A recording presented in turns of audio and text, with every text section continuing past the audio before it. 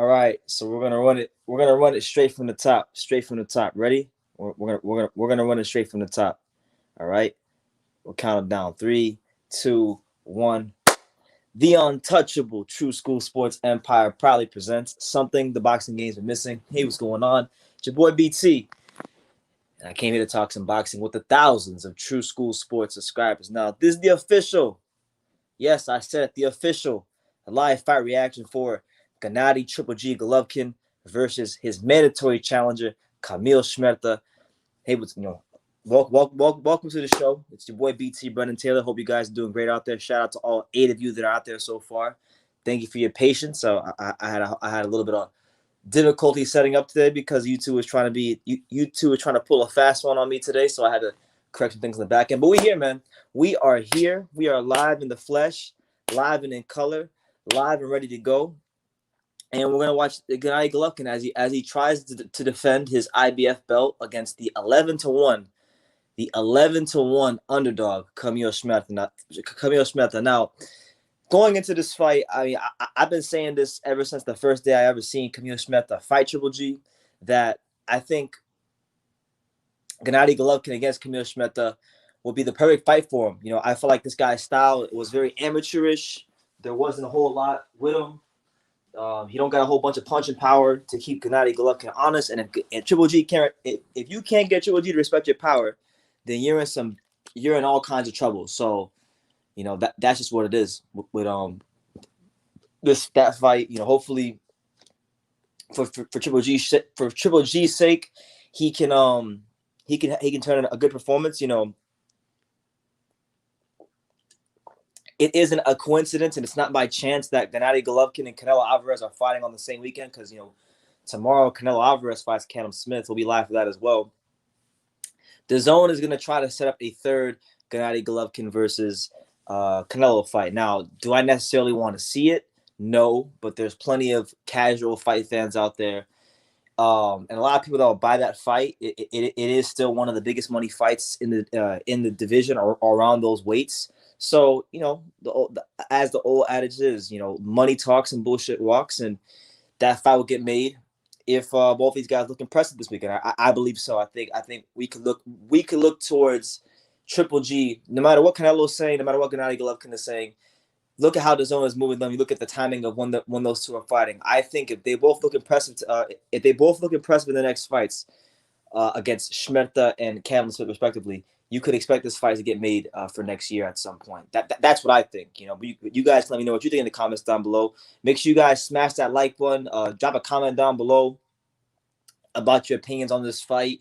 You know, Triple G, Canelo Alvarez, or Triple G, Kamil Szeremeta. Give me your opinions on that. You know, we also got the real WBA super middleweight champion, the guy that I recognize as WBA super middleweight champion, because I don't give Callum Smith no credit. He gets no dice with me. He gets no sort of recognition when it comes to being champion, because he lost his title last year around this time to John Ryder. So the real WBA super middleweight champion is fighting on this undercard against Mike Guy. John Ryder takes on Mike Guy. It's going to be a very good fight at 168 as John Ryder tries to not just prove that he belongs at the elite level, but also show that his level in this fight, because Mike Guy, while he is good, Mike Guy did have 2 quality wins last year against Eric Moon and Dennis Duggan, respectively. John Ryder has to beat these guys to kind of keep pace with the guys at the top of his weight class that he wants to fight. So, you know, that to me on this particular undercard, that is the highlight. That is what, as boxing fans, we should be looking forward to. You know, but that's just my opinion. You know, shout out to everyone here. Make sure y'all smash that like button. Let me know where you're watching from, what city, what state, what continent. You know, also on this card we got, you know, Ali Akhmedov, a good prospect. We got Rashan Mati, the combat sports prodigy. This kid did like judo, and he did like boxing, and he's making some waves right now, and he's been fighting on a lot of these DAZN undercards. He's a very talented and young individual, so look out for him. Rashan Mati coming to you from New York. So right now, for those of you who are here, all 15 of you that are here, it's 4:47 here on the East Coast, here in South Florida. And we're about 13 minutes away from the DAZN telecast starting. The DAZN telecast, the DAZN broadcast starts at 5 o'clock Eastern Standard Time. So at the top of the hour when it starts, I'll put it on in the background, and I'll be talking to you guys, and I'll keep you guys up to date, on what's what. You know what I'm saying?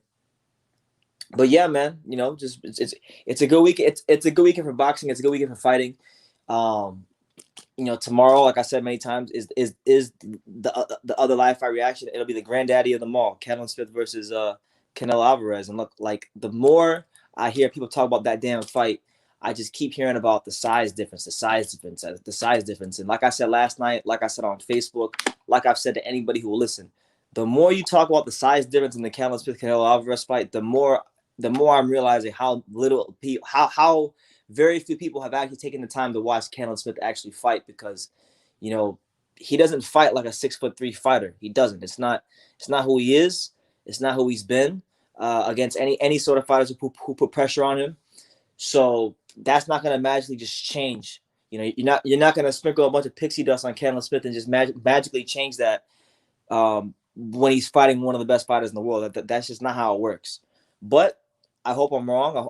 I'm hoping it's a good fight tomorrow. Best of luck to both men. May both of them put on a great show for the fans and get out the ring safely. But that's my opinion on the matter. That's where I stand. You know what I'm saying? That's where I stand with it.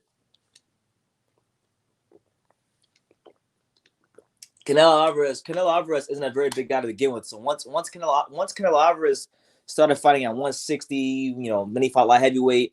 Anything anything past 147, he's pretty much he's not a big guy. He's a small guy in almost every fight he's in. So like I don't get why everybody's making such a big deal about the size difference, because Canelo Alvarez, generally speaking, is normally the smaller man in almost all of his fights. In almost all of his fights, he's normally the smaller man. So I don't get all the hooting and hollering about why, because the guy is 6'3" and he looks like a stick, and he's long and he's lanky. Okay, big freaking deal. It's not about how tall the guy is. But that's just my opinion. What do I know? What the hell do I know? So yeah, shout out to everyone here, man. Surprised I ain't got no comments yet. Usually I got a comment already, but shout out to everyone here. Let me just make sure. I think I don't have any comments. I'm gonna go check on my computer just to be sure. Just to be sure. Now, Kamil Szeremeta, let's talk about him for a second, because this is a guy who, I mean, I don't know. I mean, his amateur pedigree was all right. It wasn't anything too crazy. Um, oh shit, we do have comments. I don't know what these comments are. Hold on, guys. Hold on.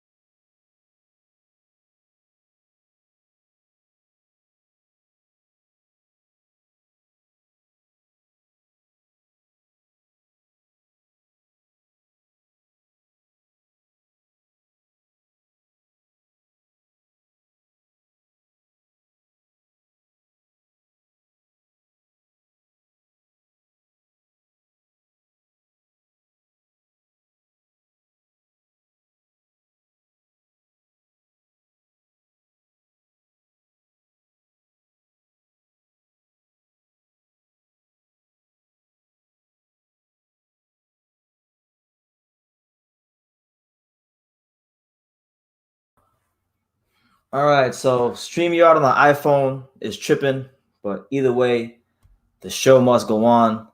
The show must continue. We will not be stopped. We will not be denied here on True School Sports. We're here, man.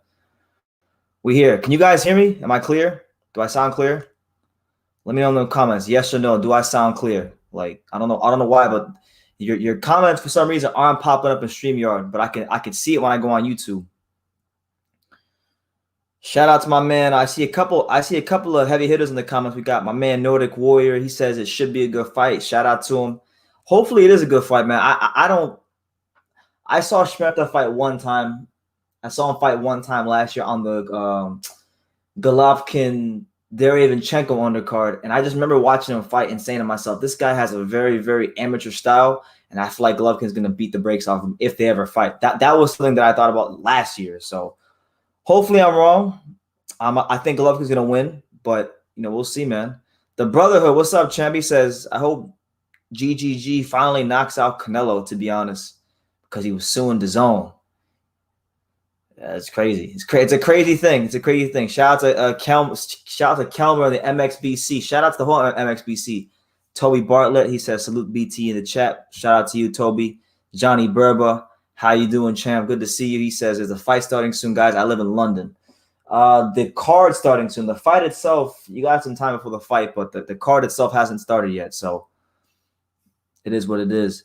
I think it's 5 o'clock here. So let me go to the let me go to the actual Crack Streams link. I'm gonna drop it for you guys in the comments so you guys could watch the fight along with me.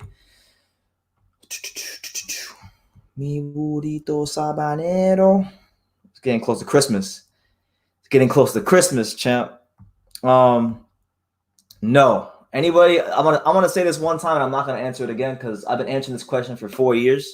Every time I go live, somebody asks this question. They say, BT, can you show you? They say, can you show us the fight? And I'm going to tell you no. But what I can do is drop the link like that. Boom. The link is right there. So that's exactly where I'm watching the fight right now.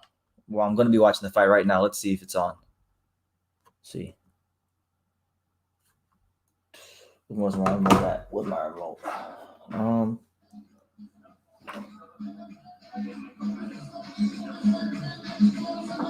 So it looks like DAZN is having technical difficulties because they got the commentary team talking. They got Gabe Rosado and one of the other commentary guys talking, and I can't hear a damn thing they're saying. So we're gonna put their ass on mute until DAZN gets their technical difficulties straightened out. They're up the road at the Hard Rock. Who knows? Maybe tonight I might go stop by the Hard Rock. I might go stop by Hard Rock and just to go see if I run into anybody, because the Hard Rock is only about where the fights are happening are only about maybe 5 to 10 minutes from where I'm staying. So maybe I'll go over there later on tonight just for fun to see who's down there. But shout out to everybody here. It's your boy BT, the untouchable True School Sports Empire. I'm happy to be here. It's the first or the second of our live fight reaction extravaganzas for the week. Tomorrow is the granddaddy of them all, Canelo Alvarez versus Kamil Smith. So be there for that one. That one's going to be a very, very fun time. It'll be a momentous occasion. If you're just coming in, smash that like button. The card has not started yet. The card has not started right now. Gabe Rosado was talking, and I had the volume on, but like all I heard was background music. I couldn't hear anything that the actual commentators are saying. So I'm gonna try putting it on again to see if they got it straightened out. Nope, they don't got it straightened out. So you guys got any questions, any thoughts, concerns about the fight? We'll talk about it here while we wait. And for whatever reason on StreamYard, your comments aren't popping up, so I can't highlight them, but I can see them in the YouTube chat. So I'll just answer them there. Intangible Boxing News, he says the LMAO, DAZN is lacking right now. Yeah, DAZN is tripping. DAZN is straight tripping, bro. Y'all didn't get the link? I dropped the link in the comments. It's there. Listen, all you guys got to do is just go to crackstreams.com. Go to crackstreams.com, CRACK streams.com. Click on Boxing Streams. Click on Golovkin, Szeremeta. Click play, and that's it. If it didn't pop up, I'm not gonna. I'll try it one more time. If it doesn't pop up, I'm not gonna stress out about it. But there it is again. I just dropped it again.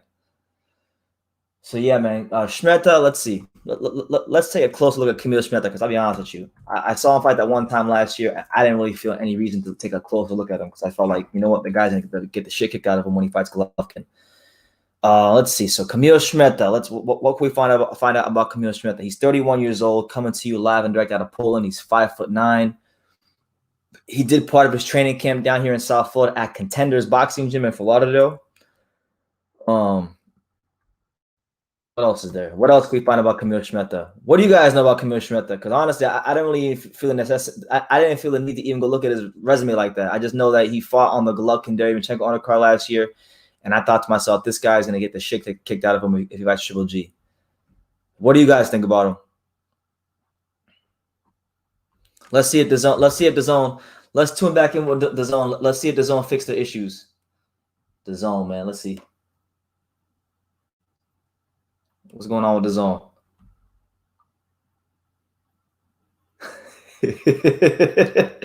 On Crack Stream, even on the Crack Streams chat, that even they're saying, I can't believe the zone hasn't realized that their audio is fucked. It's bad. It's really, really bad. It's really, really bad on the zone. Johnny Burba, shout out to him from London. He says, Canelo versus Smith. What are your thoughts, BT? You're looking good, by the way. I appreciate you, champ. I really appreciate it. I don't know exactly why you say I'm looking good, but I'm here, man. I'm here. I've been working out a little bit, so maybe that's what it is. But as far as Canelo versus Smith, I really don't like the matchup. I know a lot of people like the matchup because on paper it looks good. You know, Canelo Smith is 6'3". He's undefeated middleweight, super middleweight champion. You know, in many people's estimations, he is the #1 super middleweight in the world. But for me, for my money, from my perspective, I don't like the fight. You know, Callum Smith to me is a guy that when you look at his last couple of fights, his last handful of fights, he's been somebody that has won on record. He's won on record. His coach Joe Gallagher has won on record. People on his team have won on record and stated that, hey, Callum Smith is not looking. He's sluggish. He's struggling to make the weight. He's very big for the weight class. He's just as big as some cruiserweights. So he's shrinking down and he's scaling down to make cruiserweight. And he's very sluggish. And because he's sluggish, like when you get into those later rounds, he's very he gets tired. He gets tired in the later rounds. I was watching this fight. I went back and I rewatched this fight with John Ryder today. And like John Ryder was able to have a lot of success with him in those later rounds, not just because he fought a great fight, but also I think because Callum Smith was very sluggish. And that was a year ago. And I don't think he's going to make the weight any easier a year on. I thought he lost to John Ryder. You know, to me, John Ryder is the real WBA champion. But Callum Smith versus Canelo, to me, I see it as a mismatch. I know it's crazy to say because of what Smith has done as far as accomplishments and what Smith has done as far as you know, winning the World Boxing Super Series and picking up all these belts, but you gotta look at the guys he fought to get the belts. Like he fought Eric Skroglin, Nishiki Holshkin. Didn't look too good in the Nishiki Holshkin fight either. Even though he won, he didn't look too good in that fight either. Nishiki Holshkin was an experienced novice kickboxer who was just finding his footing in the professional ranks, and Callum Smith was getting counterpunched and losing the battle of positioning in that fight, but he won. He came through it, but he didn't look good. Then he fought an older George Groves. The way I see it going, the way I see it going is it's going to be a similar fight to Liam Smith. I think Canelo will go in there. He's going to fight very hard. He's going to give it his best efforts, and there's no shame in giving your best efforts. But I think Canelo Alvarez is going to definitely break that body down and hand out rib dinners. I mean, Callum Smith too. A lot of it too. A lot of what I'm saying. It has. I don't care about how many trinkets he's got. I don't care that he's undefeated. I don't care about any of that. None of that matters because he's never fought anybody close to this level of opposition. He's never fought any fighters from like this side of the pond. No disrespect to the UK or European boxing, but like at 168, the best fighters are on this side of the pond.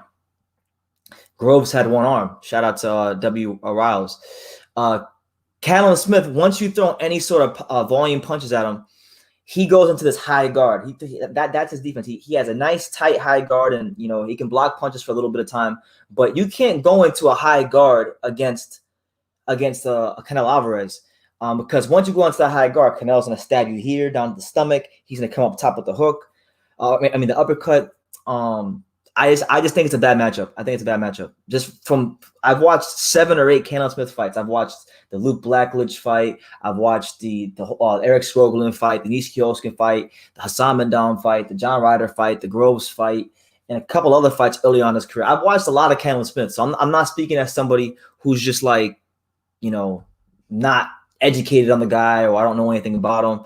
Now, Kamil Szeremeta, I'll be honest with you, I've only seen that one fight on the Triple G undercard, and I saw enough to know that I think Triple G is going to beat the brakes off of him. Maybe that's ignorant, maybe that's the wrong thing to do, but that's just how I see it. What's going on with this crack stream? I'm trying to figure out what's going on with this crack streams link.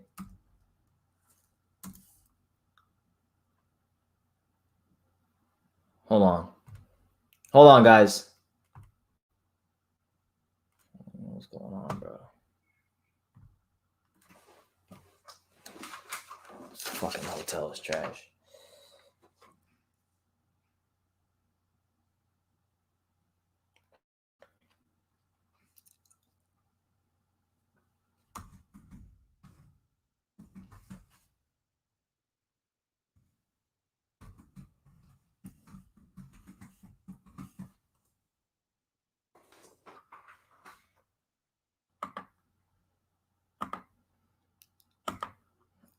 All right, we're back. I think we're back. But yeah, man, I don't see it as a competitive fight, and hopefully I'm wrong. I want to see good boxing. I don't want to see a blowout. I don't want to see mismatches. I don't want to see any of that. I want to see the best Callum Smith, and I want to see the best Canelo Alvarez. There's no sense in sitting here and going live for these fights and getting all gassed up if we're going to be commentating and talking about garbage. We want to see good fights.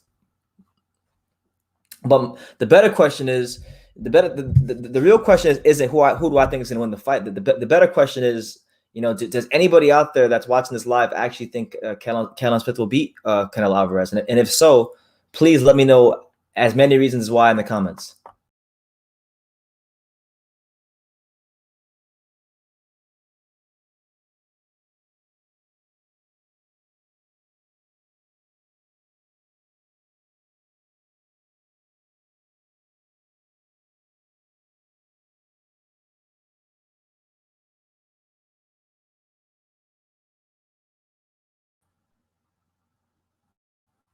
All right, yeah. So that would be the better question. Who the hell thinks Callum Smith will actually win? A lot of people were asking me, what time does it start? Damn, my man Paul Brasfield, he's letting you know. He says, "I'm sorry, but these UK guys just don't have the heart." I mean, I wouldn't generalize the entire UK. There are some UK fighters that do have the heart. I don't think Kamil Smith is one of them. I'll be honest with you. I went back and I rewatched that John Ryder fight today.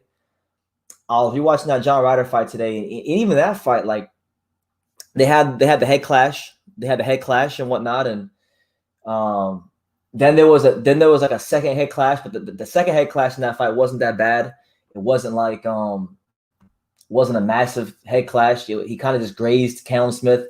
Then he kind of just put his head in his chest, and Callum Smith started complaining to the refs. So I'm just like, I think he's going to have a very, very rude awakening to what's going on tomorrow. I think Eddie Hearn and Matchroom Boxing did a bad job by giving him that fight last year, that gift against John Ryder. But listen, we got the first fight on the card starting.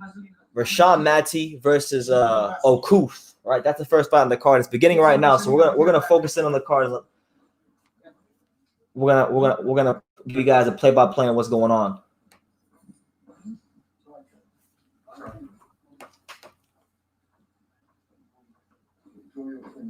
But shout out to everyone here, man. It's the Untouchable True School Sports Empire. Your boy BT, live and direct. Shout out to everyone. Got a great night of boxing ahead of us. A hell of a night of boxing ahead of us. I don't know what the hell is going on in the zone. The fighters just bouncing up and down. They're in the ring. What's going on? What's going on in the zone?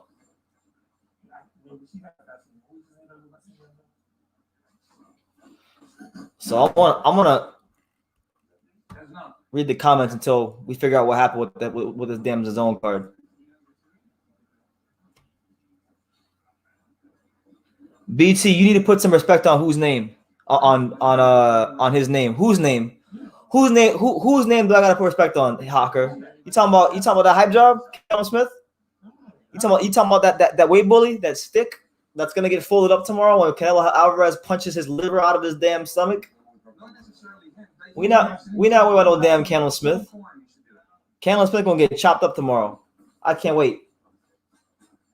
Right now, though, if you guys are wondering what the hell is going on this DAZN card right now, you got Rashawn Matty and Okuth. They're just in the ring, and there's some sort of delay. Like, they're in the ring and they're ready to fight, but I think they're waiting on something.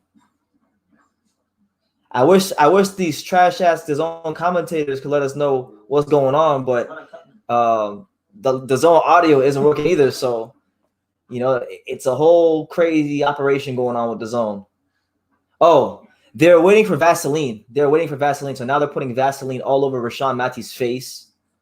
I don't know why. They're putting Vaseline all over his face.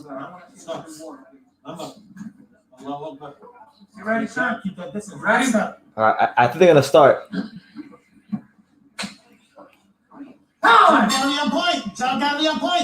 All right, so round one of our DAZN card. It's round 1 of 6. Rashawn Matty versus Okuth. There's literally no commentary. There's no commentary at all. So all those sounds you hear in the background are the trainers.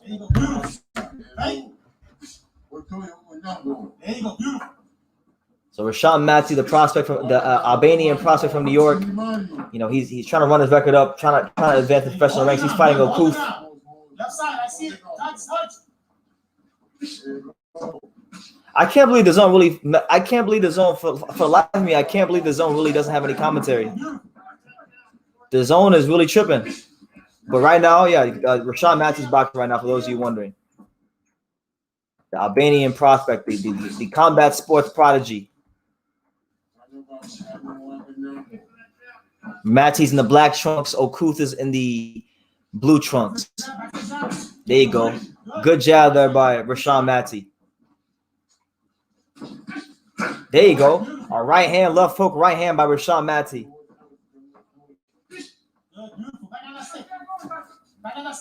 His trainer is asking him to get back on that stick, to throw that jab out there. He wants Rashawn Matty to make the jab a focal point of this fight. He's asking for the double jab right. Let's see if Matty throws it. He just posed right now. There you go. Good left hook by Okuth. That catches Rashawn Matty clean. There you go. Good left hook, right hand by Okuth. Rashawn Matty in tough so far. This guy's pushing him right now. You know, it's your boy BT, the untouchable True School Sports Empire. We here live on YouTube.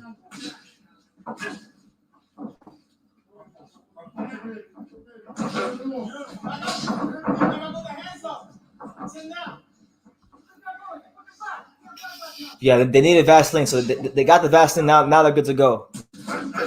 There you go. Good left hook from Rashawn Matty. 45 seconds left here in round 1. First round of a 6-rounder on the first fight on tonight's DAZN card. Make sure y'all smash that like button, hit the subscribe button, all that good stuff.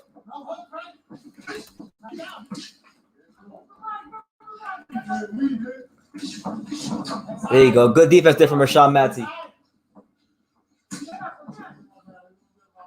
Rashawn Matty's breathing a little hard. I can hear him. He's breathing a bit hard. I like what Okuth is doing to him so far. He's making him fight a little bit more than he's used to this early in a fight. There you go. Good up jab there from Rashawn Matty. That one got his opponent's attention. There you go. And a counter right hand to end the round. So round 1 is in the books. Round 1 is in the books. We here, man. DAZN has no commentary. I think you gotta stay a little busy. Sometimes you're freezing a little bit on that, right? There you go. All right. The jab got to be, even if you're not touching. I mean, even if you're not really hitting him, the jab got to be on it. So when he throws something, you go half step and then touch him. All right.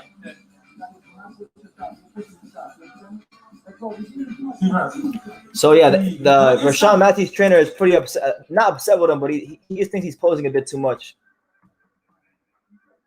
And I think I agree with him. There were a couple times in that round where you could clearly hear, because there's no commentary, so you could hear everything being said in the corners during the fight.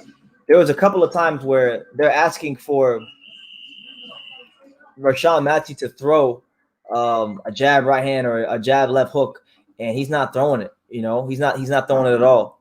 He's just kind of sitting there and posing with him. But now we go to round 2. We go onwards and upwards towards round 2. Rashawn Matthew versus Okuth.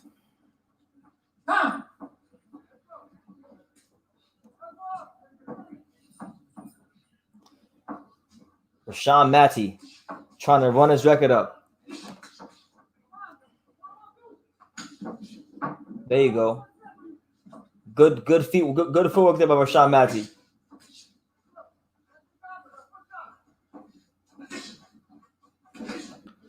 There you go. Good counter right hand there from Rashawn Matty.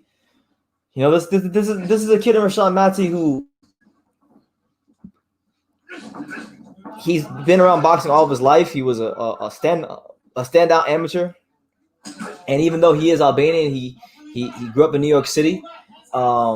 You know, and he's one of the many young American fighters that the DAZN is investing to him. And you know, you got Raymond Ford and Diego Pacheco and guys like that. You know, he's part of that crop. Nikita Abibi.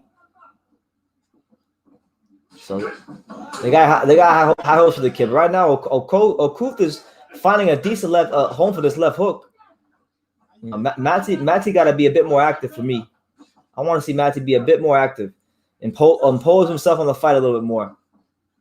1 minute and 45 seconds left here in round 2.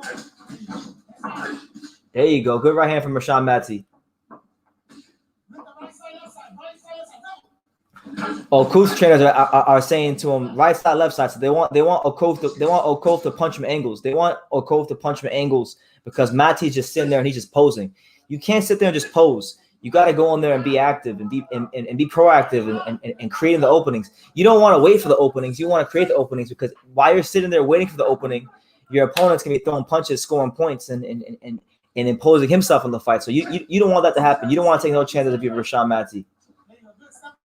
You know, and if it doesn't cost you, that's something that he's gonna have to correct as he goes forward. I mean, I know there's still this whole fight to go, but that'll be something he learns as he matures as a fighter because it may not hurt him tonight against the Okuth, but it will hurt him later on down the road when he steps up in class. He gets a better fighter. There you go. Good jab from Rashawn Matty.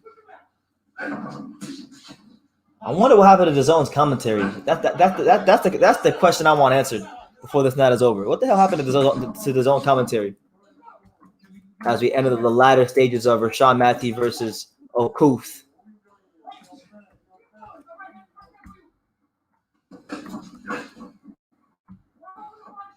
20 seconds left of round 2. There you go. Good jab from Rashawn Matty. Who has the best commentary team? What network? BT should commentate.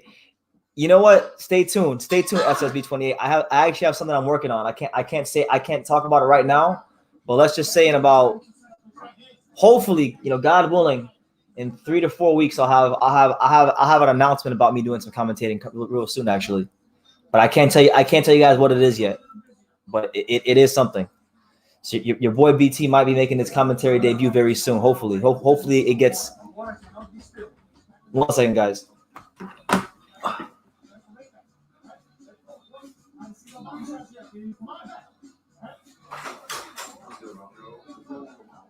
card just started. Yeah, no, I watched the first 2 rounds. There's no is there commentary on your phone? They have commentary with like the announcements? On the DAZN app, yeah. There's no commentary. On the crack streams, there's no commentary. Look. By the way, we got Alex in the building. Shout out to Alex. You already know. Yeah, I think Top Rank, if you ask me for my money right now, I like the Top Rank commentary. But right now, I guess I'm the damn commentator because there's only got no damn commentary. So I'm the commentator. I'm really the commentator. So Rashawn Matty, I think, versus Okuth. Could you pull up the card on BoxRec? I'm tired of saying this guy's last name. The internet here at the hotel is being weird. Like it's working on the computer, but then BoxRec's not loading up. It's weird.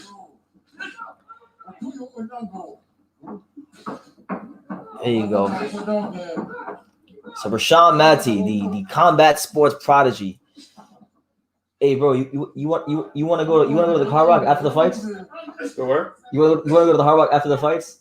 Oh yeah. I'm thinking to go to the Hard Rock just to see if we run into anybody. You want to go? Oh yeah, bro, yo. It's right up the road. For sure, bro, yo, for sure. Yeah, what's good, y'all? Yo, shout out to Subway, bro. Subway. Shout out to Subway. Fresh, Dennis Oko. There you go, Dennis Oko. So shout yeah, out to Sprite. I'm just missing the syrup, you know. there you go. We got Alex here though, so it's gonna be a star-studded live. For those of you asking where Pops is at, Pops is at work. Pops is at work right now. Oh, I'm gonna go over there so my chip eating noises doesn't bother me. No, it's all good. You know. So Dennis Okoth versus Rashawn Matty, the first fight on the card. You know, the fight's been good because Okoth's been throwing some punches. He's been landing here and there, but Rashawn Matty has been able to keep the fight at his pace because Okoth's just throwing punches down the center of the pipe. He's not throwing punches around the guard or uppercuts or you know, he's not doing anything out of the ordinary that would give Rashawn Matty any reason to adjust. He's just throwing punches and being a somewhat of a live body. But you know, like I said, guys, Matty, he's got this habit of landing a big shot and posing, just landing a shot and posing, and I don't think it's gonna cost him in this fight, but it will cost him down the road as he steps up in class if he doesn't. I don't want to say adjust because maybe he can do that. It's just it takes a better opponent to do that. But I'm just saying, if what I'm seeing is correct, he needs to correct that.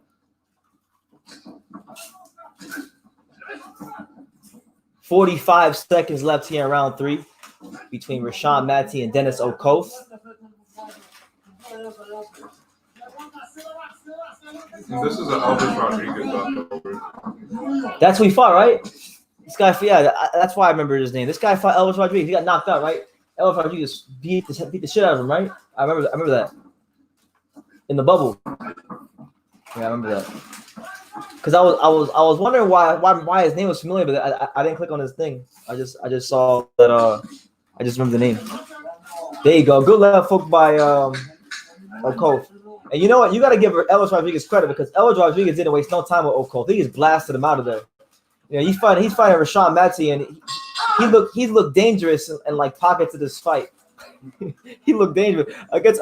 Now that you bring it up, against Elvis Rodriguez, he got the brakes beaten off of him. And for those of you wondering what the next fight is, the next fight is going to be Ali Akhmedov versus Gangara. That's the next fight. Gangara and Ali Akhmedov. Yeah, what's the passcode, bro? What's the passcode? I want a passcode. Let me read some comments. Shout out to everybody here. Thank you for smashing the like button. Smash that like button. Yo, Triple G is hyping up Ali Akhmedov too. So it'll be interesting. Absolutely. The other woman in marriage. I'm not even gonna address your comment since your name is the other woman in marriage. That's a fucked up title to your name. For those of you wondering, earlier Jalen Walker scored a win over Diani Olagwin, 14-15. So this is the second fight on the card actually, and then we got Ali Akhmedov still fighting. We got a Korean fighter Hui Mi Choi taking on Kalasida Salgado, and we got John Ryder Mike Guy, and then the main event. So we got some time. Is Triple G overrated? We should have Alex answer that question. Hey Alex, is Triple G overrated? He deserves to be. He deserves to be. All right. I think at this point he is. Yeah, for me he is. If you had asked me that question 2 years ago, I would have told you no. But now that he's in boxing and he's not like he's fighting Steve Rolls and Shmeta and Derevinchenko though. No, Derevinchenko beat him, and then he didn't even want to try to give him a rematch. You know, he didn't want to fight Demetrius Andre. He didn't want to fight Charlo, but then he want to fight De La Hoya. You heard he was talking about fighting De La Hoya. He's just entertaining the talks. Like I don't think he's seriously gonna take it. Because De La Hoya called him out first, but he's not. I don't know. He did fight Dominic Wade. He did fight Dominic Wade, but right now we're in round number 4 of Rashawn Matty versus Dennis Okoth. Chris Algieri, shout out to Chris Algieri. He's been training down at the Boca Raton Pal. He's scoring this fight ringside. He's got Rashawn Matty up 3 rounds to nothing. 3-0 shutout. So there you have it. There you go. It's your boy BT, the untouchable True School Sports Empire. The zone commentators were so trash, and then they knew I was going live, so they said, you know what, we'll let BT commentate today. Bro, you want to know what's funny, bro? They were commentating on the app. I was watching. Really? Yeah, so I don't know why it's not like. There you go. Good fit from Rashawn Matty.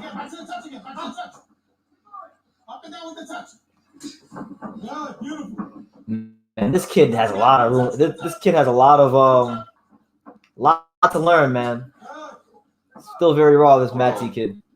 Like, he just came out to I want it that way in a Batman costume, right? Just now? Yeah. I didn't see the entrance. Like, oh, you didn't? No, I didn't see it. Bro, I was looking at him too, bro. I'm like, I mean, he's from New York, so he's bound to be weird. oh, I thought you were from Albania. He is, but he grew up in New York. Yeah, so right now, if you guys are just tuning in, for those of you just funneling in here, prospect Rashawn Matty, the prospect, he's fighting Dennis Okoth, you know, who is most known for getting beat the hell up by Ellis Rodriguez earlier this year on Top Rank. And Rashawn Matty, while he is winning all these rounds, you know,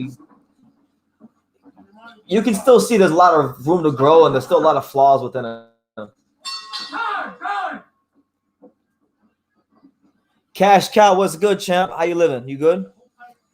SSB wants to know why is this car starting so early? I have no idea. But you know what? I'm glad it started early because I'm staying in a hotel right now, and the hotel happens to be right up the street from maybe 10 minutes away by car from where the fight's taking place at. So me and my buddy Alex, we're gonna go take an Uber to the casino and see if we can run into anybody. See if we can get some exclusive content here on True School Sports. Because you know Eddie Hearn and Match been ducking me, and now they're in my hometown. So we're gonna pull up. We're gonna see if we can run into Eddie Hearn. Maybe we run into Chris Algieri because he's there. You know, try to get some exclusive content for you guys later on. I want to see GGG's not overrated. He just scammed his trainer and he doesn't fight enough. He's just looking to cash in. I mean, he gets do what most fighters do. Most fighters, when they get to that big money, they decide they want to they decide to be cheap, and they decide that, hey, I want to pay the guy that got me to where I am today. You know, Daniel Jacobs did it. That's why his ass looked like trash against Rosado. You know that, right? Andre Rozier been training Daniel Jacobs his whole freaking career. And then he gets the I don't know if it was a Canelo fight or just after the Canelo fight, but it was somewhere around that time. He didn't want to pay him no more, and then he got a new trainer who he could pay less. All right, so round 5 of Rashawn Matty versus Dennis Okoth. It's your boy BT, the untouchable True School Sports Empire. You know, I wish I could tell you guys that we were watching a brilliant fight, and that it was exciting, and that it was a great way to kick off the night. But this fight is boring as hell. I wish I could call it a sparring session, but it's not really even a sparring session. You know, Rashawn Matty is just on his toes, boxing like a British fighter. This has the feeling of like a British undercard fight, like a Frank Warren. Don't it feel like a Frank Warren fight, Alex? Like it feels like a Frank Warren fight. Oh yeah, bro. Like I was really interested. There you go. Good left foot from Matty. That's more like it. Now he's moving his legs a little bit. I was interested in this guy too. I'm just saying, listen. Honestly, I'm waiting for that John Ryder fight. I don't even care about Golovkin. I just want that John Ryder Mike Guy fight to happen. That's the fight I'm looking forward to. Any of y'all gas to see John Ryder fight today? Coming off of his robbery of a loss to Callum Smith. Cash Cow wants to know, did I watch the Tim Tszyu fight? I did not watch the Tim Tszyu fight. I was trying to watch it, but they didn't have any streams for it, and I was tired as hell, so I said, F it, I'll watch it later, and I still haven't watched it yet. How he look? He look good? Yeah, DAZN broke the bank for Triple G, and it's been a waste. What have they done with Triple G? Absolutely nothing. Not a damn thing. He ain't fought Charlo. He ain't fought Demetrius Andrade. He ain't fought a lot of guys. Hell, he ain't even fought John Ryder. Oh no, that's 168. That's 168. He ain't got a Canelo fight. Here you go, Dennis O'Cole closing that gap.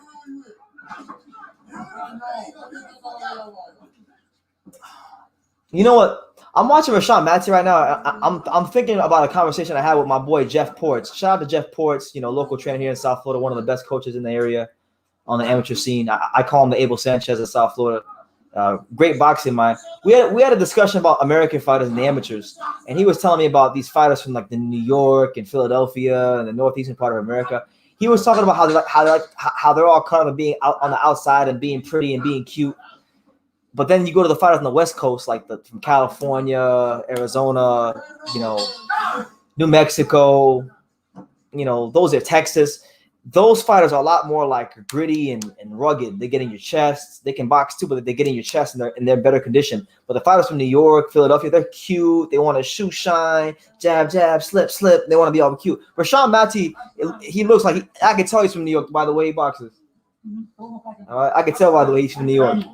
Because a lot of these new age East Coast fighters in America, they're like real cute, like Stephen Fulton and Rashawn Matty and Daniel Jacobs. They're real cute. They don't want to just like go for the smoke, go for the gusto. Unless it's Edgar Berlanga. Unless the Edgar Berlanga or Chris Colbert. Those two are different. Did you see Chris Colbert's last fight? Oh, one of the best performances I've seen all year. For any of y'all who haven't seen Chris Colbert's last fight against Jaime Arboleda last week, I know it got lost in the shuffle because we had the Verdeo Nakatani fight and we had Shakur Stevenson fighting, and that's how that card was on at the same time. Go watch that fight. Masterclass performance. All right, the sixth and final round of Rashawn Matty versus Dennis O'Cole with your boy BT, Brendan Taylor, the untouchable True School Sports Empire. We here, man. It's been a fight so far where you got a guy in O'Cole who's been in there with Ellis Rodriguez, got folded up like a blue steel chair, like The Rock, like the Chris Jericho, and like all the great wrestlers used to fold those chairs back in the day. Oh, yo, did you see that? Yo, so Rashawn Matty and Dennis O'Cole's feet got tangled up, and this dude slipped. And then this guy was on his ass, and then he like hopped up like he was Shawn Michaels in WWE. It was crazy. That shows he's got a strong core. But yeah, Cash Cow, I didn't see Tim Tszyu fight at all. I still got to watch him. They're saying, I was hearing that maybe they're looking at him fighting potentially Brian Castano next. So, shout out to Tim Tszyu. He's putting on for Australian boxing. Oh, there you go. Great straight right hand by Rashawn Matty. I think O'Cole is hurt. And Matty just sitting there posing, not doing nothing. There you go. Right hand from Matty. Another right hand from Matty. Another right hand from Matty. Here he goes. He got him hurt. And O'Cole is showing up. And Rashawn Matty got him on the ropes. And there it is. There it is. Rashawn Matty has folded up Dennis O'Cole from the 6th round. It took him about 3 rounds longer than it should have.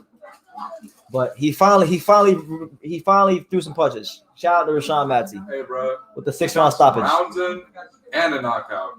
The perfect storm. He gets the rounds in and he gets the knockout. Shout out to him.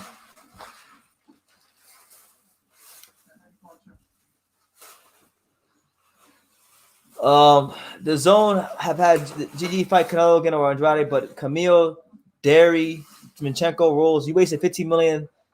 Are you kidding me? It was completely washed. You need to show us your screen. That is what love is all about. Well, I don't love nobody. I don't love nobody, especially not in a woman. I got no love. All I got is good conversation. All I got is good conversation and half a burrito from Chipotle. I can't help you, champ. I can't show you the fight. I'll get a copyright strike, and then my channel will get taken down. And you're not gonna help me when my channel gets taken down. So I ain't got no love for no females. Only Jesus and my homies. That's it. Only for my pops, Jesus and my homies. That's it. Liam Wilson has an amazing counter left hook. I've been hearing a lot of good things about Liam Wilson. I'm gonna have to check him out as well. Paul Brasfield says, "Hey, True School, what do you think about Lomachenko's robbery comments? What do I think about them? I think they sound like comments from a guy who was arrogant, from a guy who thought that Lopez was a nothing boxer, and then when he found out otherwise, it's just all a coping mechanism from him. admitting the truth that hey, Teofimo Lopez is better than me, and that he outboxed me. That the American amateur boxing reject. And I'm gonna tell you what, it must be very damaging to Lomachenko. This is a lifetime of experience in the amateurs. He's may have 397 amateur fights. Hold on. Hold that thought. Of the 6th round for your winner by technical knockout and still undefeated, Rashad Mati. So there you have it. Rashad Mati improves. He improves his record, and there you go. Good performance with him. Runs his record up to 9-0 with 7 KOs. So shout out to the young fighter from Albania via New York. So we'll put that on mute. Listen, it's gotta be a real deflating feeling for Lomachenko, a guy who had 2 gold medals, arguably the greatest amateur of all time, to do everything he's done in the professional ranks and in the amateurs. And then you fight this kid Lopez, who really, if we're being honest, he fought Nakatani, who at the time was looked at as a nobody. Then he had the 2 rounds against Comey, so very inexperienced going into that fight. And when he was an amateur, he didn't even make the U.S. American amateur team. Technically, he didn't. You know, he did, but he didn't. So he's a USA boxing reject, and he lost to USA boxing reject, and he can't take it. His ego can't take it. So he's got to blame bribery and conspiracy and judges. Nah, man, you were scared to box. It took you 7 rounds to hike up your skirt and box, and you didn't want no smoke. So I think Lomachenko is a clown, a straight clown, and like I had already lost a bunch of respect for him way before Lopez even fought him because of the Manny Pacquiao situation, and now I'm back to where I was. I'm back, like he has taken me to where I was before the Lopez fight when I was campaigning for the Lopez fight with those comments. It's clown shit. You lost. It's not the judge's fault. It took you 7.5 rounds to realize that there was a fight going on. KMXBC says, I don't care if Canelo cheats as long as he wins. Well, at least you're honest. At least you're honest. Most people can't even be honest about they don't care about the fighter, their favorite fighter cheating. So I respect it, man. Shout out to you. You know what I'm saying? Let's see if the zone throws a commentary on crack streams. I think it's just crack streams. Yeah. But man, I wish I could hear what they were saying on crack streams because it looks like Gabriel Rosado saying some real intelligent stuff. Really? Yes, sir. Yo, maybe it could be Rosado. Maybe we'll run into Rosado. Hopefully. You know what I'm saying? Lopez cheated. How did he cheat? How the hell did Lopez cheat? I want to hear this. I want to hear this. How the hell did Lopez cheat? Please enlighten me. How the hell did Lopez cheat? I can't. I know maybe I was a bit naive and delusional, but I was under the impression that because I thought when Lopez took this challenge at such a young stage of his career, fighting a fighter as great as Lomachenko, I thought by beating him he would get all the respect universally, that there would be no hatred, there would be no excuses, there would be no sort of shortchanging of his victory. But I forgot what sport we were covering. I forgot what fans we have in boxing. Boxing fans can never be satisfied. They can never be satisfied. It's ridiculous. Ridiculous.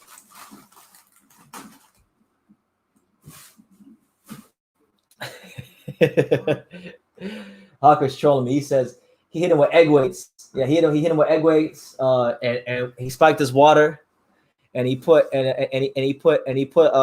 some Molly in his tapioca pudding. Cheated. He's a disgraceful fighter. Damn, I want to hear his own commentary though. Wait, you have it on mute. I do? Yeah. Oh, that's why. Sorry. I had to get done. I had to get back now. That's it. No, that's not them talking. Oh, damn.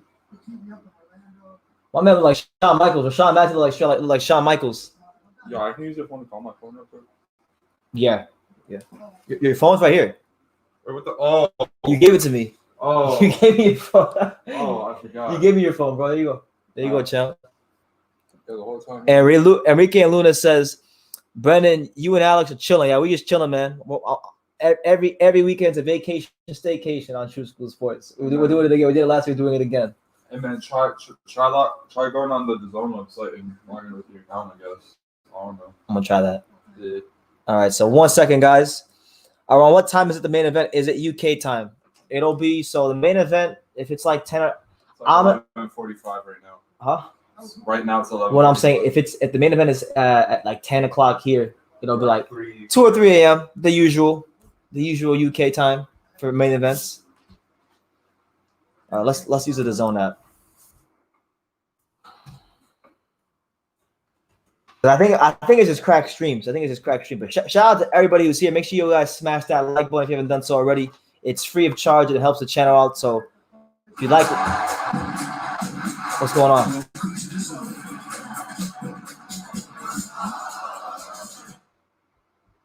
Yeah, the zone is all fucked up. Well, on crack streams. Yeah. On crack streams at least. But yeah, drop your comments down below. I'm gonna get to them soon. You know, the zone. I'm not liking this whole eerie feeling with no commentary. I want to hear what they're saying.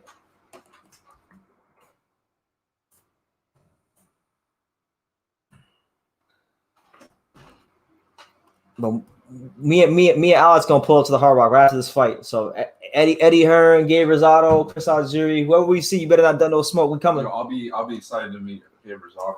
Oh shit, you might be Triple G. Yeah, bro, I definitely want to. We gotta go for sure. I didn't even realize that. Again, bro. Like, We gotta go for sure. Got it. I still can't believe I have the zone. I haven't paid my DAZN bill in like 2.5 years. I still have the zone. Hopefully it works. Come on, DAZN. DAZN.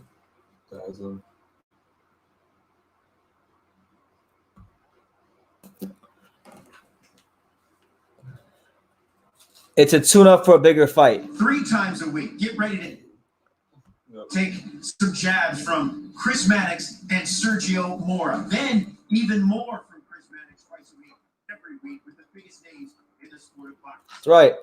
Play back, turning fresh eyes to the biggest fights in history. Hey, can you put True School? Can you put that live on my phone so I can read the comments All right, guys. without having to switch back? Like Oscar De La Hoya and Joe Where's your phone? Calzaghe.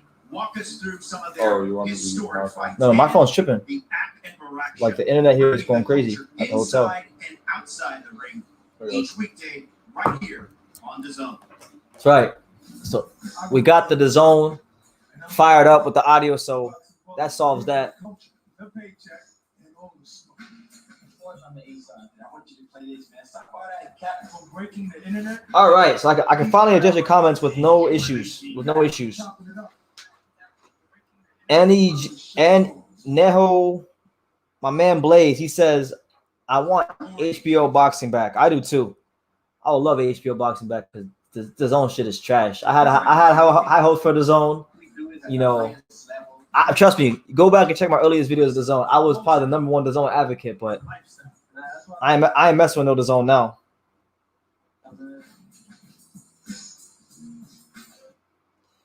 It's freezing. Because it's on my computer.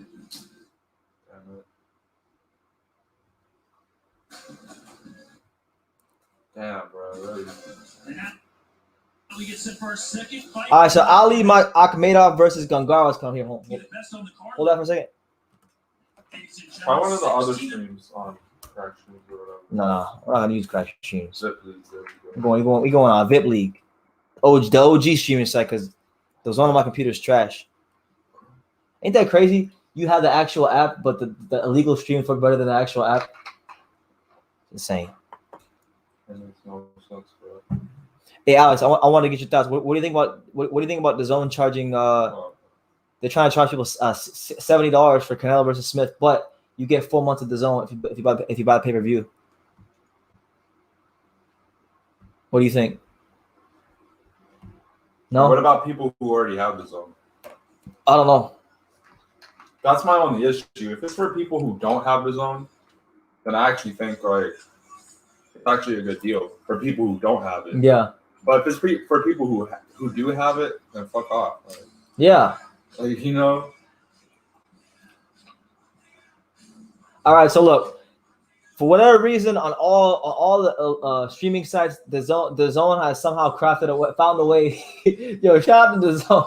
They found a way to put the feed on with no audio. So you'll have to just trust my commentary. Right now, we got Carlos Gongora. He's fighting Ali Akhmedov. Gongora's coming off a win against South Florida's very own Eli Agustama, the durable journeyman, Eli Agustama. And now, ladies and gentlemen, please welcome Where's your phone? Let's see the chat. Akhmedov. All right, so Ali Akhmedov coming on to all the Eastern Europeans' favorite song. Hey man, I'm highly invested in this guy. Want to know why? Yeah, KMXBC says it's basically like paying for the zone for 4 months. It is the same thing.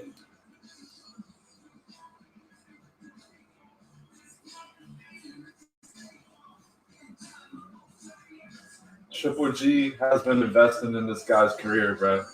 He needs. So we know he's a hype job. Oh hell no, bro. If Triple G's been investing in this guy, we know he's a hype job. We're not investing, but like he's been hyping him up. BT is a Lomachenko hater. At this point, yeah, I'm not even gonna hide it. At this point, yeah, I don't like him because he can't accept his loss like a man. He's being a punk ass like with Deontay Wilder. He's being just like Deontay Wilder. Honestly, in my mind, he's only a 2 steps below Deontay Wilder. Because they're doing the same thing. They both lost. They're both making excuses. So yeah. Except Deontay Wilder, bro. Except Deontay Wilder made 9 excuses, like 10 excuses, and Lomachenko only made 1. Your 3 judges scoring this contest will be Patrick Flutie, James O'Connor, and Carlos Sucre. That's right. The referee charged when the bell sounds is Frank Gentile. Introducing first, fighting to my left out of the red corner. He comes in wearing the black with the gold. But shout out to everybody here. If you're wondering what fight is on now, it's Ali Akhmedov versus Gongora.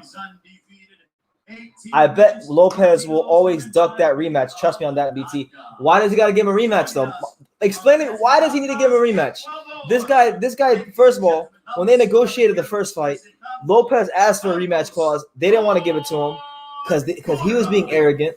So why is he obligated to give a rematch now? He didn't want to. Lomachenko didn't want the rematch clause in the first place. I mean, hey, you can say he won't give him a rematch because he'll lose, all that stuff. The reality is they fought and Lomachenko lost. Clear as day, he lost. So that's not Lopez's fault. It's not Lopez's fault that Lomachenko lost to an American USA boxing amateur reject. You know, and he got all those gold medals and all that experience, and he lost. Lomachenko said he thought there was a rematch. Bob Arum told him a lie. I mean, that's not what I heard. I remember during that fight week that people, multiple journalists asked Bob Arum that week, why wasn't there a rematch clause? And he said it's because Egis Klimas and Team Lomachenko did not ask for it. They didn't want it. They didn't feel it was necessary. I'm not putting it past Bob Arum to lie. Promoters lie about everything. But either way, look, Lopez won the fight, and he won it clearly. And if he wants to go fight someone else, then he can go fight someone else. You know, unless they pay the right amount of money. Now, listen, enough of that hype job that lost Latifi and Lopez. We've already talked about that guy enough. He doesn't deserve no more clout. He ducked Manny Pacquiao. He lost to Lopez. You know, he lost to Salido. We don't need to talk about him right now. And I like Lomachenko, but we're not talking about him no more. Ali Akhmedov is fighting right now. He's fighting Gongora. Ali Akhmedov in the red trunks. Okay. Ali Akhmedov, you know, from Kazakhstan, you know, been making his name fighting on these Golovkin undercards. You know, looking to make a statement. You know, the guy he fought, the guy he's fighting in Gongora just beat a decently durable fighter in Eli Agustama. You know, so I don't think the guy he's fighting is a slouch if he you know, beat him and whatnot. There you go. Good left hand from Gongora, straight down the pipe. Ali Akhmedov looking to make an impression tonight. Who is the pound for pound number 1 now according to BT? Terrence Crawford. No doubt about it. No doubt about it. Terrence Crawford. Level of dominance, versatility and skills. I understand the resume isn't that good in comparison to other fighters, but truthfully speaking, unless you're talking about Roman Gonzalez or Manny Pacquiao, none of these fighters' resumes are that good. The only fighters who have really done anything in boxing are Roman Gonzalez, Manny Pacquiao. Everybody else's resume it's up for interpretation. I mean, Errol Spence's resume on the other. It's overrated. What has he done? What has Errol Spence done? He's the number one welterweight. Who? Beat Kell Brook. I'll give you that one. I'll give you Kell. Yeah, Sean Porter. He beat up Chris Algieri, a 40-pounder. He beat up Sean Porter, really a 40-pounder. Well, Chris Algieri was a man who already moved up to welterweight. Yeah, but really a natural 40-pounder. Porter, more of a natural 40-pounder. Smaller guys. Not really. Porter started at middleweight. Porter was a champ, bro. He was a 2-time champion at welterweight, bro. Yeah, but he's small though. He's small. Nah, man. He's Nah, small. come on, bro. He's small. Peterson, Lamont Peterson. What do we gas Errol Spence up for? Peterson? Bro, come on, bro. Danny Garcia, a sparring partner? You gonna give Errol Spence all that credit for being a sparring partner? A motherfucker with no jab and Danny Garcia? You mean a guy who's like a top 5 welterweight? Not to me. Danny Garcia wasn't a top 5 welterweight. Sean Porter in a unification. That Kell Brook in his hometown, the IBF champion. That's his best one, Kell Brook. Yeah. And Sean Porter. That's the only one I give. And Sean Porter, who he was supposed to run through and didn't run through him.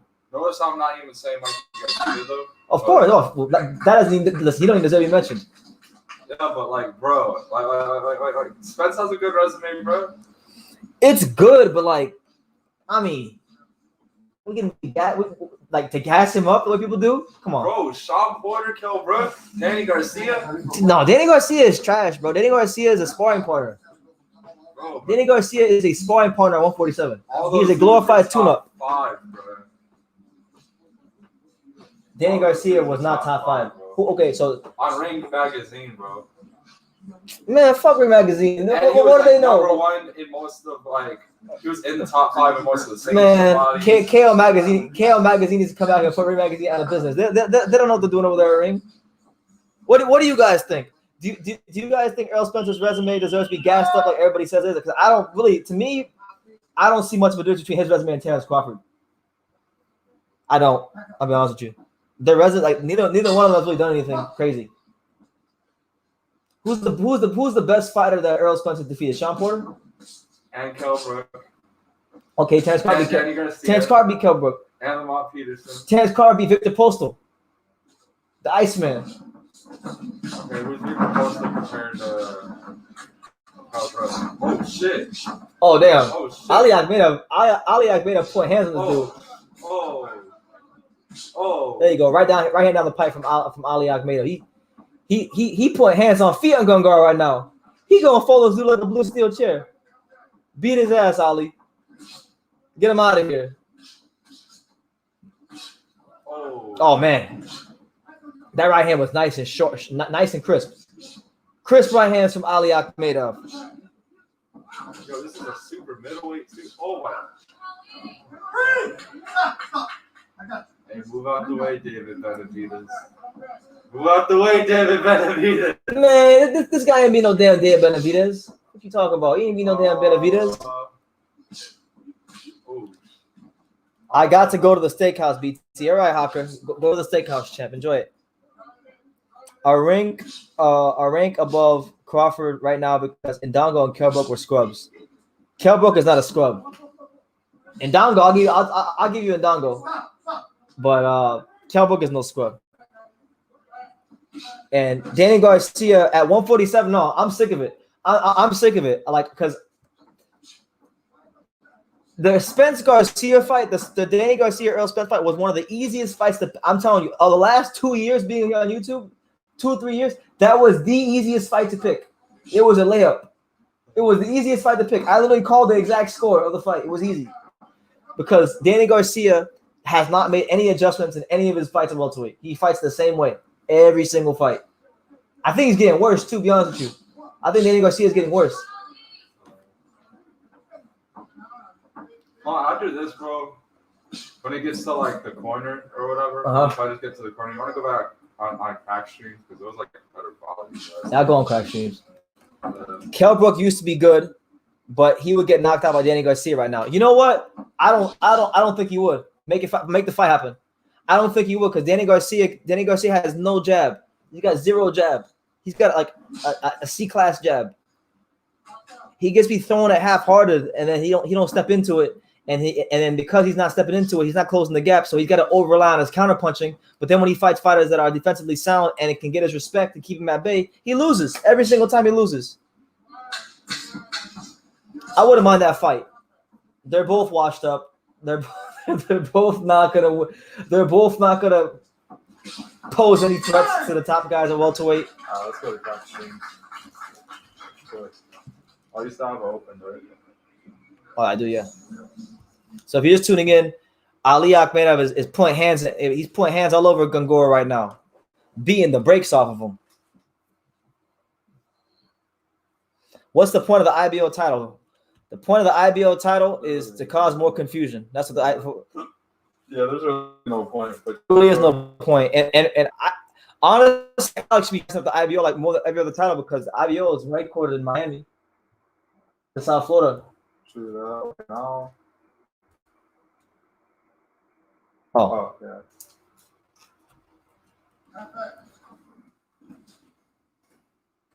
No, but the only thing worse than Danny Garcia coming up short on all these fights is everybody trying to tell me how underrated he is and how good he is at welterweight. He's not that great of a welterweight. He's a fringe contender. The only reason Danny Garcia is looked at as high as he is because the welterweight division is one of the most overrated divisions in all of boxing. In all of boxing, in the whole entire sport, it is one of the most gassed up and overrated divisions in boxing. Like it is. The only like, in my opinion, the only two A-level fighters at welterweight are Manny Pacquiao and Terrence Crawford. Everyone else is B level and below. Everyone. And that includes Errol Spence. Nah, bro. Hold on, bro. He's B plus. He's B plus. Nah, B plus fighter. Him, Crawford, and Manny are A plus, man. I'm saying, bro. Errol Spence is a B plus fighter. Hey, bro. He did good coming off that car accident. He fought Danny Garcia. That's not. Come on, man. Danny Garcia is not that good. Custio Clay would beat Danny Garcia. Custio Clay would beat him. You know what, man? I'm going for Errol Spence. I'm joking. Why? You know why? Because the truth hurts, bro. Oh, man. Bro, the truth smells, bro. Paul Brasher says, I'm telling y'all, Errol Spence right now wouldn't be able to knock out Covington in 4 rounds like Crawford did. Do you think the Triple G fight affected him in any way since his next fight after that encounter? Of course. The Triple G fight changed the whole trajectory of his career. You know, Kell Brook went from being a guy that looked like he was on his way to becoming the best welterweight in the world, undoubtedly, to a guy that is struggling to be a top 10 welterweight. So Ali Akhmedov, he's doing a good job right now. He's barreling down 4 right on top of Gongora. Oh, good straight right hand on the pipe from Ali Akhmedov. There you go. Right hand to the stomach there by Ali Akhmedov. Right.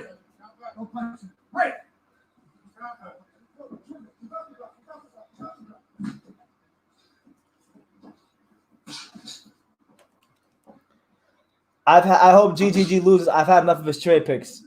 I've had enough of it too. Oh my God. My man Ali Akhmedov, he throwing some heavy leather out here. He's throwing grown man punch. He's throwing uppercuts, left hooks. That's what we want to see.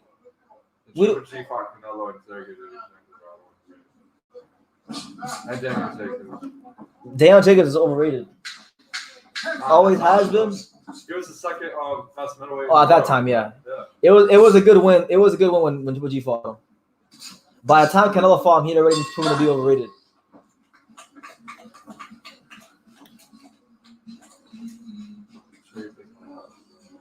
What? Kamil Szeremeta?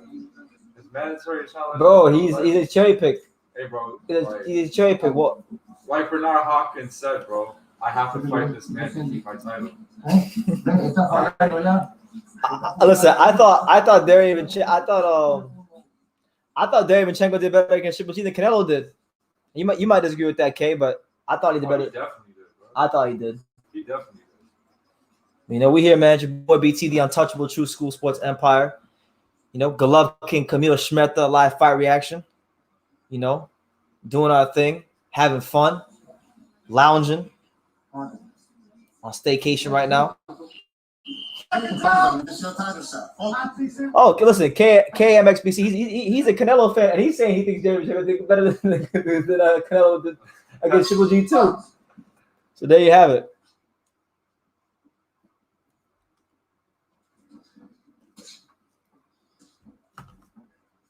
All right, so round 4 of Ali Akhmedov versus Gongara.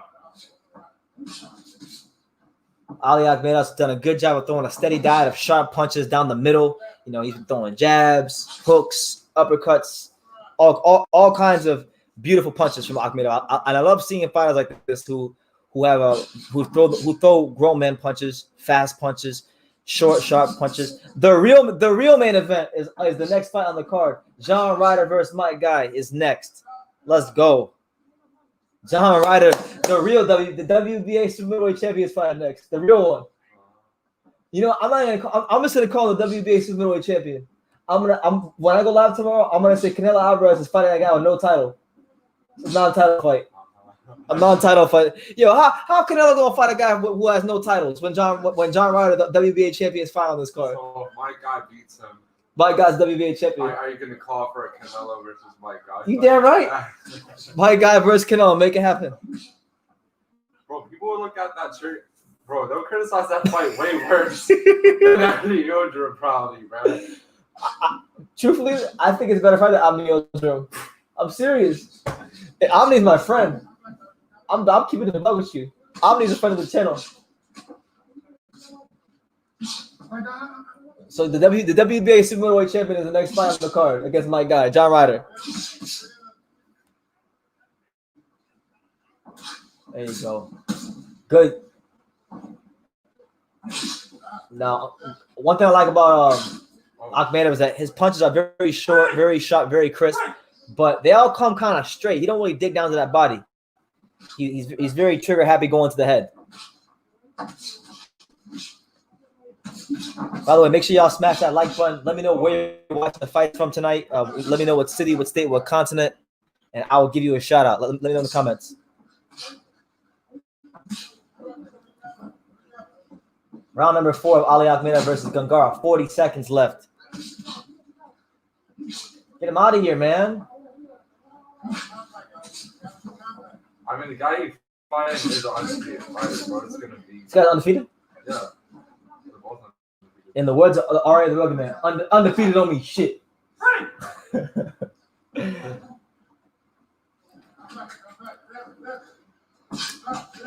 Hawker Mustang says that Ali Akhmedov was outboxed in the first round. Outboxed. Yeah. You know what, man? There you go. Good right hand from Ali Akhmedov. But even if that did happen, bro. Los Angeles, California, Team Canelo. Shout out to LA, the home of my baby mama, Sinisa Estrada. Shout out to LA. There he is, the gorilla, John Ryder. And he's here in the Mecca of boxing, Hollywood, Florida. And there's my boy Mike Guy with his trainer, my friend, actually. That's his trainer, Otis Griffin, the former cruiserweight. Otis Griffin, you know, solid fighter in this day. He's definitely a friend of the channel. I talk to Otis Griffin like 2 times a week. Man, I don't know I saw that guy Otis Griffin. He fought Usyk. He fought a bunch of guys. Oh really? Yeah, when they were prospects. When I was in Atlanta last year for the Stacey McKinley, Mike Guy fought Eric Moon, and like I was really like from here to like where you're sitting, I was talking to Otis Griffin while he was driving Mike Guy's hands last year. Really? Yeah. What do you think about Cholatito and Estrada fighting in March? I haven't thought about it because has it been formally announced? Did I miss something? Is there a fight poster out? They got a venue? Because I'm telling you right now, until I see a fight poster, a date, and a venue with a TV network, everything lined up, I'm not even gonna get excited. You ain't get my hopes up. You ain't playing my emotions. But if it happens, you know what I think if it happens. Roman Gonzalez is gonna beat him. That's what I think about it. It'll be a great fight. You know, the fight that I care about the most in boxing. You know, if that fight gets made last year, I don't give a damn about Crawford and Spence, and I don't give a damn about Fury versus Joshua. The minute that fight gets made, I don't give a damn about any of them fights no more. I won't even make videos about those fights no more unless they get made. I won't. Swear to God, I won't. Shout out to Adelaide, Australia. Kane Mack in South Australia. Shout out to you, champ. Hope you doing well. We're in the 5th round of Ali Akmeda versus Gongora. Your boy BT, the untouchable True School Sports Empire. Yo. My weekend is a vacation. At night it's a staycation. Right now, Chris Algieri has his fight 2 rounds. Oh, no. 2 rounds apiece. No, 2 rounds apiece, but he's got Akhmedov off by a point because he gave a second round a 10-8 round to Akhmedov. So it's a fight on the Algieri unofficial scorecards. It's doing good. Right now, Gongora begins to press. He's pressing him. He's going forward, and he's having a whole lot of success. A whole lot of success. I see a whole lot of mistakes. A whole lot of mistakes from Akhmedov. He better stop throwing these damn straight punches and dig down to that body. Oh, I forgot. He's one of those Central Asian, Eastern European fighters. Most of them don't know how to punch the body. Yeah. It's true. I'm not hating him. You know it's true. Yeah, it is. I mean, I don't knock it. I appreciate all the styles, but come on, man. I mean, bro, Terrence Crawford beat Victor Postal. I was arguing with Johnny the other night, and he was trying to tell me that he was trying to tell me that Errol Spence and Terrence Crawford ain't fought nobody, and that Manny Pacquiao is the only he's the number 1 welterweight, he's the only A-level fighter in the division. And I'm like, how you gonna say that Terrence Crawford ain't fought nobody? He fought Victor the Iceman Postal. Like I was talking about when he was a Hall of Famer. What time will the fight be in Mexico? I don't know the time zone there. What the hell's the time zone in Mexico? You know? So it's the same? I think it is. Yeah, it's the same. Probably 11 or 12. The Golovkin Macklin was a body punch KO. But see, that's back when Golovkin was Mexican. Yeah. He's not Mexican no more.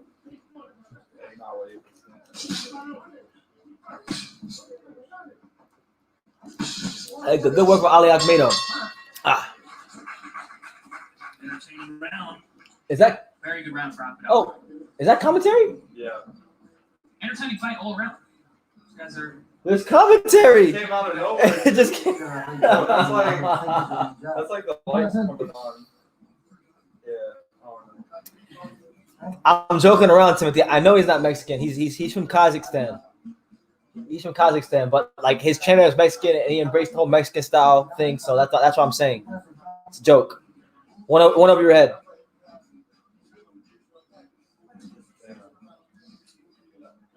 So right now, for those of you tuning in, Ali Akhmedov is in a fight where he was having his success early on, but now my man Gongora is figuring him out. He's starting to figure him out. You're looking to end this fight with 1 shot. You're not going to end it with 1 shot. We're going to about 10 shots together. Damn, even his trainer just told him too, bro. Jonathan Banks. Jonathan Banks is his trainer. Wait, Ali Akhmedov? Yeah, that was Jonathan Banks talking. Oh shit.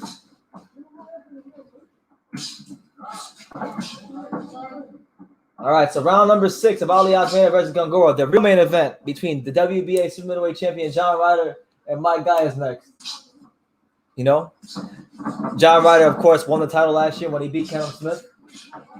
Oh shit. Oh my God, Ali Akhmedov just had a hard shot. I think you heard him. Shit. Oh.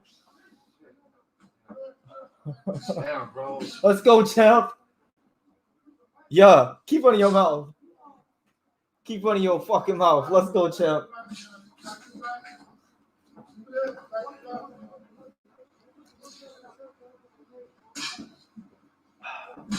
There you go. Good right hand there from Akhmedov.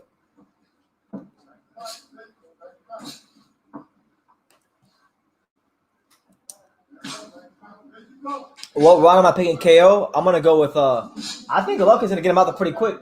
I'm gonna go with Golovkin in the 5th round. Hey, he looked in best shape than ever, bro. He looked in really good shape. I mean, I think Kell Brook looked like he was in really good shape too before he fought Crawford. Kell Brook. I never thought that. Kell Brook looked like when Kell Brook fought Carver, he looked like the Terminator. Yeah, he wasn't psychologically.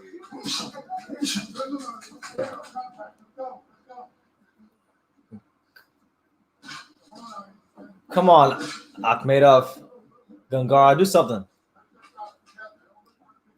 In the words of Kevin Cunningham and Floyd Mayweather the senior, box that motherfucker.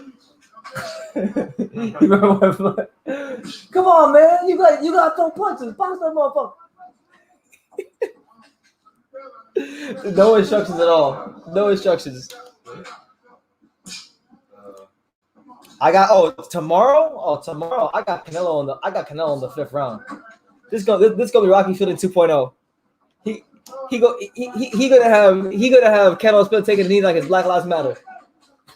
he gonna get him out of there. It's gonna be a straight annihilation. I've never been so sure of anything in my life.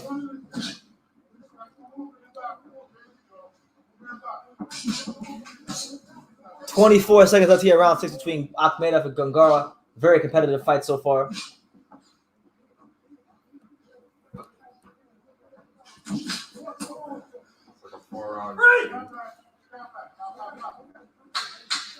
Last 10 seconds.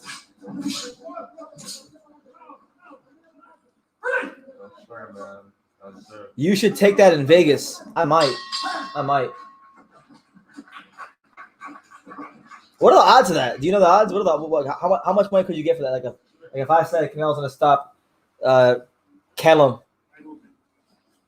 the fight is a little better than I thought he would be than it would be originally. That's same, bro. Are you talking about Akhmedov or Callum Smith versus Canelo? Because that ain't no fight. That's gonna be a straight beatdown tomorrow. That's gonna be Rocky Fielding 2.0.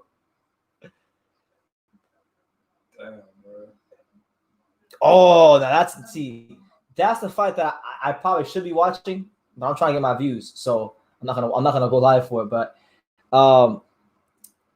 Rodriguez versus Caballo, I'm gonna go Raymar Caballo. No cap, the undercard for that fight is way better though. So. Oh yeah, full disclaimer, I might not be live for the Canelo undercard because I want to watch Jaron Ennis. Yeah, I'm watching Jaron Ennis tomorrow. I ain't missing no damn Jaron Ennis. No way. And then if Canelo comes on, then we could just switch. Yeah, so tomorrow when I go live, we're probably gonna watch the Showtime card until the Canelo fight comes on. Because we ain't missing no damn Jaron Ennis. He's going for I think he's going for like his 13th or 14th straight knockout or 17th straight knockout or something like that. For the IBO welterweight title. Yo, Jaron Ennis is gonna be a world champion tomorrow. He's fighting for the IBO welterweight title. Okay, it's Chris Van Heerden. Oh no, this fight between Gongora and Akhmedov is actually pretty good. I agree with you. You know, Gongora has been very game, very formidable. It's been in his face the whole fight. He's landing some sharp, straight left hands down the pipe. Akhmedov damn near had him out of there a couple rounds ago. So we'll see who owns the back half of this fight, because they say like in boxing that clash shows over time. So we're gonna see. We are going to see. Oh my God, rib dinners. Gongora out here handing out rib dinners.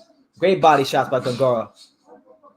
If Akhmedov knew anything about body shots, he would have ended this fight a long time ago. Yo, I can't get it. He looks like one of my friends who I sparred a year ago. Really? Akhmedov? Yeah. He looks like my friend Kanan, Chris Lawrence's son. The guy owns the Heavyweight Factory. Oh, okay. His son looks just like him. He's not as jacked. Yeah, I mean, Ennis, we're all hoping and waiting patiently for Jaron Ennis to finally make that step up. But, you know, sometimes that's just how it goes in boxing. You got to wait some time.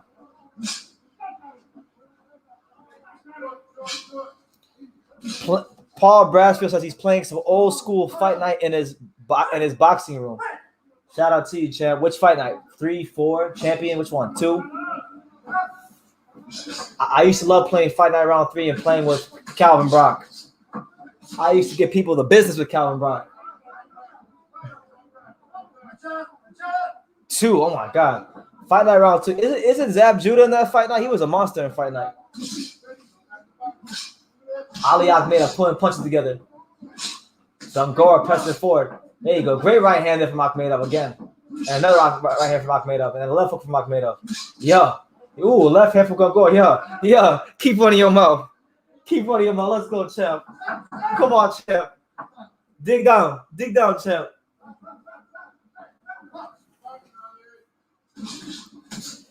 Cash Cow says, see you later, fellas. I got to split. Always a pleasure. Absolutely. There you go. Good right hand there by Ali Akhmedov. Yeah. Keep running your mouth.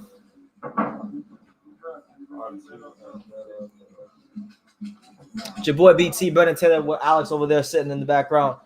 The untouchable True School Sports Empire. You know, we're live talking about this fight going on, Ali Akhmedov and Gongora right now. Golovkin Szeremeta undercard, you know, as that's taking place in the Mecca of boxing, Hollywood, Florida, the real Mecca of boxing. Because all the fights are here. Even though nobody can go to them.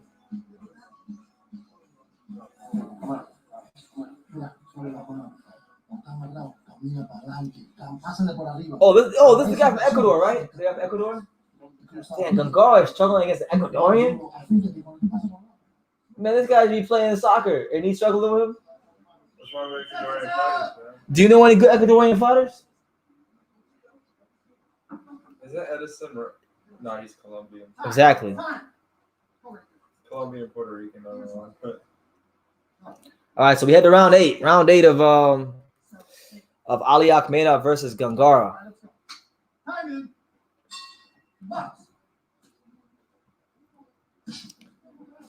So let's see if Akhmedov can finally put this guy away, or if somebody can truly separate themselves in this fight, because it hasn't happened yet. It hasn't happened. Our next fight is the fight of the night: John Ryder versus my guy. Good right hand by Ali Akhmedov. Yeah, keep one in your fucking mouth.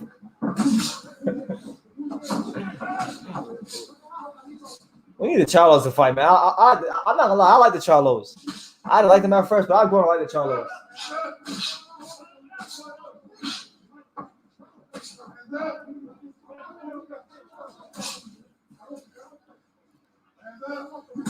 There you go. Good right. There you go from Ali Akhmedov. There you go.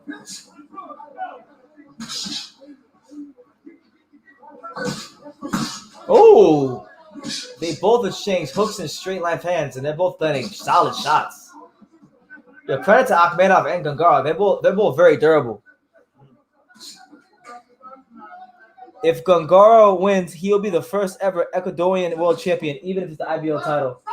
Yo, that's true. You know what? I'm glad you told me history's on the line here. I want to see history. Yo, the hell with Akhmedov. Come on, Gongora, beat his ass. The first Ecuadorian champion? I'm trying to see that. Maybe him and Chris Eubanks can go to the club together and post the IBO belts. Oh shit. Gongora pressing forward. This guy don't want no smoke.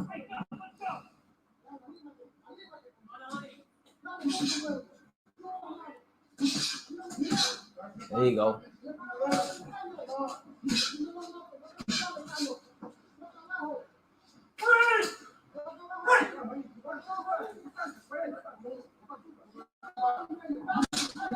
There you go. Another right hand by Gongora.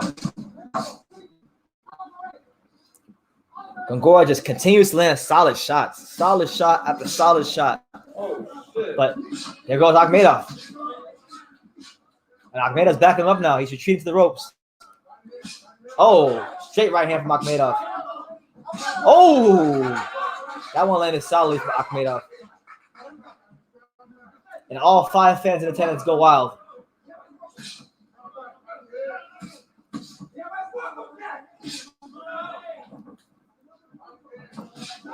There you go. Am I shooting for tomorrow's fight? Absolutely. 100% I'll be right for tomorrow's fights. Hopefully they have a commentary for that one.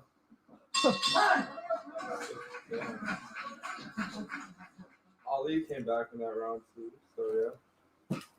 We here, man. It's your boy BT. We're live for the Golovkin fight. You know, tonight of fighter bashing, mismatches. We don't want to use the word bum, but you know, Kamil Szeremeta is an 11-1 underdog. 11-1.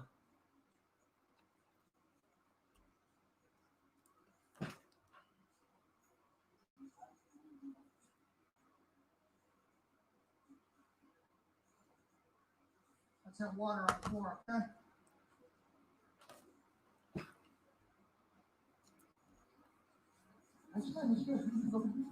This is good. Repeat water. Cool. Thank you. Enjoy the fight. See you tomorrow. All right, Timothy. I'll see you tomorrow, champ. That's what the fight that everybody's waiting for. For what reason? I don't know. But Canelo versus Canelo. I mean, it's a non-title fight. All right, it's a non-title fight. This guy has a loss. I'm not giving Canelo no credit. John Ryder beat him last year. It's a Canelo fighting for a non-champion on pay-per-view. Well, the fight is also for the WBC title. Thank you. SSB28 says, "Cash cow. He blocked me. I told him he was drunk and he wasn't gonna fight anyone. He got pissed and blocked me. Man, y'all need to stop fucking with Johnny Boy. How come every week somebody always fucking with Johnny Boy? You know, one.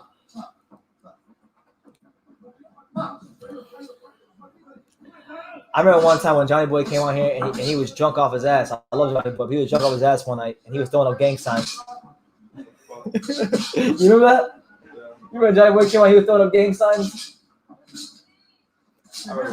Round 9 of Ali Akhmedov versus Gangara. It's been a really good scrap so far. Nobody's separate. Honestly, I'm not scoring the fight, but I don't think anybody's really separated themselves. Gangara is vying for the opportunity to become the first ever Ecuadorian world champion, although it is an IBO belt. But hey, man, it's a belt.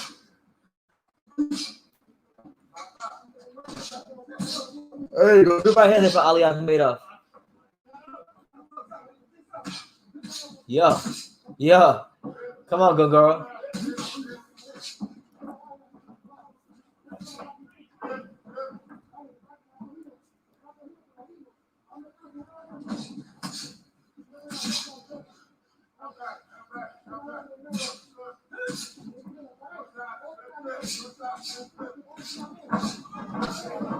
Oh, snap. Gangara hit him with a solid shot and had Akhmedov backing up, and then he just got the corner. Can Gangara take Ali Akhmedov to those deep, dark, and uncomfortable places? We're going to see, champ. We're going to see. Oh, good right hook by Gangara. Oh, but a better jab and a right hand by Akhmedov.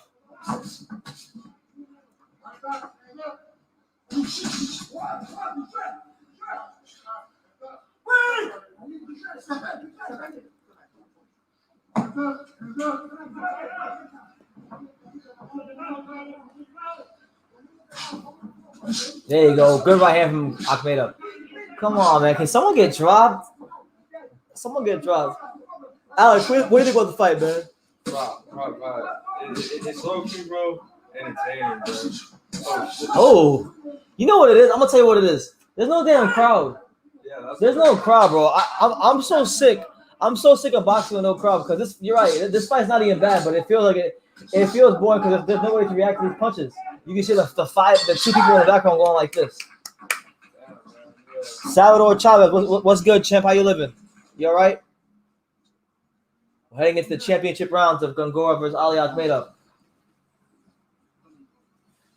Oh, man. That's 1. You're going into 10 now. No, I don't. You got 3 rounds, Ali. Listen to me. You got 3 rounds and you can win your championship. That's right. Boxing. Stop slugging him.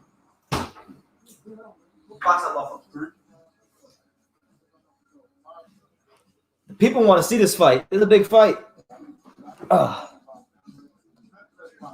Gangara is not an elite boxer, but he is still a solid contender. Hey, man. You know what Devin Haney said about being a contender? I'm a fucking contender. Nah, hey, he's solid. He's durable. He's game. Wait, do his trunks say Carlito's way?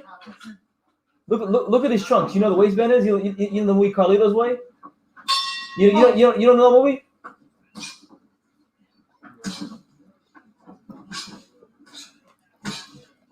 His trunks say Carlito's Way. I'm going for Gongora. That's a good movie. Gongora need to beat his ass. But look at his trunks. It's gonna be right there on the yellow waistband. It says Carlito's Way. Come on, turn around. Yeah, Carlito's Way. Let's go, Jeff. Carlito's Way. That's his nickname. Oh, apparently it's his nickname. I didn't even know that. Y'all fuck with Gongora. Gongora got Carlito's Way on his trunks. Oh, there you go. Good body shot. Akhmedov has to lose now. You can't have Carlito's Way on your trunks and not lose. Hey, Susam, what's good, champ? How you living? You all right? Good to see you.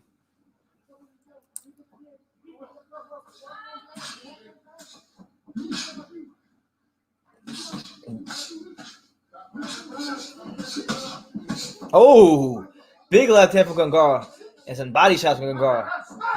Yeah. Keep one in your mouth. Box them off.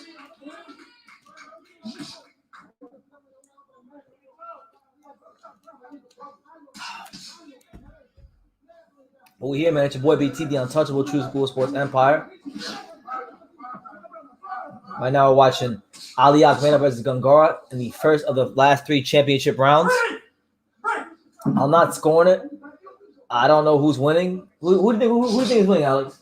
I have Ali up, but Gongora is playing this round, so it's going to be a close fight. I'm waiting for John Ryder, man. That's the real star of the show, John Ryder.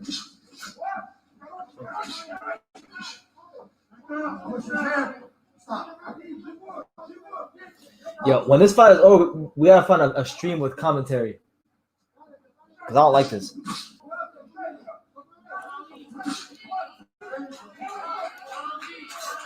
Yeah, if y'all got any questions, comments, concerns, thoughts, anything you want to talk about, drop it in the comments down below. Make sure you smash that like button. All that good stuff. There you go. Good defense there for Akhmedov.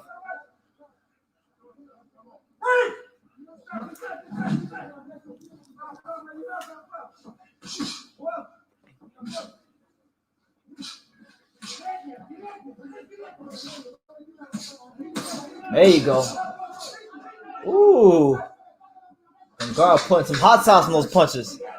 Will you be on for the Gilberto Ramirez bouts? Is that today? That's tomorrow.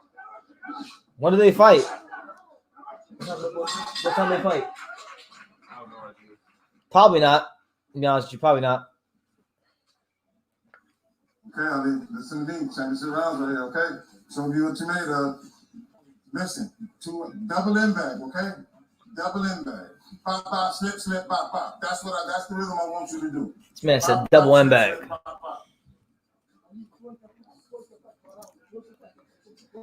I fly around the world and be a show off. Okay, listen to me. All right, Rob Rook, take care, champ. Take care. Yeah, right now it's a close fight. I think Ali Akhmedov is slightly up. You need to go for speed. Pop, pop, slip, slip.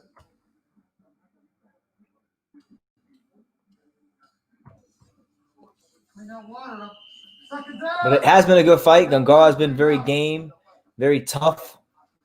You know, he's definitely come to fight. There's no doubt in that.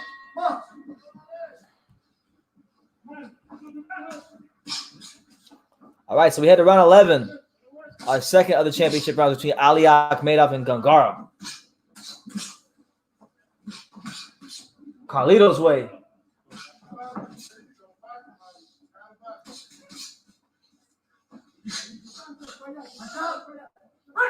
Shout out to all 48 of you guys. Make sure y'all smash that like button. Let me know what you guys think in the comments down below about this fight. If you got any thoughts about Golovkin's fight with Kamil Szeremeta, drop that down below. We can talk Kamil Smith. The real main event is next, though. We got WBA super middleweight champion John Ryder taking on Mike Guy. The real WBA super middleweight champion.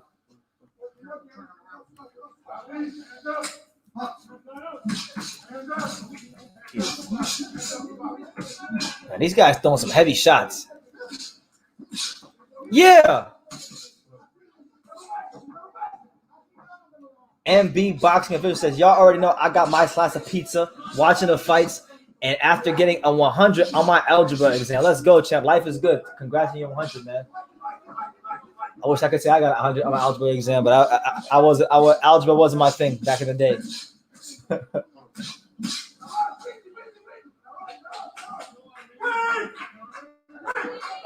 Oh my God. Yeah. And all 5 fans in attendance are clapping. Let's go.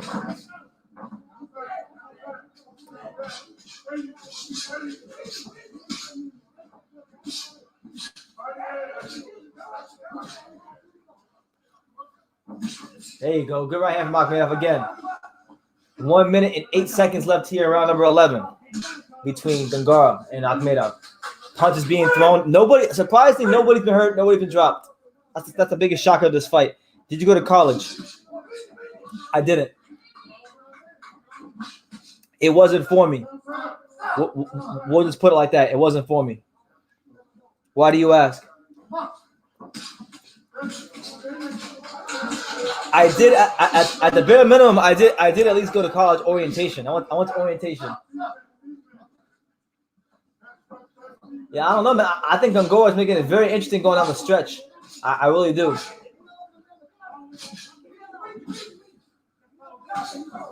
Even when Akhmedov lands shots, I feel like when Gongora lands, his shots are a bit more cleaner and effective. But that's just me. What time is the GGG fight? It'll be, I don't know the time, but there's 2 more fights after. So after John Ryder and the Korean chick, Golovkin fight.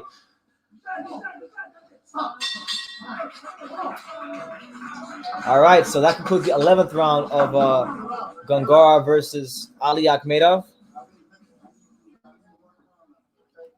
Last round, guys. Last one. Now that he saved everything for this last round. Orientation counts? I mean, it does for me. I went. That's the most time I spent in college. I went to orientation. I said, "All right, this shit ain't for me. I'm out. I'm gonna go roll the dice and try my hand at this YouTube thing. Get into the sports. Just jump into the sports media thing." And then, not too long after I graduated, I went to Texas, and then I went to do some stuff in the NBA. And then eventually, I found myself covering boxing, and I haven't left since. I've loved every second of it. What are your thoughts on Kovalev versus Bektia Melikuziev? Do you think it's a big risk for him? I think it's a really weird-ass matchup. That's what I think. It came completely out of left field, but I feel like whoever wins that fight, it's really great for their careers. If Kovalev wins, great, because he's beating one of the top prospects in boxing and derailing the hype train before it even gets going. If Melikuziev wins, he just beat one of the best light heavyweights of the last 15 years in his 6th professional fight, 7th professional fight. So it's a win-win for both of them. It's just a weird matchup because it was nowhere on anybody's radar. I don't remember anybody saying, "Yeah, we just want to see Kovalev versus Melikuziev." It wasn't even a rumor.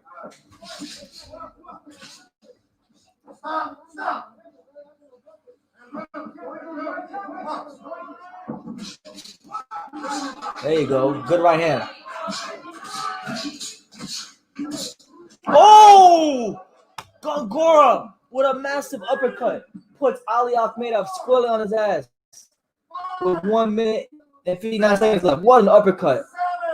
Akhmedov is on his feet as the referee counts to 8. He's up. He's good. Can Gongora finish him and win this fight? That might have won the fight, Alex. Or at least got him a draw.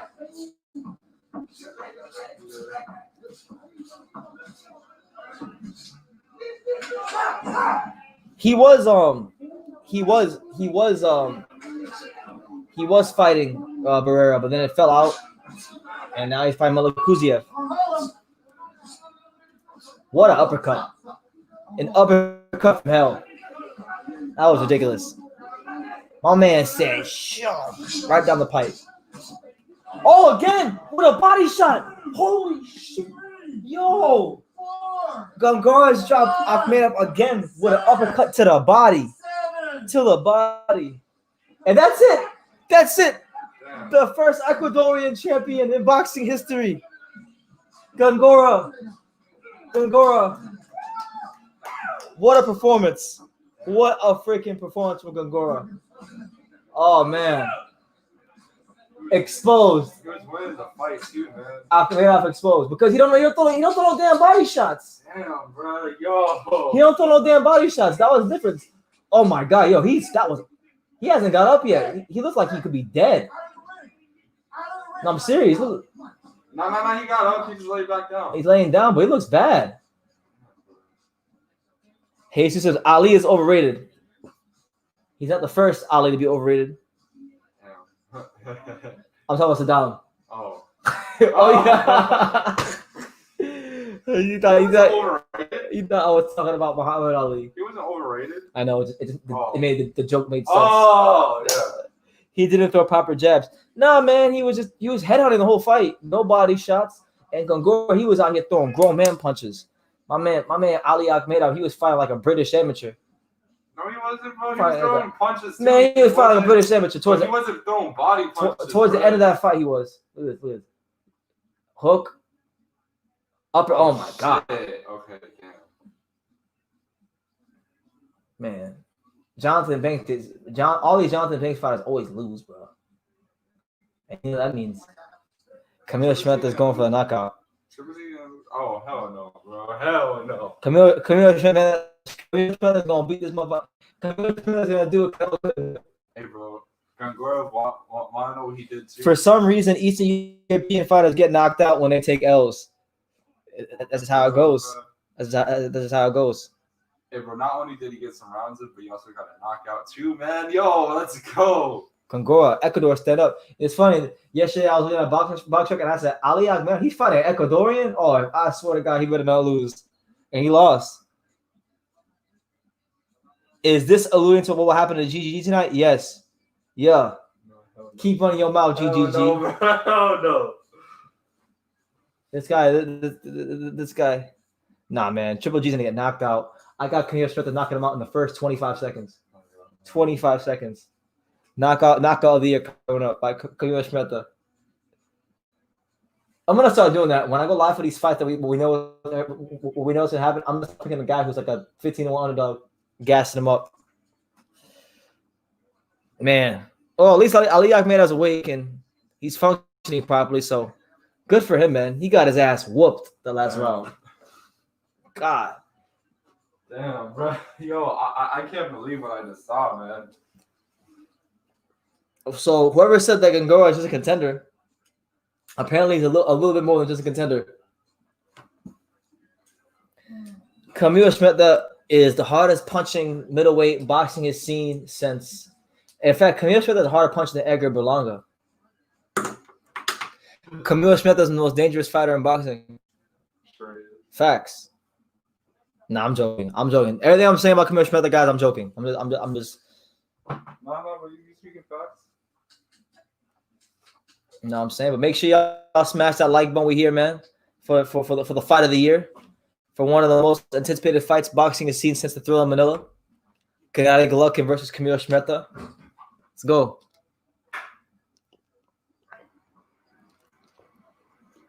Let's go, man. I can't believe Gongora. That was one of the best knockouts of the year. Shout out to Gongora.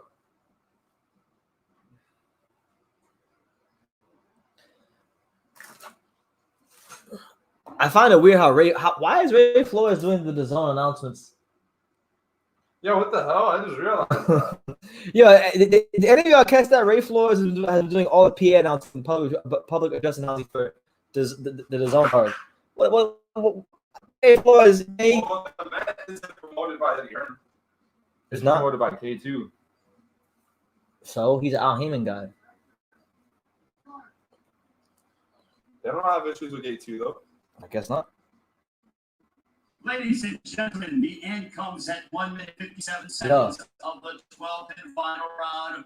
For your winner by knockout, still undefeated, and now the IBO Super Middleweight Champion of the World, Kamil Szeremeta. Gongora. Carlos Gongora, let's go, champ.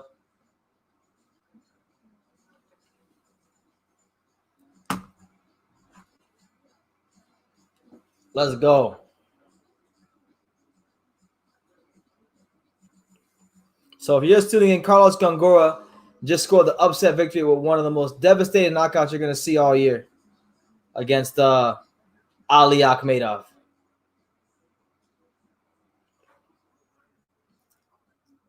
Yeah, well, no, that's true. Chris Algieri as well. Chris Algieri normally does Top Rank, so that is a bit weird. You're not lying when you say that. That's weird. But yeah, it's your boy BT, the untouchable True School Sports Empire. We're just zooming by on this card. We're zooming right by. We got the Mike Guy fight next, and then we have the Korean girl fighting, and then it'll be the main event. So, buckle up your seatbelts. We're making progress, and quick. Lupe Gongora should be ranked top 10. Let him fight Edgar Berlanga next. That'd be a good solid name. If Berlanga is what they say he is, he'll beat the brakes off Gongora. But I don't think that's gonna happen. I think Berlanga's next fight, in my opinion, I think his next fight will be against Steve Nelson. I think that'll be his next opponent. It'll be Steve Nelson. It makes too much sense. Steve Nelson, top rank affiliated. He's ranked. He can punch a little bit. They're gonna want to start putting him there with some punchers to see how he'll react and get him some rounds. So, yeah. Final punch stats for Akhmedov versus Gongora. Akhmedov lands 189 punches to Gongora's 190. But Akhmedov threw like 200 punches more. He threw 842, but Gongora threw 681. So Gongora was the more efficient puncher. He picked the shots a little bit better.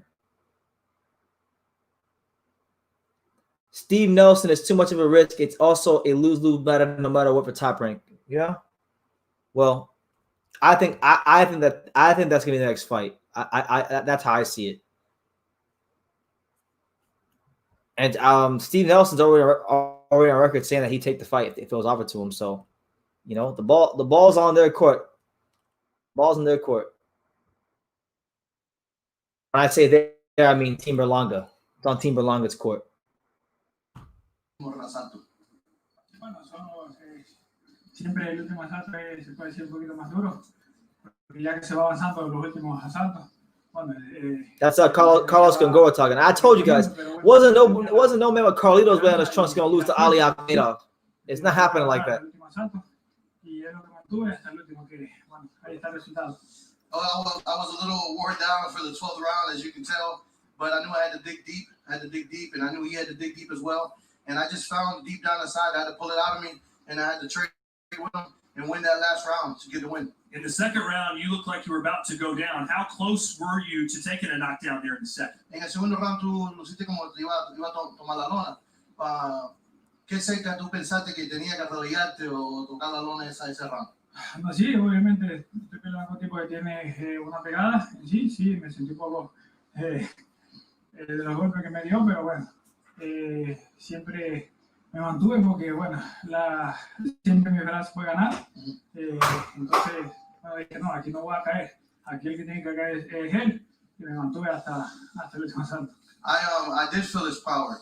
He's a strong guy. He has a lot of experience. He has a lot of knockout ratio. And, yeah, I mean, I tasted almost defeat, but I knew I had to dig deep. I didn't come here to lose. I came to get this belt. I knew it was a title shot. I knew it was a good position, and I dug deep, and I figured at the end, he has to go down, and I put everything I had to do to get him out. Well, you certainly did. Let's show you those two knockdowns in the 12th round. Talk us through what you're seeing on your screen. Vamos a hablar lo que está pasando con ahí. Entró el Open. ¿Qué tú estabas preparando ese Open siempre ahí? Sí, yo dije, bueno, en este caso yo soy un boxeador, aparte de ser boxeador, soy boxeador cazador, esperando siempre el momento exacto para poder combinar los golpes. Because I'm a boxer, I'm a warrior, and I was waiting for the right time to strike. I knew the uppercut was there. I kept throwing it. I kept hearing my corner say it, and I executed, and it worked out perfectly. You have a big family. You have 10 brothers and sisters. There's never been a world champion of boxing from the country of Ecuador. What's your message to your friends and your family back home? Tiene muchos hermanos, mucha familia que te apoyan. Y no ha visto un campeón mundial de Ecuador. ¿Qué mensaje le tiene a tu familia, a tus amigos ahorita mismo? Sí, primeramente, bueno, le doy gracias a Dios por darme la fuerza, darme salud para poder estar aquí. A mi manejador Maestricio, que gracias a él, bueno, fue posible esta pelea. Y en sí, aquí a mi amigo que por ahora siempre va a ver, hemos estado en comunicación y siempre ha estado apoyándome, a toda mi familia. En sí, y cambié historia a nivel del Ecuador y del mundo. Bueno, conseguí el cinturón mundial para mi país y me siento muy orgulloso de representar a Ecuador. Y bueno, muchachos, estamos siendo campeones y vamos a seguir manteniendo este cinturón. I want to tell my family, first of all, God, I want to thank God for this opportunity. I really want to thank Mike Crisio, my training team, and Nelson has always been by my side here and on and off every time he needed it. And for the message to everybody in Ecuador, there is a champion for Ecuador. He will represent that. We're going to keep making champions. I'm going to help. I'm going to bring champions from Ecuador. We're going to keep it coming. We're going to keep it going. I'm very excited about what I got. Un saludo mando un saludo especial también a Albert, en Nicaragua, a todos los muchachos de Masaya, en sí, a mi entrenador Ciro López, al entrenador Héctor Bermúdez, que está en Boston, y en sí a cada uno de los muchachos que me ayudaron en el entrenamiento para que esto sea realidad. Y vamos, muchachos, somos campeones, no solo Carlos Gómez, sino todas las personas que están unidas a mí, y es bueno, este es el logro del país. I want to thank Hector for my trainer, all my team, all the people that were behind me and supported me. This championship belt is not just Conor Congruous belt. This is everyone behind me, everyone that supported me, and I support them, and I appreciate it, and I represent them. Well, I know there's going to be a big fiesta tonight down in Ecuador. Congratulations again, Carlos. We'll see you soon. Thank you. Thank you. All right, so there you have it. Carlos Gongora. He makes history. He makes all the history that we wanted to see here on True School Sports. Carlos Gongora, Ecuador, stand the hell up. Because Ecuador, I mean, say what you want. It is just an IBO title. But listen, Ecuador has never won any sort of title. They never won no WBL, no WBA, no WBC, no none of that. So the IBO, you know, make of it what you will. They got a champion. They got a champion. What happened with your boy Ali? When did I ever say that Ali Akhmedov was my boy? What happened to him? He got knocked out, but he wasn't my boy. I was watching the fight. I never said Ali was my boy. He got his ass knocked out though, brutally, with a body shot. That was my friend's boy. My friend liked Ali Akhmedov. I was watching the fight, champ. Don't put that on me. I was just chilling. But shout out to everyone here, man. You know, our second live fight reaction of the weekend. We were live last night for Charles Conwell's fight. He looked spectacular. He looked pretty good actually in this fight. Now we're live for Golovkin versus Szeremeta, and now the fight that I've been waiting for so desperately on this card. The fight that I really wanted to see on this card more than all the other fights on the card has been John Ryder versus Mike Guy, and John Ryder versus Mike Guy is our next fight. So thank the Lord, it's almost here. It's almost here. We waited a long time, but it's almost here. Thoughts on Rashawn Matty? He's a good fighter, athletic. You know, comes from a good combat sports background. You know, he did like judo and all kinds of MMA fighting when he was a kid, and he boxed, and he was a high-level amateur. I think there's a good fighter in there. I just think for him, his biggest problem, what I've seen in all of his fights, and even the one he had tonight where he won, is that he when he lands a shot, he poses, and like right now, he's not going to pay for it against this level of opposition. But when he steps up, that's going to cost him, and cost him dearly.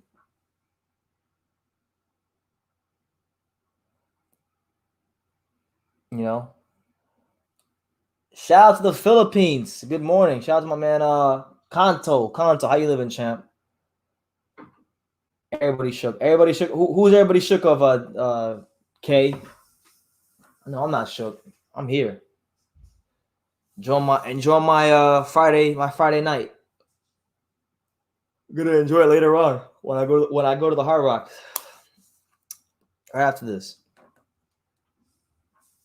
He gets weights. He waits and he's too cute. Like I was saying that like a local coach here, we were talking about fighters from different regions of America and like fighters from New York and Philadelphia. they get seen to pose too much. They pose and they wait and they want to look cute. And no, this ain't about looking cute. You know, you gotta go in there and you gotta throw grown man punches. And you know, Monty can fight. He can throw grown man punches, but he just waits too much. So, you know, good performance from him. He's not gonna pay for it tonight, but it'll hurt him down the line if you don't fix it. Oh yes, our next fight.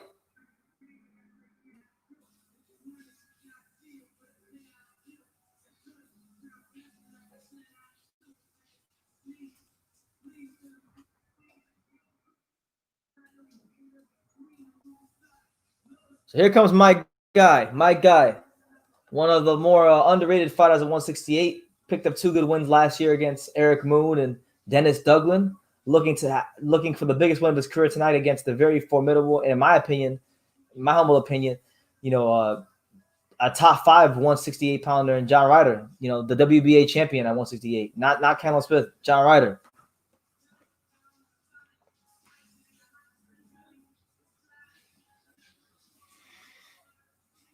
My guy's a durable fighter. He's solid. His biggest win was against Dennis Duglin, Mama's boy.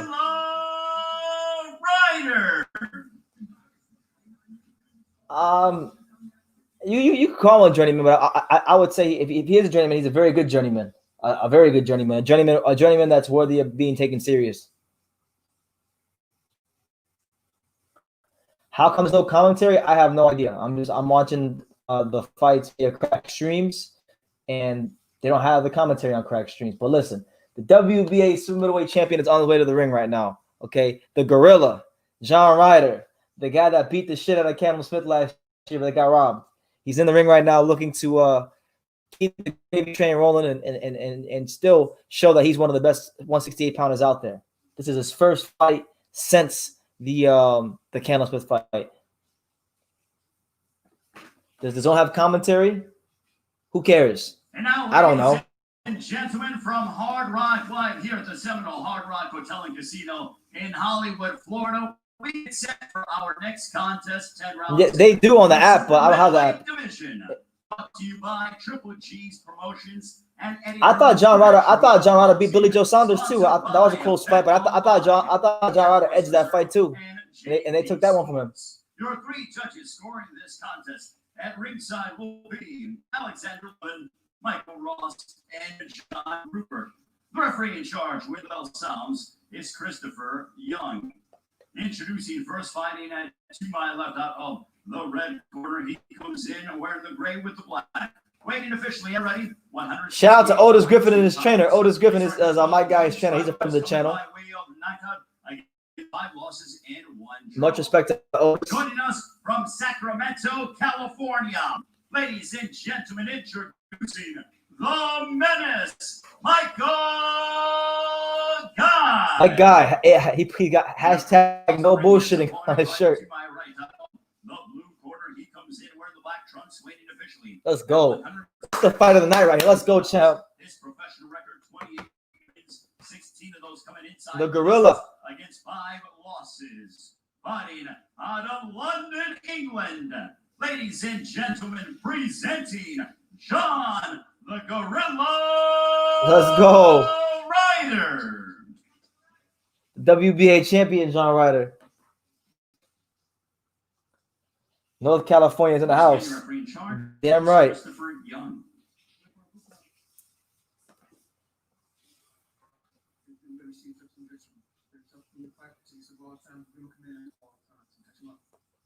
There you go. So Mike Guy and John Ryder getting ready to do battle. It's the fight of the night for me right here. Ain't no fights better than this one on this card. Hopefully the matchup is pretty good. All right, so round 1, Mike Guy versus John Ryder. Mike Guy in the silver trunks, John Ryder in the black trunks. This is round 1 of a 10-rounder.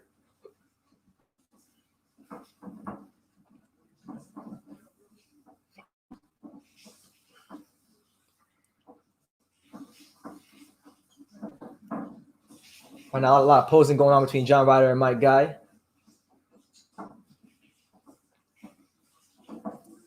There you go. Good feint there from John Ryder. Mike Guy on his back foot a little bit. Nobody's throwing a punch so far. John Ryder trying to find the openings. Mike Guy trying to see what John Ryder's giving him before he starts throwing punches.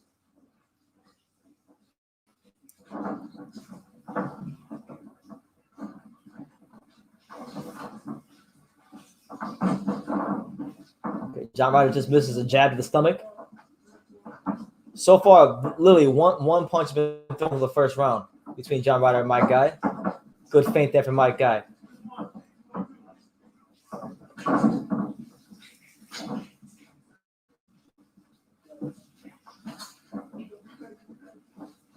What the hell is going on?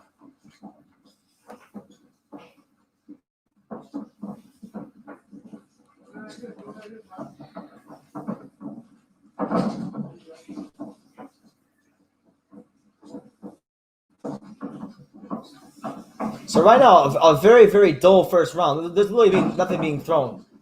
There's been about maybe 4 punches being thrown so far for the first minute and 40 seconds of this round. There you go. There you go. A straight right hand to the body there by Mike Guy.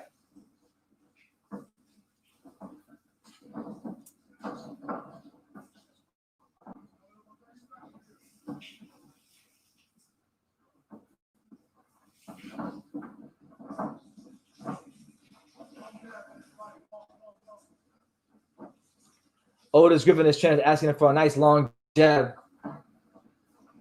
But still just a lot of posing going on. A lot of posing. Come on, man. Somebody open up. There you go. Good counter right hand from my guy as John Ryder lunges in. My guy fight a very patient fight. This isn't normally how he fights, guys. My guy doesn't fight like this normally. My guy is normally a come forward type of fighter. But so far, it looks like he's at least early on, it looks like he's boxing a different style.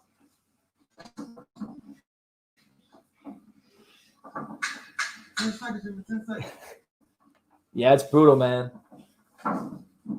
Good jab there by John Ryder. There you go, another jab by John Ryder. Oh, that was one of the most boringest first rounds I've ever seen in life. But I'm gonna get that first round to Mike Guy. I think Mike Guy landed the more significant shots that round. So I got a 1-0 Mike Guy. What do you guys got for those of you that are watching?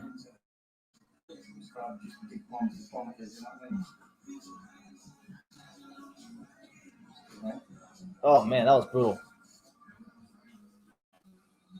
Just get your finger on the junction before you jab down.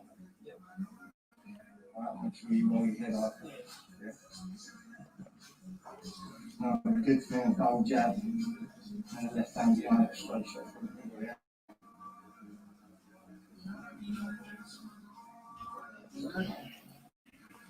Any other questions? All right. Faint more, right? Otis Griffin's asking Mike Guy to faint more. So we're gonna see, man. Shout out to Otis Griffin, man. It's good to see Otis Griffin get some television time. This guy's one of the funniest people in boxing. One of the best people in boxing. He's been done a good job training Mike Guy to get him to this point over his last couple of fights. All right, so round 2 between John Ryder and Mike Guy.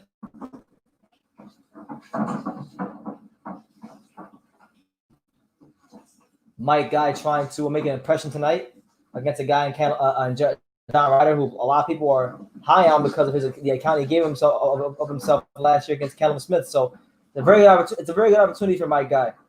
Mike Guy right now circling the ring as John Ryder stalks him. No punches really being thrown by either of them. John Ryder's kind of waiting for an opening, not creating the opening, while Mike Guy is just circling. There you go. And John Ryder lets his hands go and lands a couple of grazing shots there on Mike Guy.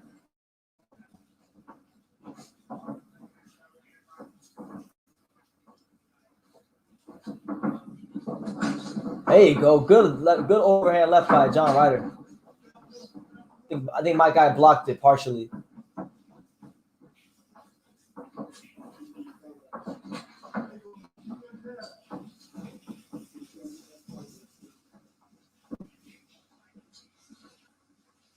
One minute and 44 seconds.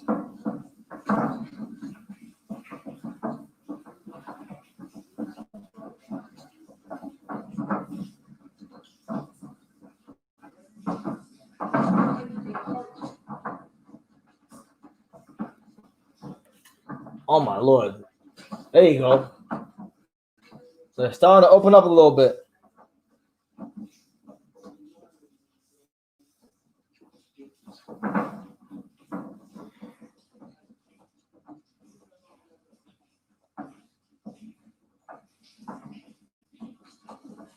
My guy just circling the ring over and over and over again. Come on, John. Throw some punches. Throw some damn punches. Box that motherfucker. Is Griffin a good trainer? I mean, I think he's a solid trainer. He fought a little bit, you know, when he was a fighter, he was like a solid, tough, durable gatekeeper. I would say gatekeeper, journeyman. He fought like Usyk. He fought a couple guys. It was a good, tough fighter. My guy was actually, so the first time I saw my guy fight was last year when I was in Atlanta with Stacey McKinley. I was traveling with Stacey McKinley because he hasn't fighters fighting in Atlanta. And I was invited to go cover a small card there. And Stacey McKinley, my guy fought on that card. He fought Eric Moon, who many of us know for getting knocked out against Edgar Berlanga. But most people don't know that Eric Moon was the favorite that fight. And my guy actually beat Eric Moon. Then the fight after that, he got a fight on PBC against Dennis Douglas, Mama's boy, who's been in there with the likes like George Groves, Dave Benavidez, and then he beats Dennis Douglas. So you gotta be at least a decent fighter, a decent trainer to guide your fighter to those two type of wins. And my guy, like, look, my guy, you guys are watching him fight. He's not like oozing with talent. He's a solid fighter, competent professional, but he's not oozing with talent. I gave John Ryder that second round. Thought John Ryder was a busier fighter, and my guy, unlike the first round, wasn't able to really land any sharp and effective counters. So John Ryder, but man, this fight is not living up to the billing at all. Oh my God. Oh, let's take the stick out of this one. Jesus. SSB28 says, my guy is trash.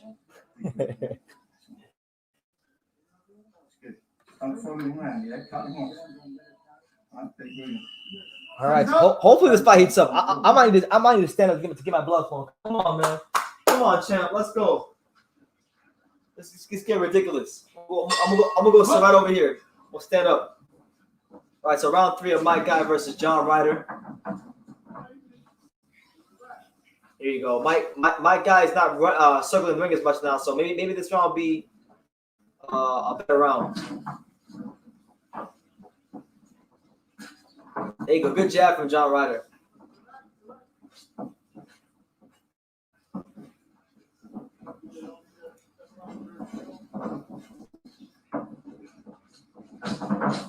So it looks like from what I'm seeing, it looks like a strategy that they're trying to implore from my guy is to not let John Ryder set his feet.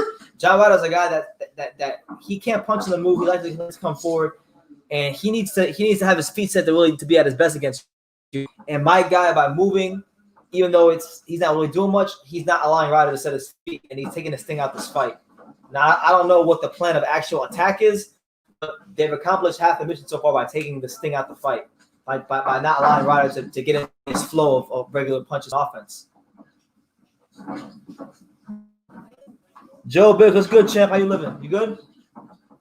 We're here in round 3 of John Ryder versus my guy, which I was very excited for, but now it's been an eyesore. All right, so now my guy has John Ryder in the clinch, and he's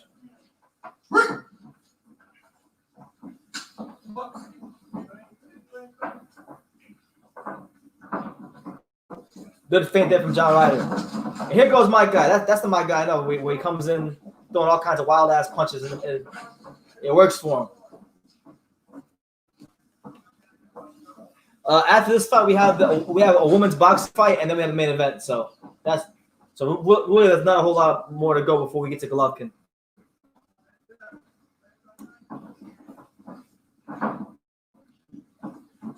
Oh my God! Come on, champ! Do somebody throw something.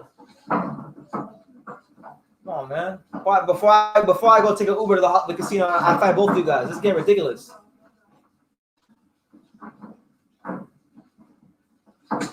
There you go. Good body shots from John Ryder. What you're watching on I'm watching on the zone on crack streams, but the crack streams on the zone and pretty much all the streaming sites that have this fight, there's no audio. So literally, what you're hearing is the sounds of boxing, and I'm giving you guys my little play-by-play of it. There goes John Ryder trying to frame his punches using it as a rangefinder, but my guy is doing a good job of taking this thing out this fight with his legs. All right, so I'm gonna just barely give that to John Ryder, just barely. Boring ass fight. It's not living up to it. This fight is a major letdown right now. Major letdown. I was really gassing this fight up, and now these guys are making me look like buffoons.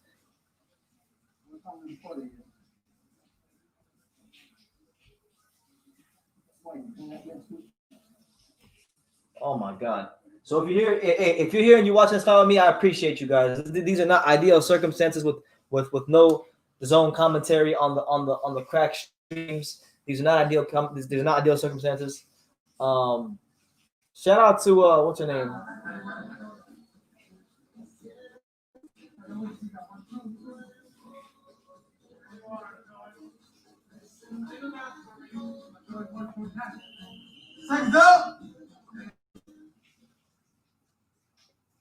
All right, so we go to round 4. What's a very boring fight. I'm not gonna lie to you guys.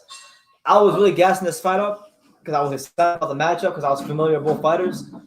But right now, this is on pace to be one of the boringest fights of the year. I mean, it's up there right now.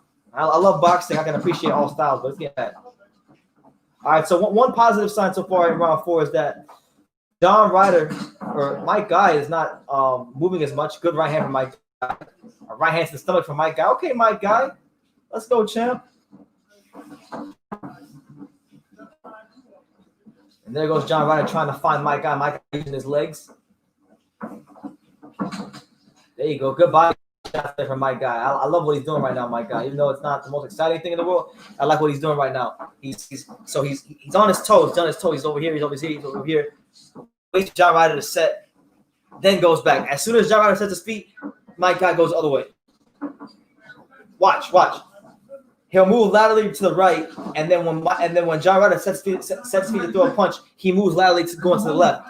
So he's not allowing John Ryder to get into the flow of what he does, and it's not fun to watch. It's not pretty, but it's what's going to be effective for Mike Guy.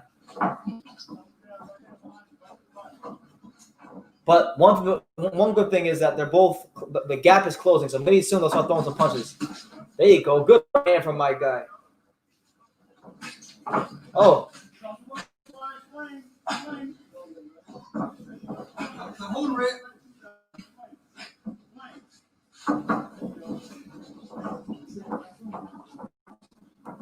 Lord. There you go. Good left hand there from John Ryder. Ooh. Beautiful body shot by John Ryder. There you go. Come on, Jeff. Come on. Hand out real good. We want to see some action. We ain't really with that talking bitch about that action. Chief Q said that. Little reason Chief Q said that. What do you guys think? Do you guys think it's heating up? I think it's heating up a little bit. There you go.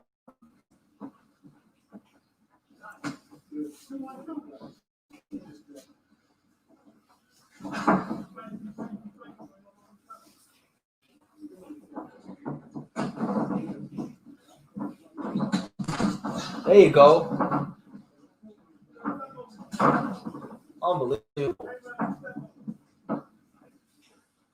My guy's getting a little bit too stationary now. He's got to keep moving his feet. If he gets stationary, that plays into the favor of John Ryder. There you go. Now he's moving. Move. When he sets, move. Now move again. There you go. Good body shot by John Ryder.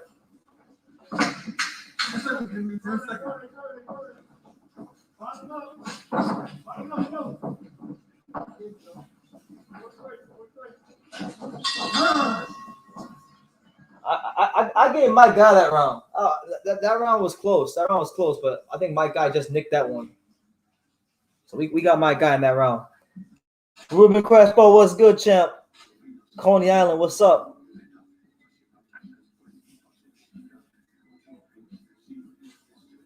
And no, guys, come on. I want to fight. I want to respect boxing. This is serious business. There's Golovkin. in his changing room getting wrapped up by his trainer, Jonathan Banks. You know.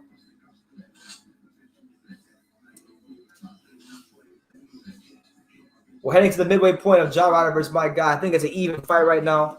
You know, just to give you guys a little synopsis of what both guys are trying to do. Mike Guy is trying to take the sting out of the fight by not allowing John Ryder to set his feet. And then he punches in spots when he feels like it.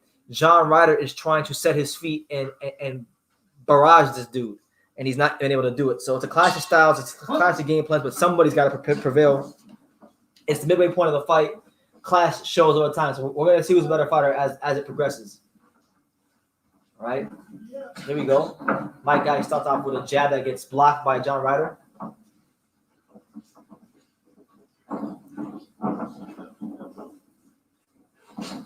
There you go. Good straight right to the body there by Mike Guy.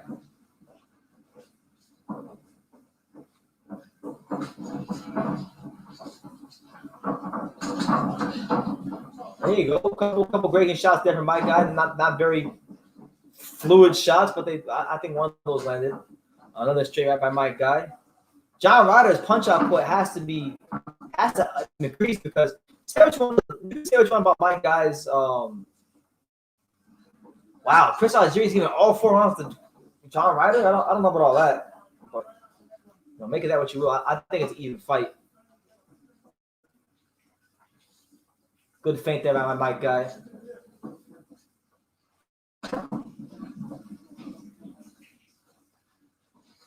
Oh yeah, Ruben Crespo. Right now, this does feel like a very European fight, but the thing is, you can't really say that because there's an American in this fight.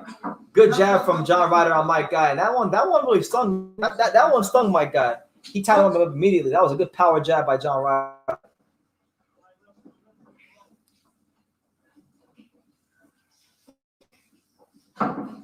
Good defense there by Mike Guy.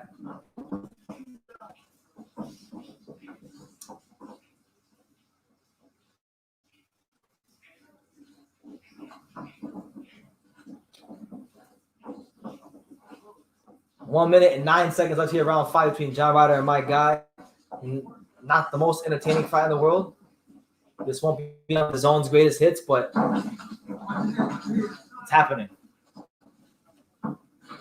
Yeah, it's on the DAZN, but like I'm watching it on the stream because the DAZN on my computer is a bit slow, so I'm watching it on the streams and there's no audio, so you can hear me and whatever the hell you hear in the background.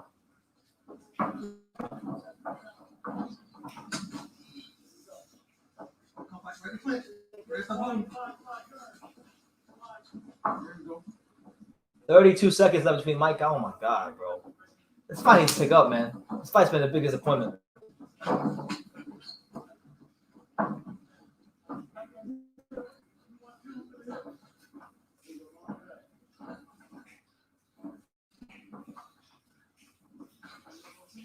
John Ryder posing, Mike Guy posing. There you go. There's a little jab from John Ryder.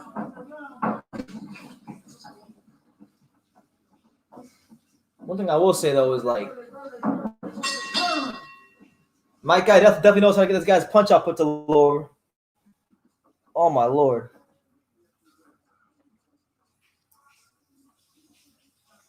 I'm gonna sit my ass down. Ain't no damn reason to stand up for this fight. This fight's been nice, or. You see anything? You gotta tap his hip. You right? You didn't run. You didn't do nothing. Come on, what the fuck you in there? Come on, you guys. So, what do you guys make of this boring ass fight so far between John Ryder and Mike Guy? Because it is a boring fight.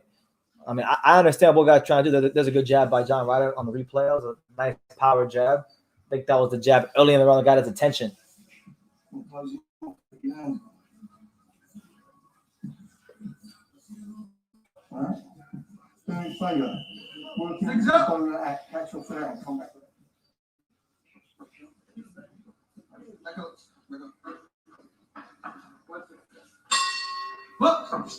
All right, so we head to round number 6 between John Ryder and Mike Guy.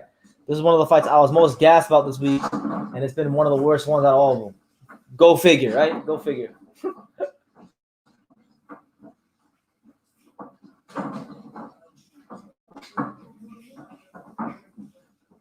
Yeah, I got John Ryder up 3-2. You know, my guy's doing some good. I think my guy has the right game plan, but he's just not throwing. In my opinion, he's not throwing enough. And John Ryder's not throwing as much as we're accustomed to seeing, but he's throwing and he's landing more than my guy, in my opinion, from what I'm seeing. There you go. Good jab from my guy. My guy's squaring up though. Like when my guy throws these punches and moves, he always has a second or two where he squares up. And you better be careful. If he squares up from the wrong distance, John Ryder might hit him with a big shot. So something to be weary of. If you're my guy. There you go. Good body shot by my guy. There goes John Ryder.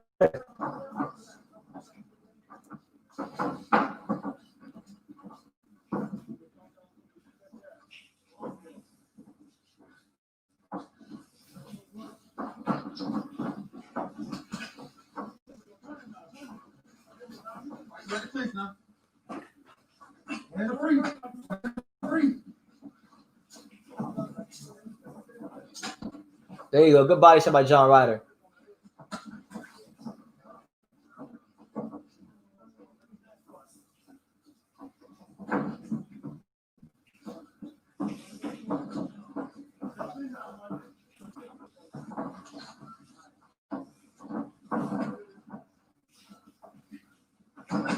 There you go. Good left hand up top by John Ryder.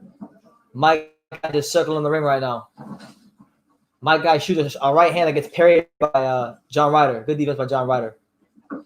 You know, like coming off the Smith fight. You know, it's been a long layoff for John Ryder, just like pretty much every other fighter in boxing this year. He's definitely not fighting as good as he is in this fight as he was against Smith. But then at the same time, he's also not fighting a guy that's as willing to open up as Kamil Smith. So it's different. Jack Napier, what's good, champ? Jesus Gashin, how you doing? He says, tacos, burritos, gorditas. Yeah, absolutely. I just had a burrito earlier today. Well, from a fake Mexican restaurant. I had Chipotle burrito today. Even though that's not real Mexican food. 20 seconds here, round 6.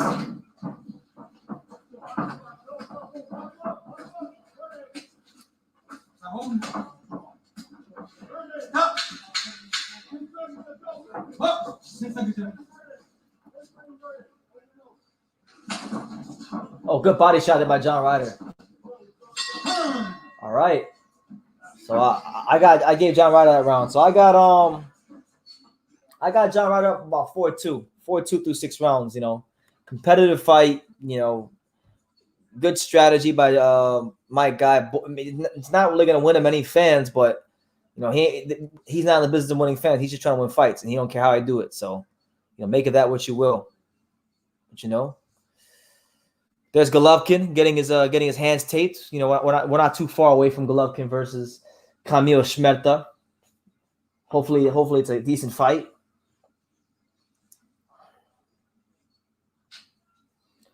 Shout out to everybody here, man. I appreciate all 43 of you here. Yeah, I appreciate all 43 of you here. You know, this isn't the most like last night wasn't the biggest fight. This fight's not this card's not the biggest card either, but everyone who's here, you know, put me to sleep this fight. Jesus, man. Come on. All right, so round 7 between John Ryder and my guy. I got John Ryder up 4 rounds to 2. Could be 3-3 though, honestly. You know, John Ryder's not necessarily dominating these rounds.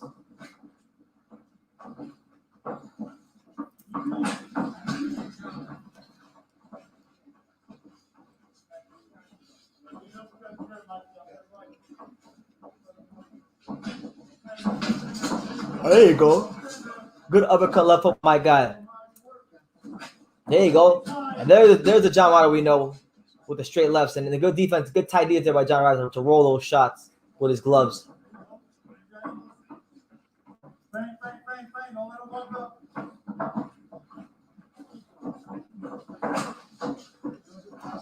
Oh my Lord. Come on, John. Cut off the ring, bro. Cut off the damn ring.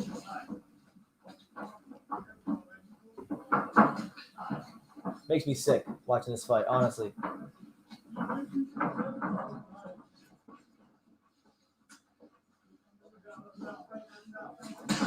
Oh, good body shots by John Ryder. There you go. Solid, hard body shot by John Ryder. John Ryder continuing to close that gap on Mike Guy. I think he's getting a little closer. I think there you go. Good right hand from Mike Guy. Just what I thought. Ryder closed that range. Mike Guy complaining about some headbutts from John Ryder.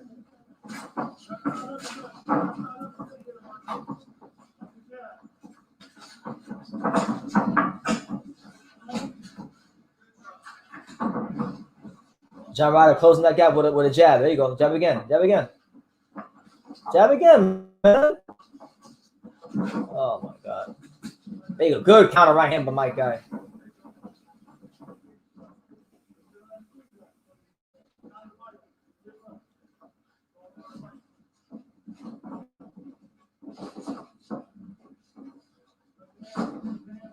There you go. Another jab to stomach there from John Ryder. 40 seconds left here in round 7.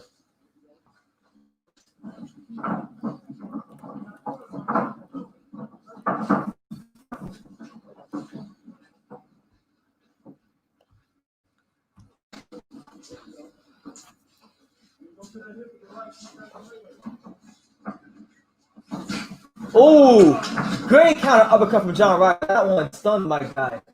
And then I stiff jab from John Ryder. Oh, and here's John Ryder know what we're coming to.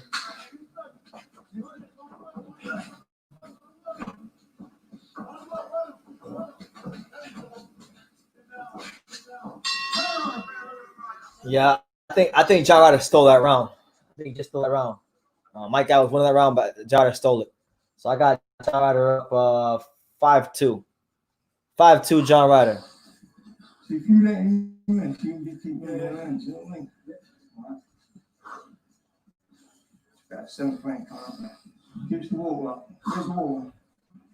Man, I got that swag.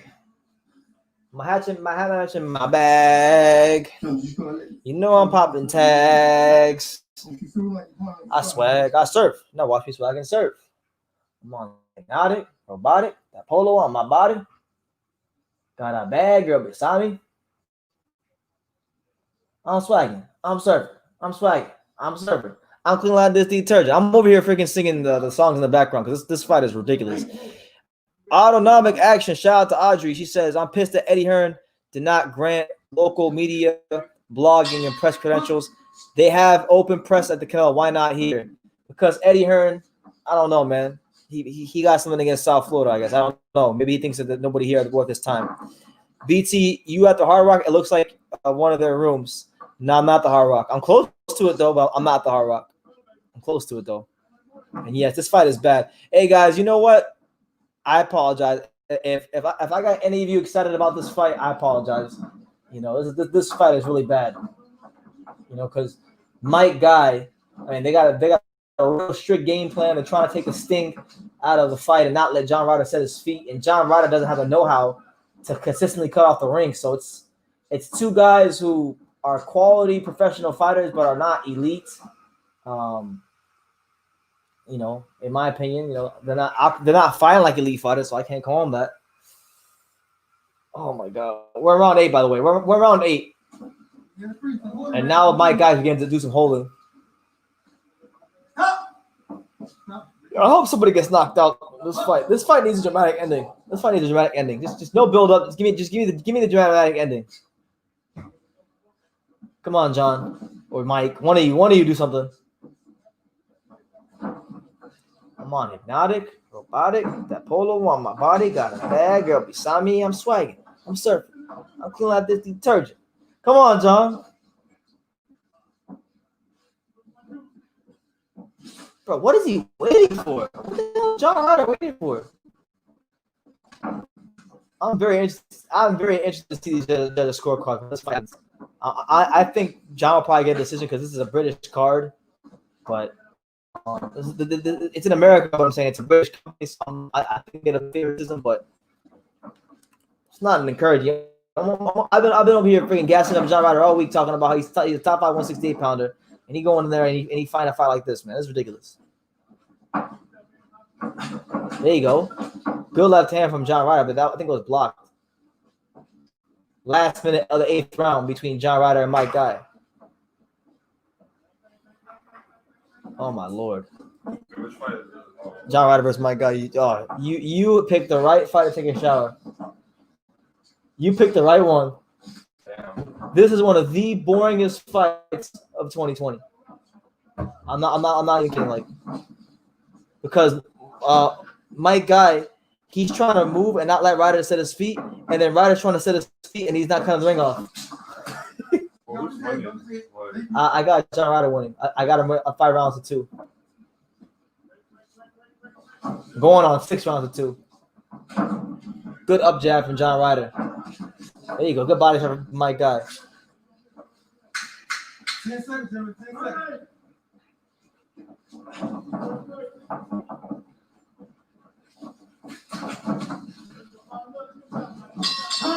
Yo, John Ryder is really fighting down to his level of competition tonight. I was hoping for like a dominant like performance from him. We ain't getting that. No way, no how. We ain't getting that. This is definitely worse than Rosado Jacobs. No doubt about it. well, not actually. The Rosado Jacobs fight was, in my opinion, I thought it was still somewhat like. Guy makes Ryder look bad. No one is throwing. It's really bad. Like, there really is no winner in this fight.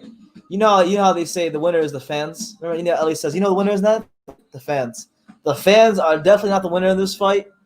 And whichever fighter wins this fight, it's not winning the fight either. It's fool's gold. I guarantee this next fight between these two girls is going to be a lot better. I guarantee it. A lot better.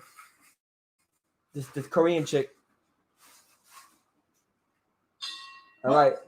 So round number 9, we're almost there, guys. We're almost at the finish line. So hang tight, guys. Hang tight. We're almost there.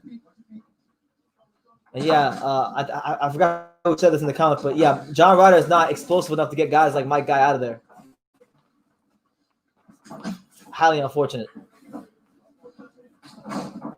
There you go. Good uppercut there from John Ryder. But I've seen some of John Ryder fights against less opposition where he blasts guys like Mike Guy out the ring. So like, I think he just looking too much for that knockout shot or trying to set his feet. It's a problem that a big percentage of British fighters have is a lot of them can't punch without setting their feet. It's a lot of fighters in general, but from the UK, more so from the UK than most countries. Like, very few fighters from the UK that can punch and move. Very few. Chris Algieri's got a clean sweep, 8 rounds for John Ryder. I've got 6 rounds for John Ryder. 6 rounds to 2 for John Ryder. There you go. Good shot to the stomach there by John Ryder. Yeah. Keep running your mouth. My guy's holding him, but he's squared up. Why are you squaring up when you holding him, champ? Come on. Dig. Good uppercut there from Mike Guy. Unbelievable, bro. Oh, big left hook from Mike Guy. Okay, now we're talking.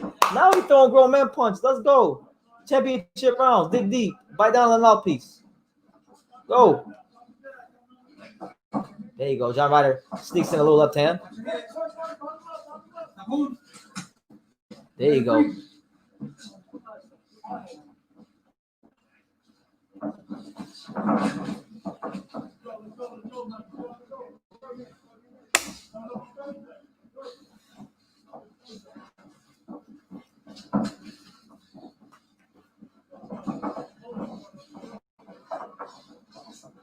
John Ryder just stalking my guy around the ring. Oh my Lord. 48 seconds. Otis Griffin's giving my guy good instructions. He just not. I just don't think he's quick enough to do everything Otis is telling him to do. He told him to spin and turn him. He spun him, but he didn't turn him because he's not that fast.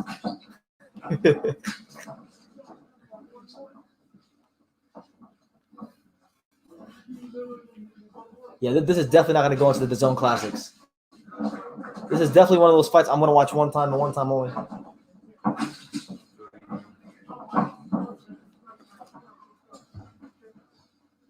Get his ass. There you go. Good right hand down the pipe to my guy. Good jab by John Ryder. 10 seconds. Come on. Let's go. Yes, the 9th round is over. Yes. One more round of this shit. We're out of here. Well, yes. Let's go. This fight's been brutal to watch. And I love boxing, but this is too much. You hear me? Remember to touch gloves. Hey, deep breath. Still using my phone? I'm tired, This is it right here. Look at me. This is it. It's got to be Purdy. It's got to be 4 straight. It's got to be everything. It's got to be that V-step. I need you to be the menace right here. You ain't did the menace yet. Okay? You're winning the rounds, but this is how to close the show. Otis, they're not winning the rounds. I love you, Otis. He's not winning the rounds. Because that's when he's throwing it, right? He's going total. Strike 1, 2, you can step in, bang, bang, down center, 1, 2. I've got Ryder winning. I've got what's his name? I got John Ryder up like 7 rounds to 2.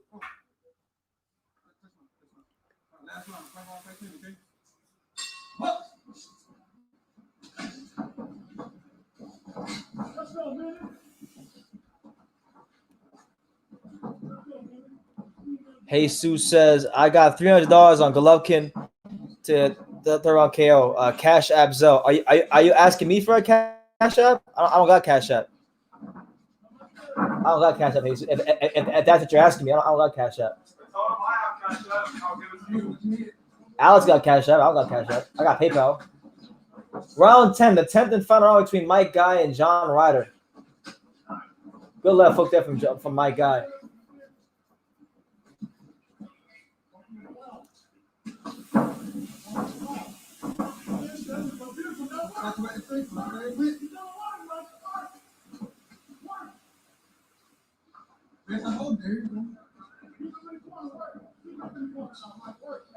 My guy's breathing really hard. Man, John got to put that pace on. I want to see the gorilla. I want to see the gorilla versus the menace. I ain't seen the gorilla and I ain't seen the menace yet. I just seen 2 pedestrian super middleweights. Oh, good right hook around the guard by John Ryder. That was solid. 1 minute and 39 seconds left here in the 10th and final round between John Ryder and my guy. Thank God. Oh my God, thank God. There you go. Good left hook by my guy.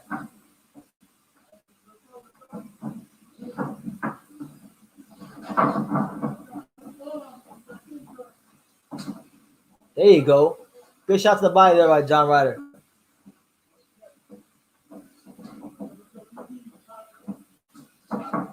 There you go. Good counter right hand by my guy. Nice. These neither John Ryder nor my guy are winning over any fans tonight. They're not winning no. They want not winning no fans. There you go. Oh.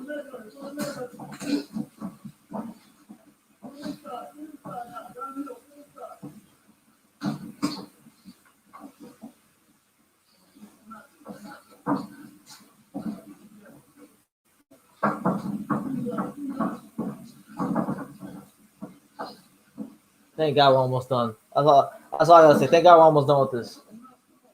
This fight is brutal. Good luck to start there by John Ryder. Oh, there you go. Good left hook by right hand by Mike Guy.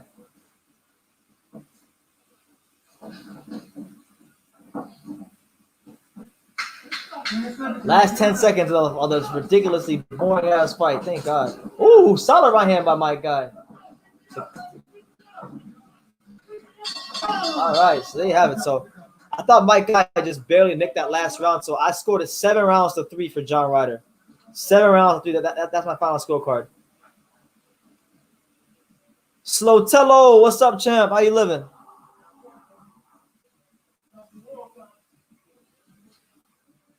One would think that John Ryder would be motivated to not let the judges decide the outcome of a fight. Yeah, that's what I thought. I guess not. I guess maybe he's a bit too lax because he's in Florida. He ain't used to this Florida weather, so he's just been enjoying it. Mellowed him out. That trap, really, really brutal fight to watch. An eyesore. If I've ever seen an eyesore, this is it. An eyesore and a half. So we impatiently await the decision of John Ryder versus Mike Guy. Oh my God. Brutal fight. You guys give me your thoughts in the comments. Give me your thoughts in the comments. I love to hear them. Too much. Yeah, after this decision, guys, I'm gonna go downstairs and get me an ice cream and come back.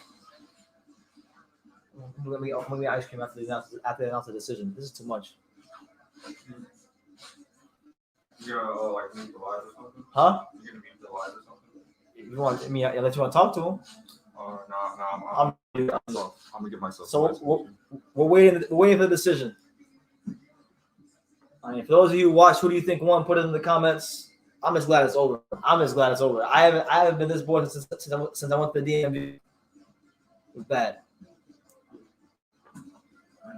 This fight was like a step below Chris Bird versus DeVar Williamson. Hey, if any of y'all ever want to fall asleep, watch Chris Bird versus DeVar Williamson. Let's see if my man Otis Griffin's gonna get a win as a trainer with my guy. So let's see. Watch me a draw. Watch me draw and then do a rematch. I was mad as hell. Go to the scorecards. Here are your score totals. Judged at ringside, Alexander Levin scores it 190. Michael Ross, 99.91. And John Rupert, 96.94. All for your winner by unanimous decision, John the Gorilla There you have Ryder. it. There you have it. John Ryder gets the decision. Pretty wide scorecards. Otis is mad as hell. Otis Griffin ain't happy with the damn scorecards. Yet he gets through some shit out the ring. Otis, my friend Otis, he's my guy's trainer. He gets through something out the ring. Yeah, I don't think. Listen, I didn't have a 90 to 100. I would have had it. What? I gave my guy 3 rounds, so I don't know what that score would be, but I gave him 3 rounds. So make it that what you want. I had a 97-93 for Ryder. But on that note, guys, I'm going to take a quick break because that one was really, really boring, and that one just zapped the life and energy out of me. So I'm going to I'm gonna put the live on mute. Don't go nowhere. I'm gonna go get some ice cream. I'll be back. So do not go anywhere. I'll be back.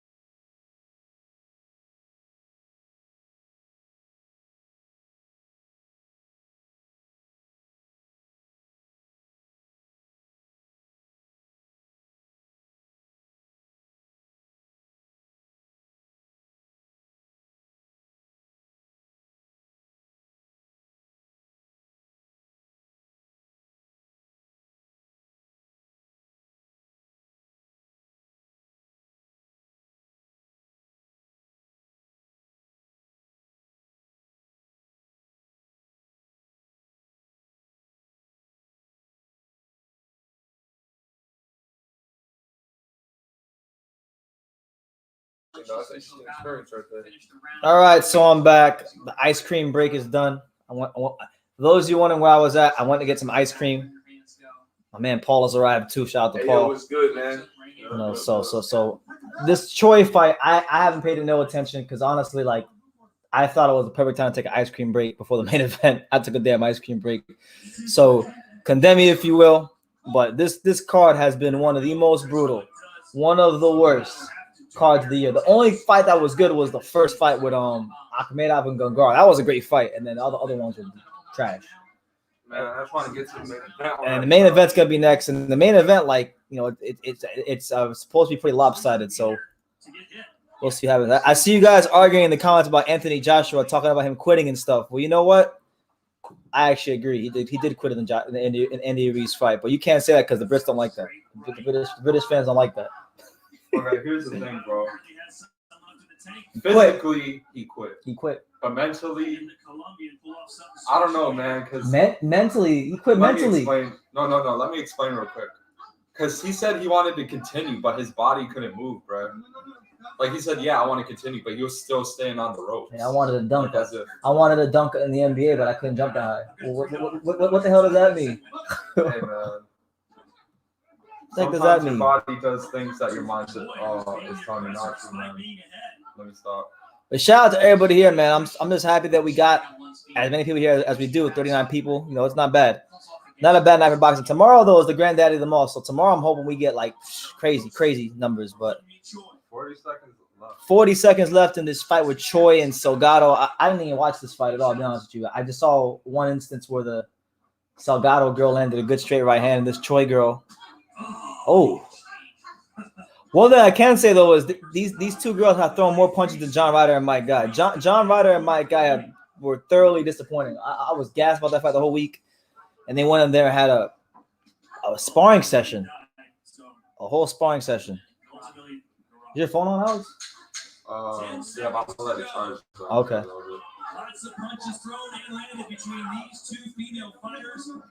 But it appears that the WBA super featherweight. He's on the same thing. I saw some ass. Yo, I'm gonna say it, bro. I saw some nice ass, bro. What? I don't go fuck, bro. My man Alex is turning up. Man, you know what, bro? That definitely was the best fight of the That was the best fight of the night? Yeah, hell yeah, bro. No, that's on the. I got to see some ass. Hold on, bro. I got to see some ass in a boxing ring, bro. What? Please stop. Yeah, like you never seen no booty before, bro. But in a boxing ring, bro. Very busy, throws a lot of Bro. punches. Technically sound, I think. You already know, bro. Ass a boxing ring. Anyway, in the comments, guys, let me know what y'all thought about this fight with Choi and Salgado. I didn't get a chance to watch, so y'all can put me on game. I thought this was the perfect fight to take an ice cream break on. But in reality, actually, the John Ryder Mike Guy would have been the perfect fight to take an ice cream break on. But either way, the ice cream was good. I had a Twix ice cream bar and an ice cream sandwich, or a cookie ice cream sandwich. Who couldn't have won the title either way because she missed weight. This card has been fire. Too few and far between. What Honestly, part? bro, it was a good card. It was just that one fight. Okay, you had we had Gungar versus Akhmedov. And what other fights was there? Rashad Maddie. That fight was trash. But at least a finish, like it's not a good finish. It was a solid finish. Then you had Ryder versus. Yeah. We'll see, man. I mean, for my money, I think it's one of the worst cards of the year. Or maybe I'm being harsh. That Gungar fight was pretty good. That Gungar fight was really good, actually. Bro, it was amazing. It was an amazing fight, actually. It was just that John. Well, I was in the shower. But yeah. No, you didn't miss anything. Yeah, you're right. The rounds you watched, that's how the whole fight was. That's how that whole fight was. You couldn't have picked a better fight to go take a shower during.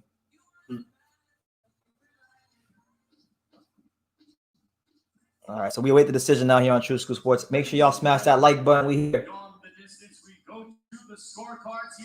They got commentary now too, so we solved that on here. We solved that.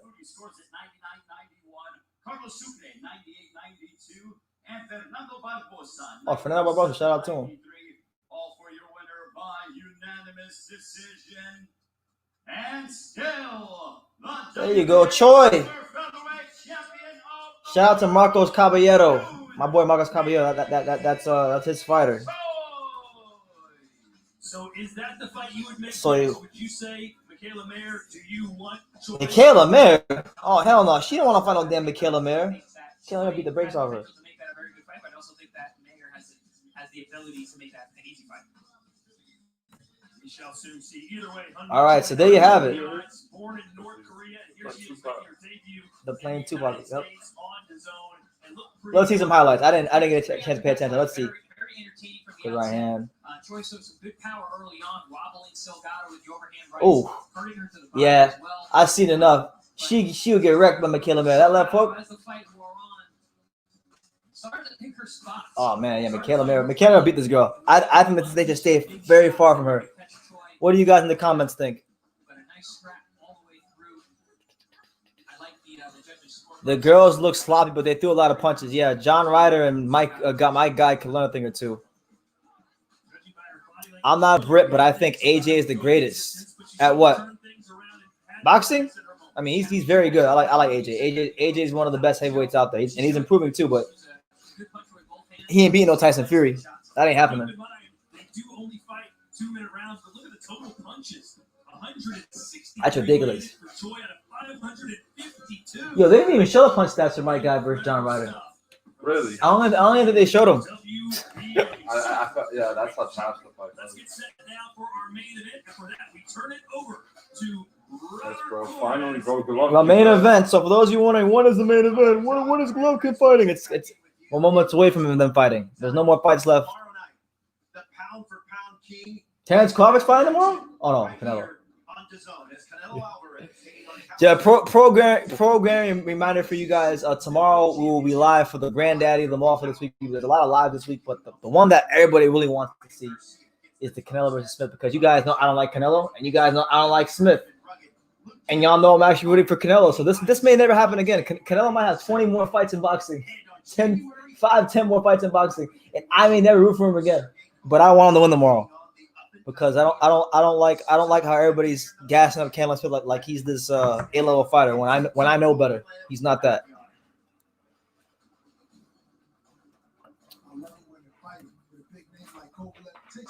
Yo, AK looks like Drake, kind of. I thought the same exact thing. Right? Like He looks like who?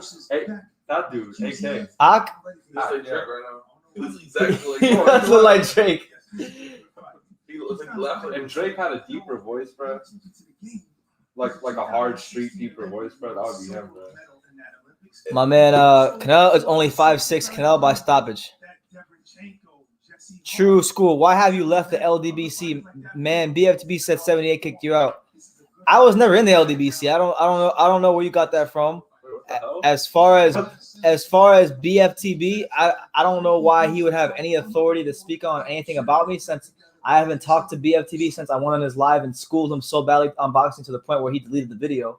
So I don't know where in fact, if anything, I'm like the most anti-LDBC person there is. There's been on YouTube the handful of times I talked about him. You know, I don't understand. How do I get kicked out of something that I was never a part of? That's yeah.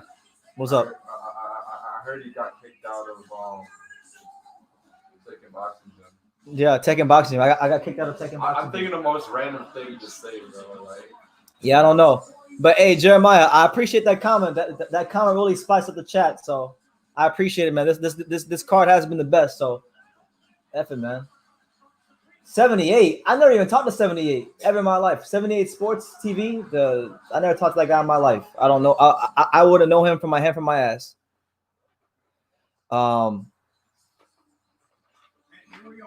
Yeah, I don't know. I seen that tweet of the LBBC member going off on the call on your stream.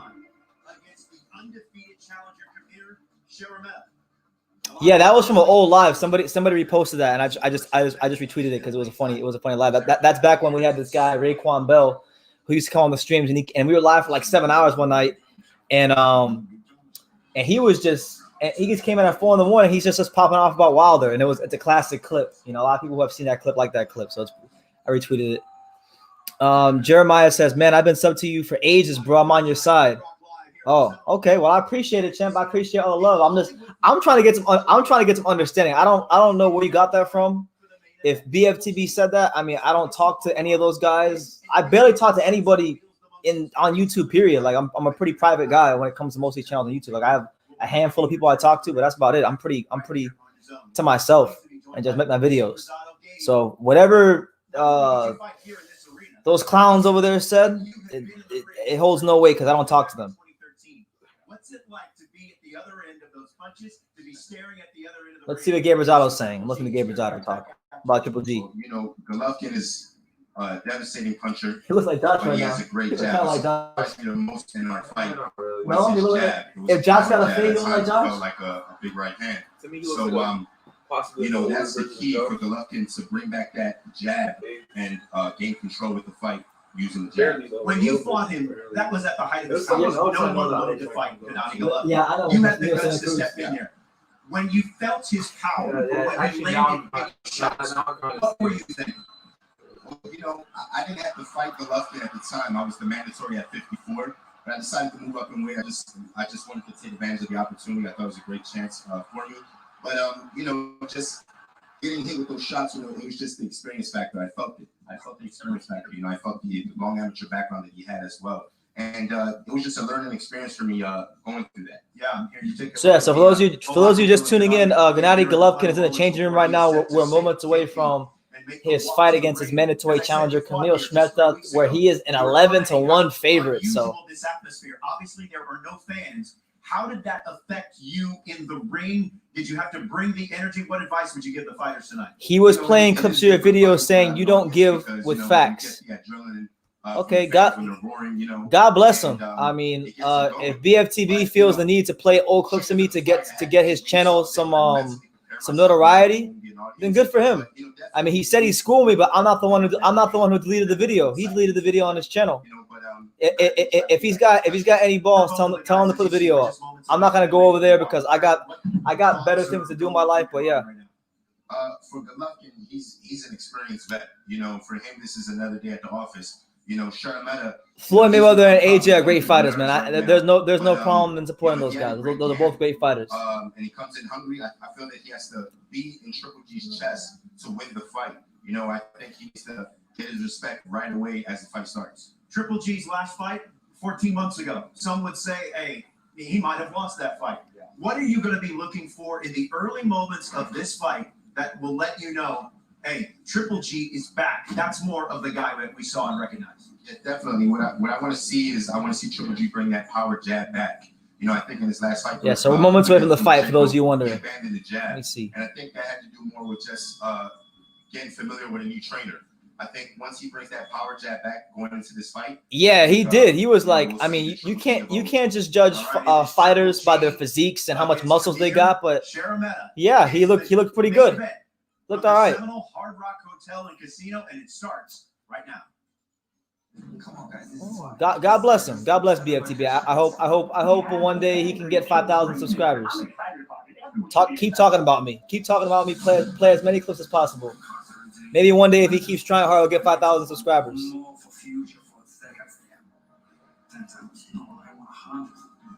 I'm not trying to shit on him, but like if that's what he's doing, like shout out to him.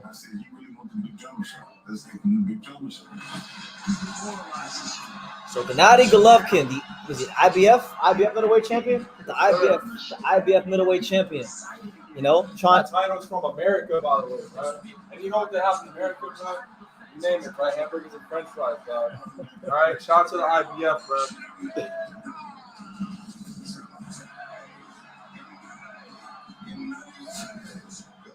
Big drama show. The Big Drama Show. Are you ready for the Big Drama Show, Alex? Oh yeah, bro. Hold on, bro. When was the last time we went live for a Triple G fight? Hold up, bro. All right, ladies and gentlemen, it is now. I wasn't live with you for Jerry Manchenko last year. I didn't laugh at that fight. It was the Jacobs fight. Middleweight championship of the world. Yeah. Legend on This is the first last of the Jacobs fight. Holy shit. Only one loss and one Let's go, champ. It's about to start right now, bro. Yeah, my man Alex gas to tell right now.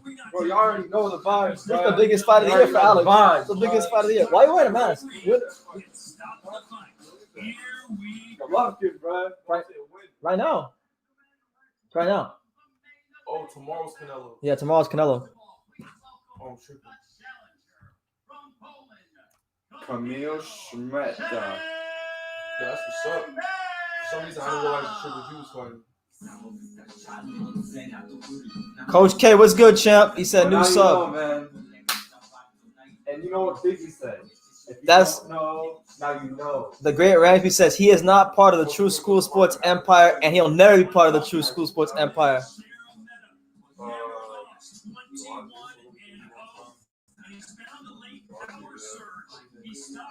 All right, so here comes Kamil Szeremeta, the 21-0 undefeated, upset-minded Kamil Szeremeta. He's coming in as a massive underdog, but with a win tonight, he will shake up the whole boxing world and the entire middleweight division and become the cash cow of Polish boxing. So it's a lot at stake for Kamil Szeremeta. He's got everything to gain and absolutely nothing to lose. So best of luck to him. Hopefully he goes in there and gives Golovkin hell.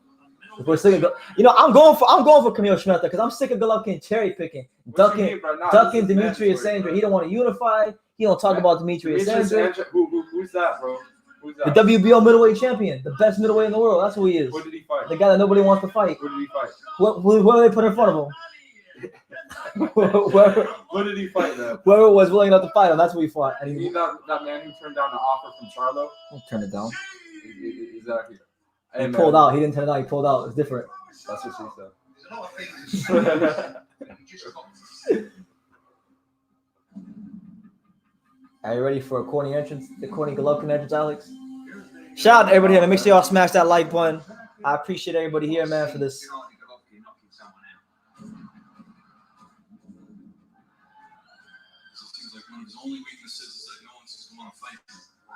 That is definitely not true anymore. You can't say that. No, that's not true anymore. Do you remember Alex when he was the middleweight Mike? He was the middleweight Mike Tyson. I remember that. Mike Tyson took some losses too, though. Knockout losses. Mike Tyson was undisputed at 20 years old. So did Triple G, bro. No, man, when Triple G was 20 years old, he was beating Hear me out real he was quick. beating jits up in the air.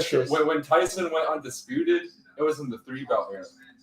WBC, WBA, IBF. I know. You ain't telling me. Triple G also had the WBC, WBA, IBF. Now think about that for a minute. Let that sink in your head. That's right. Oh, here we go. This damn song. Seven Nation Army, bro. He's already in the ring? Wait, what? That was quick.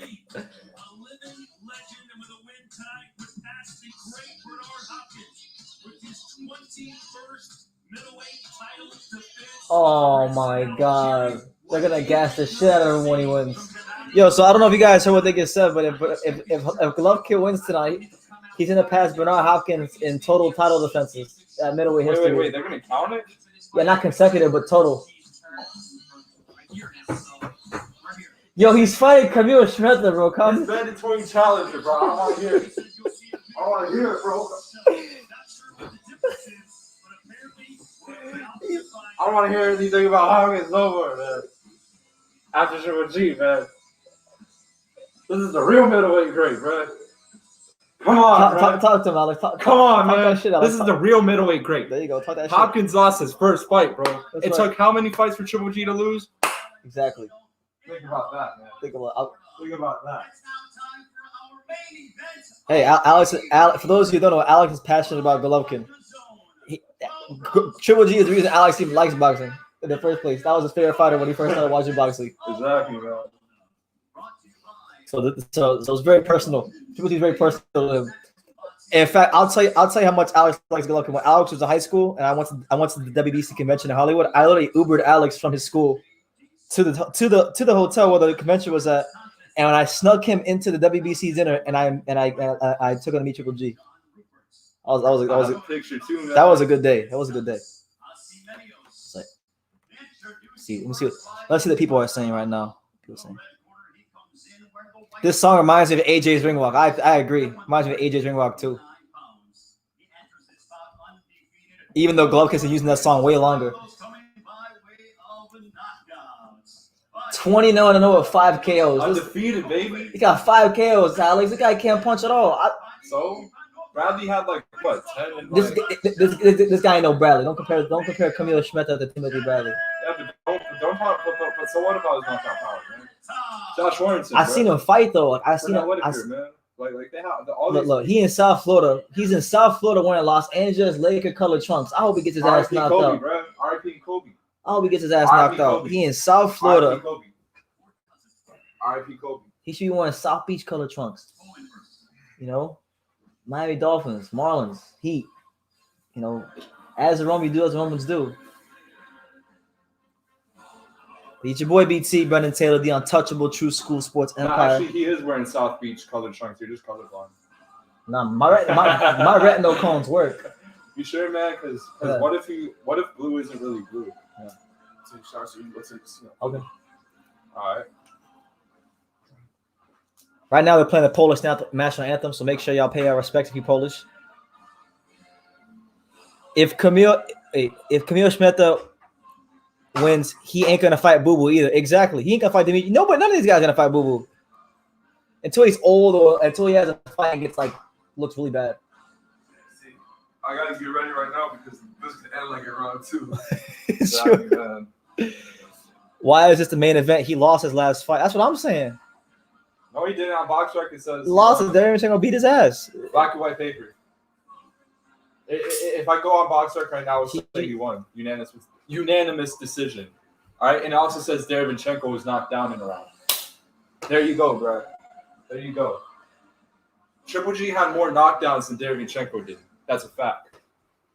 1 is greater than 0. That's a fact. You on your full Triple G tard. You got full triple. You can keep a full Golovkin tard right now. I don't care, man. I'll speak.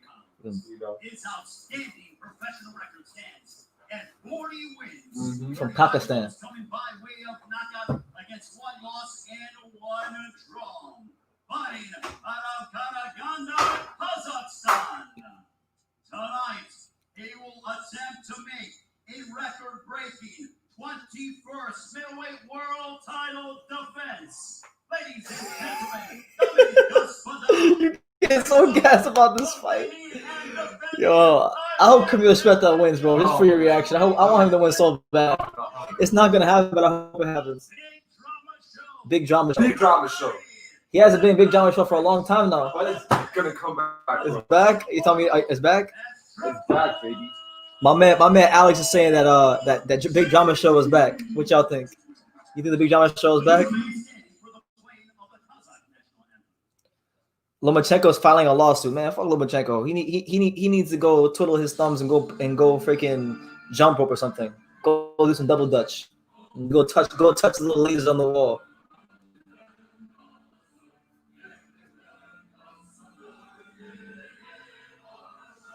The American national anthem was way better than this. Nah, bro, it doesn't sound as dramatic, bro. It sounds like It doesn't sound dramatic. It sounds lifeless, bro. What do you mean? I don't know, bro. Well, I'm not even kind of saying it. This sounds like communism, bro. Sometimes communism is good. I'm sorry. We're having fun, guys. We're just having fun right now. But yeah, right now they're playing the Kazakhstan national anthem as we patiently wait for the highly anticipated fight between Gennady Golovkin and Kamil Szeremeta, his mandatory challenger. Exactly, bro. You need to start telling them, bro. Man. Okay. I'm gonna tell them right now. So for those of you who don't know, Kamil Szeremeta is Gennady Golovkin's IBF mandatory challenger, which means that he earned the right and put himself in a position of power to get this title shot. And he's They didn't just give it to him. No, he had to earn it.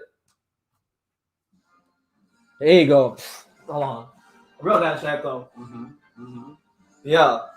Stars and stripes, baby. Stars and stripes.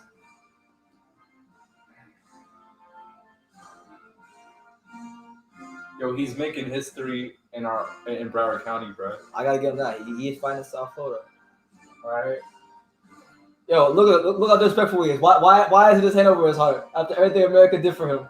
He should have 2 hands on his heart. Yo, I hope he gets knocked out, bro. disrespecting America. He's looking at all. It's disgusting. I don't think Kamil has. And why isn't Ray Flores his hand above his heart? Neither the referee either. No, the referee's hand was above his heart. Bro, Michael, hold on, man. Jonathan Banks doesn't even have it.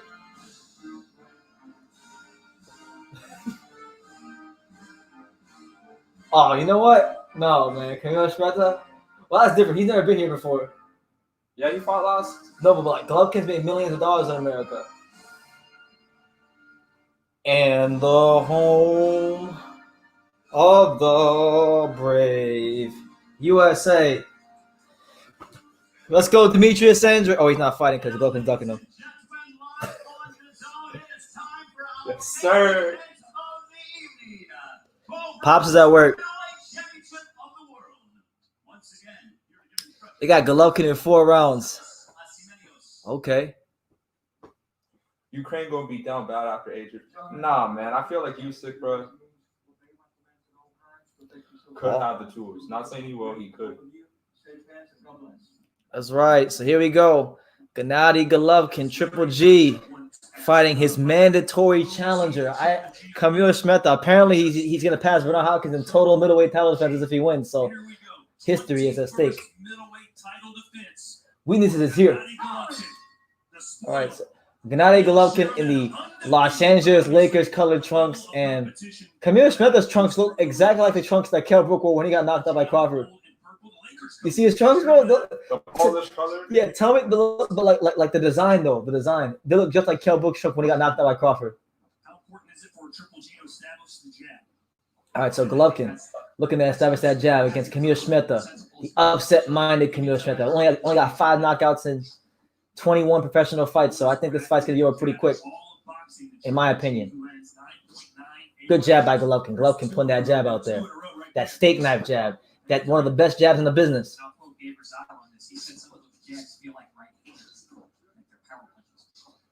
There you go, another jab from Golovkin. Once the most feared fighter in all of boxing. Damn, Triple G looks swole too, bro. Yeah, he's on that shit. what if Golovkin taking PEDs, bro? But still, many consider him to be the best in the middleweight division. 38. Who the hell calls clearly like Golovkin the best fighter in the middleweight division? Hey, ooh, cool. Kamil Szeremeta with a nice jab. Let's go, champ. Kamil Szeremeta, come on, Poland. Poland, stand the fuck up. I'm going for Kamil Szeremeta. He gonna get it. The people that thought he beat Canelo. Nah, not even. Because Demetrius Andre's a middleweight, so I don't think so. But who has he beat? Whoever they put in front of him. Who did he beat? So he beat Walter Kakadawa, that's what he beat.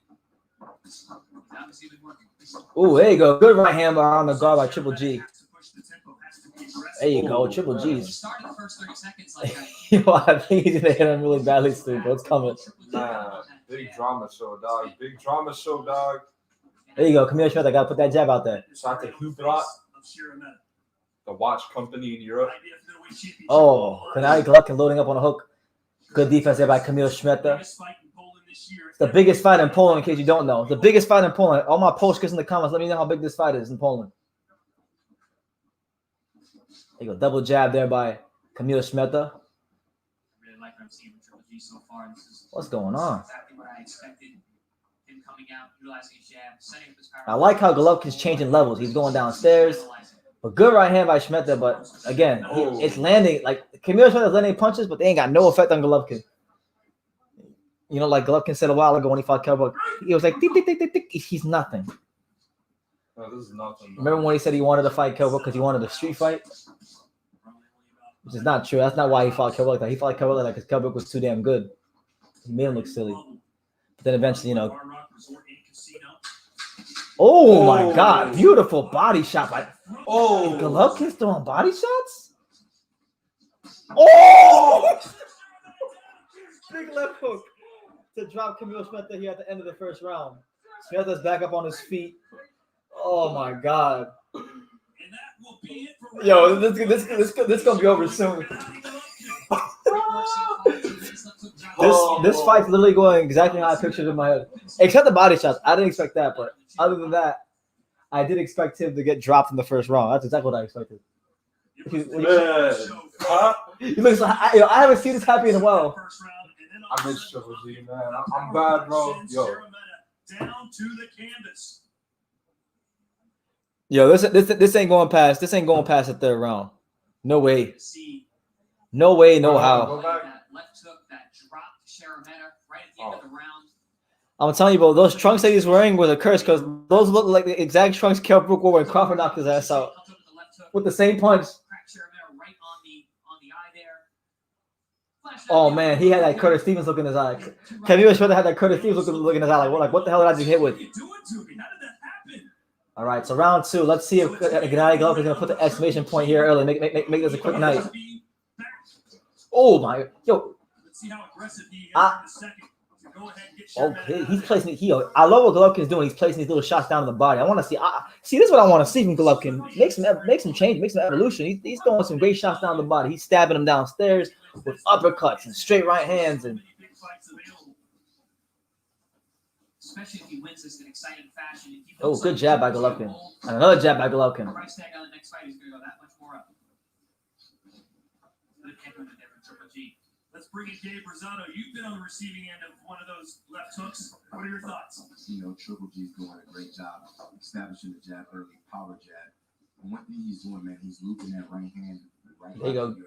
Golovkin just setting him up. It's coming. He set him up. He just touching him downstairs, moving to the right, just waiting for Kamil to sit there and pose. When Kamil sits there and pose, he's shooting that left hook. It's coming soon. Why? He's going. Oh, there's the right. There's the right. Oh my God. Yo, Triple G looking like. You got. Oh my God, beautiful. Hard right hand in the body by Triple G. And listen, I give Kamil Szeremeta all the credit in the world. He's fighting hard and he is landing punches, but like I said when I first watched him fight, it ain't gonna do anything because he can't punch his way out of the paper bag. Kamil Szeremeta, look, no disrespect to him, he couldn't punch his way through this napkin. Like no disrespect to him. But a napkin, forget a paper bag. What a napkin. 1 minute and 15 seconds left here in the fight with Triple G. Oh my God, bro. Yo, Alex, I don't know when it's coming. This might be a devastating knockout. It's coming though. It's coming. Here's a good left hook by Triple G. Okay. There you go. Here comes. When's the right hand coming? It's coming soon. Where's that right hand coming, Triple G? I've seen in the past. He's got great subtle hip movement going right into the shot, just outside shots, setting up his power play. Oh, there it is. There's the right hand. Face first. Another knockdown on Triple G. Was it the second or third knockdown? Second. Oh, his legs are done. 37 seconds. Here you go. Triple G is gonna finish him off here. Oh God, he's gonna finish him off. Left hook for Triple G.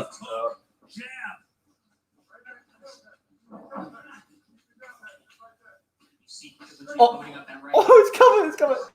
Left hook by Triple G out of the clinch. 20 seconds left. Oh man, yo, he just missed that right hand. Kamil just got his head up to block that shot. He might get out the second round. He might. Oh, that was low. He just blow the shit out of him. He was studying some Andre Ward for this fight. Oh, big right hand for Triple G again. No way. All right, so Kamil Szeremeta, credit to him. Somehow he's got out the first 2 rounds. Somehow, some way. Damn, bro. Still can't be. He still can't be Demetrius Andrade though, but it's good. Yeah, we'll see, man. We'll see. Okay, what are you doing?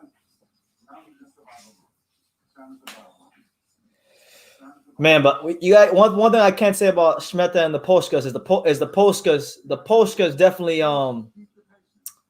they're tough. You know, they're definitely tough. Yeah, Demetrius Andrade is not overrated, and he would take Golovkin to school if they fought. In fact, Demetrius Andrade, if they fought, will become the first guy to stop Triple G. Nah. Yup, he'd stop him. Easy money. Hey, man, I'll put cash on it. I'll put my money on my mouth with Demetrius Andrade.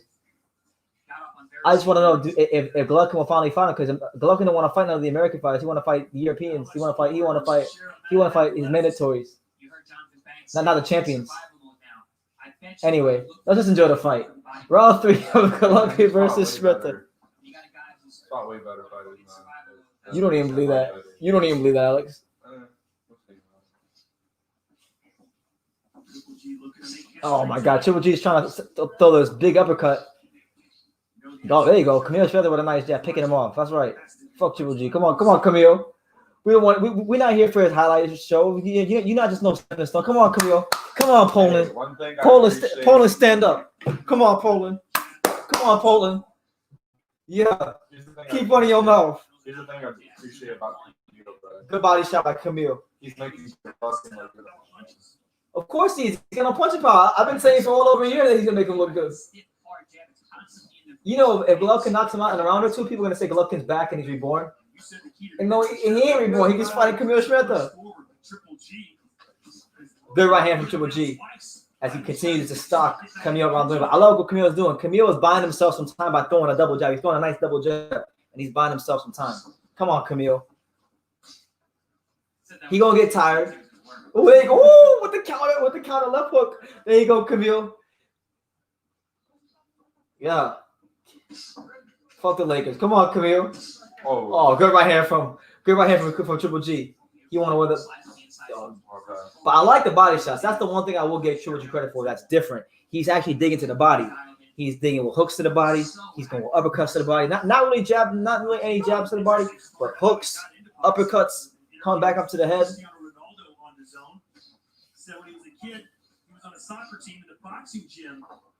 Fighters had a soccer team. They challenged Gennady's guys to play soccer. They played Triple G won, and they said, "Well, let's see if you can beat me in boxing." So he shows up at the gym the next day. Said he got beat up, bloody, and they said, "I guess you're not going to fight again." And he said, "I'll see you tomorrow." He never left the gym after that. Oh damn! Oh shit! There you go. Good right hand by Triple G. Another jab by Triple G. There goes that jab. Now that jab. Oh, big uppercut from Triple G. Oh, this is it. I think this is it right here. He's one shot away from the end of this fight. He's one shot away. Szeremeta's face looks like he's already fought 10 rounds. Oh, good left hook with Triple G. 30 seconds left. Can Kamil Szeremeta make it? Get out of the third round. I'll be shocked. I'll be shocked if he got this third round. Oh, beautiful body shot from Triple G. There you go. Good. He's tying him up. He's doing the right thing. Camille's doing the right thing. Tying him up. Like you're at your high school prom. Just tie him up. Yeah. Triple G's he's exposed. Triple G's exposed. He can't even put this guy away in 3 rounds. Oh damn. Oh my god. How the hell? Yo, he made it through 3 rounds, bro. I think honestly though, I think his corner, if they really care about this guy's well-being, stop this damn fight. Nope, they ain't doing that. They say fuck this guy. We got pride. This guy's gonna get killed. Whenever this fight ends, if it ends, it's gonna be bad. I sense a KO of the year candidate coming on. Sam, so what's good, champ?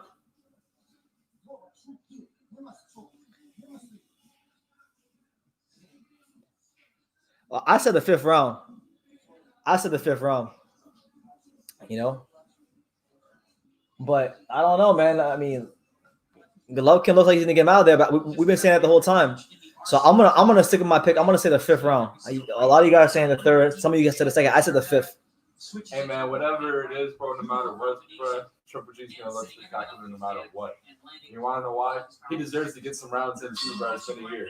You know what I'm saying? So, you know.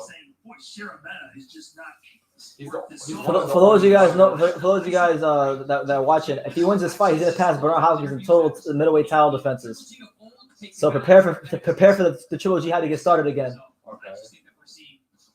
Yeah, look at that blow blows. That's right, Camille. Throw low blows at this dude. Whatever it takes for you to survive, just do it. Come on, champ. Come on, Polska, stand up. I'm standing up for Poland. I'm standing up for Poland right now. Come on. Oh my God, Triple G's landing some heavy leather. How the hell is this guy still standing? Oh. This guy, Szeremeta, is so slow, he makes Triple G look fast. Everyone was impressed by his physique yesterday at the weigh-ins.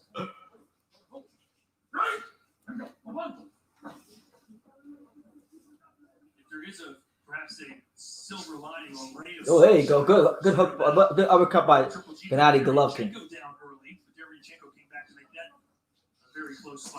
Oh, Kamil Szeremeta with the hard jab. He's fighting hard right now. Triple G is gonna have to show that extra bit of quality to put him away. You know, he's beat him down, but he hasn't folded him up. He ain't folded him up like a blue steel chair. Poland Poland, stand up. I'm getting on this chair. Poland, stand the fuck up. Come on, Kamil. I'm going for Kamil. Let's go, champ. Come on, champ. Come on, champ. Come on, Kamil. Just get to the 4th round. Take him to deep waters and drown his ass. We know Golovkin's gonna get tired at some point. You know? Or he's gonna have you think that. No, he gonna get tired. Oh, good body shot by yeah. That's right, warm.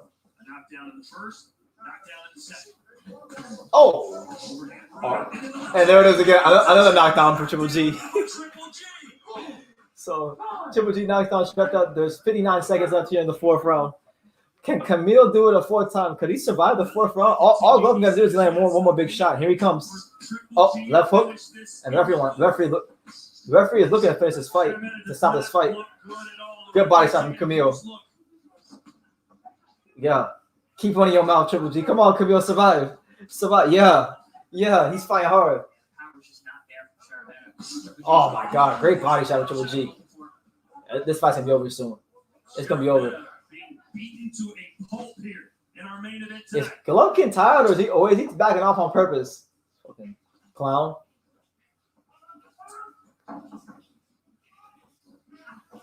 Oh, that's fake, bro.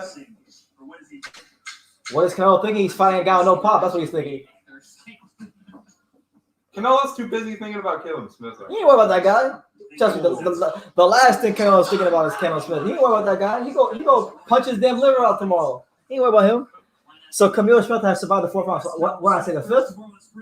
Yeah. The 5th, yeah. So yeah, you know, this is Triple G move. You know, he's looking fantastic. Triple G has been reborn. Going to the body, going up top. You know, Szeremeta doesn't know what to do at this point. Well, Chris, what does Szeremeta have to do at this point? Honestly, I don't see the power in any respect. I'm gassed about Canelo Smith tomorrow, but only because I'm gonna talk a lot of shit to a lot of people that don't know anything about boxing. The power for Szeremeta it's just not there to get the respect. Here's a look at that knockdown. George Grove was 30 when he fought Smith. He was 30 with one arm. You know, and Kamil Smith is like, I think he's overrated, but I don't think he's like. Why am I hating on Triple G? I'm actually not hating on Triple G. I'm just waiting for Kamil Szeremeta because I want to see an upset. I want to see Alex's reaction. I actually don't hate Triple G at all, but I do wish he'd fight somebody like Dimitri Sanchez. So round of applause. Here we go. So, stop him now, Triple G. Get him out of there now, so I can be right. This man won a Kell Brooks chunk from when he got the body shot from Triple G. But I gotta give Kamil all the respect, man. I didn't think Kamil would be this tough. I thought that would be one-sided like it is, but I didn't think Kamil would last this long and be this durable. I mean, he's showing a lot of heart, a lot of heart. So I gotta give Kamil a lot of credit. And he is landing his shots. He just doesn't. He's not a puncher. He's not a puncher. There you go. Good left hook by Triple G, and a body shot by Triple G. He's handing out rib dinners. Triple G has handed out more rib dinners than the freaking family barbecues at TY Park. If you're from South Florida, you'll know the reference. You'll understand the reference if you're from South Florida. If you're not, then sorry. Your good left foot. Oh, there's a straight right hand from Triple G. Steak knife shot. The steak knife shot, straight right hand from Triple G. I mean, oh my God. He's taking big shots. He's still in there. He's still throwing. Yeah, come on. Come on, Poland. Poland, stand up. He's coming. He's coming for you, Alex. Kamil Szeremeta's coming. Yeah. Keep running your mouth. He did so good in round 1, 2. Who? Kamil. Oh, he did. And in the last round. That's one thing that always. Yeah, I see some steam. Even though Golovkin's landing, I see a little bit of steam coming off those punches. I think Kamil, he's got a couple more rounds in him. Yeah, come on, Kamil. You ain't winning this round, champ. But come on, keep fighting. Keep fighting. 2017, Golovkin scored 23 consecutive knockouts. Didn't Golovkin stop Kell Brook in the 5th round, or was it the 4th? 5th. Oh, that was in the ear.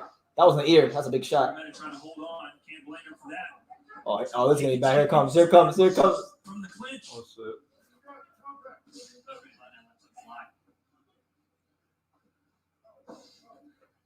Yeah. Come on, Kamil. Come on. You think Poland going like some punks to you? Oh my God. Bro, Triple G showing some defense. Triple G's like, Triple G is freaking Lomachenko now. He's showing all this defense. Look at this guy. But like I said, I said this a year ago when I first watched Kamil fight. They were talking about him fighting Golovkin. I said, I hope not, because it's gonna be a fight made to make Golovkin look really good because of the style. And so far, I'm right, and I'm not gonna be right on my exact knockout prediction because, Kamil Szeremeta, he deserves a lot of credit for his toughness and his heart. He lasted longer than Kell Brook, man. He lasted longer than Kell Brook. Kell Brook is not a middleweight. But he was a big. He's not a middleweight. Yeah. Kell Brook did better against Triple G though. He might have. That's right. Kamil Szeremeta by unanimous decision. Let's go. Listen, Poland ain't going out like no punks. We ain't having it. I'm not even Polish, but you know what? I'm Polish tonight. Let's go. I'm a Polska tonight. I want the upset. It's not gonna happen, but I want the upset. 25-1. Shit. Golovkin's done, bro. He threw all of his best punches. The longer this fight goes, Kamil's gonna drown him. How would you feel if Kamil Szeremeta stopped Triple G? Bro, I want to hear anything. If Kamil somehow pulled it out, won this fight, I don't want nothing from you. Hey, Brendan. It's not gonna happen. Why know what I do? I think about reality, not what is. The reality is the fight is still going on. Triple G hasn't put him away yet. The reality is that Triple G is winning. And the reality is that Triple G is those punches are losing a little bit of steam, losing a little bit of snap. More. Ooh, counter left hand. Let's go, Chip. Come on, Kamil. Come on, Kamil. Polska. Listen. Literally and figuratively. Poland, stand up. Polska, stand up. Let's go, Chip. Come on, Chip. He gonna beat him, Alex. I see the fear in your eyes, Alex. I see it. I see the fear in your eyes, champ.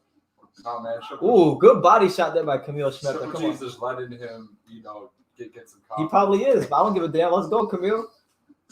He's like, yeah, come on. I want to see us. Triple G would let his opponents hit him on purpose. Exactly, so man. there would be entertainment for the crowd. There's no crowd. You score multiple knockdowns in the first 5 rounds of the fight. Oh, there you go. Good body shot and an uppercut and then a left hook. Oh, now he's snapping his head out with jabs. Oh, there's a right hand by Triple G, but it's countered by a right hand by Kamil Szeremeta. Let's go. Let's go. Yeah. He's making him back up. He don't want no smoke. Yeah, back. Oh, there you go. Good body shot by Triple G. If I had one knock, I would like to see more consistent body punches. Kamil with the rib dinners. You got a guy like Szeremeta. I'm gonna tell you this, man. Super tough. Taking the shots. I know Golovkin's winning, but like it's got to be at least a little bit discouraging that Golovkin has dropped this. What is it? 3 times? 3 times? And this guy is still standing and he's throwing punches and he's countering and he's still, he's still a live body in there. Yeah. This fight was 5.5 rounds, so Szeremeta beat the odds Oh. there, despite the 3 knockdowns. Good right hand by Triple G.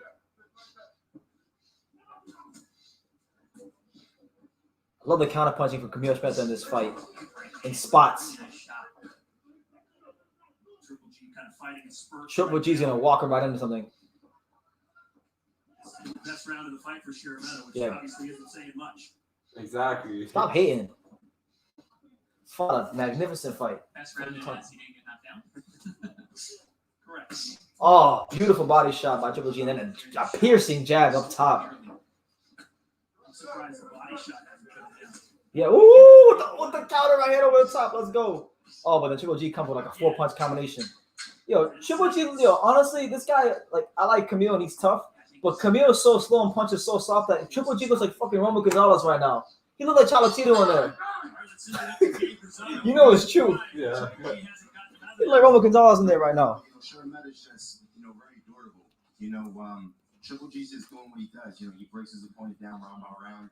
He's really not gonna, you know, he's not a one-punch knockout artist. He's more of a punisher. He's gonna break him down. That's right, That's bro. what he's doing to Szeremeta right now. I think it's just a matter of time. He's breaking him down, bro. With us here tonight in Hollywood, Florida. Y'all going crazy in the comments. The Polish, listen. I'm Puerto Rican and I was born in America, and I want to see an upset. I doubt I'll see it, but I'm a fucking Polska tonight. I'm a Polska. I don't know any Polish words, so I can't say that in Polish. But I'm a fucking Polska. Puerto Rican Polska. The Puerto Rican Polska from Dania Beach. We here. Kamil Szeremeta gang. They ducking Kamil Szeremeta. So shout out to Krzysztof Golovkin. Yeah. Poland stand up. Round 7. Let's go, champ. Let's go. Oh no, Golovkin's beating the shit out of him right now. Oh, big right hand. That one. Yo, how is he still standing? Durable as hell. This guy's durable, so I don't know what the hell this guy does in training, but he must train like a straight dog because these shots Triple G's hitting him with will put out most middleweights. And he's definitely did better than Steve Rolls. Actually, that's not true. Steve Rolls actually won some rounds. Ooh, she could be with that with the straight right hand. Let's go.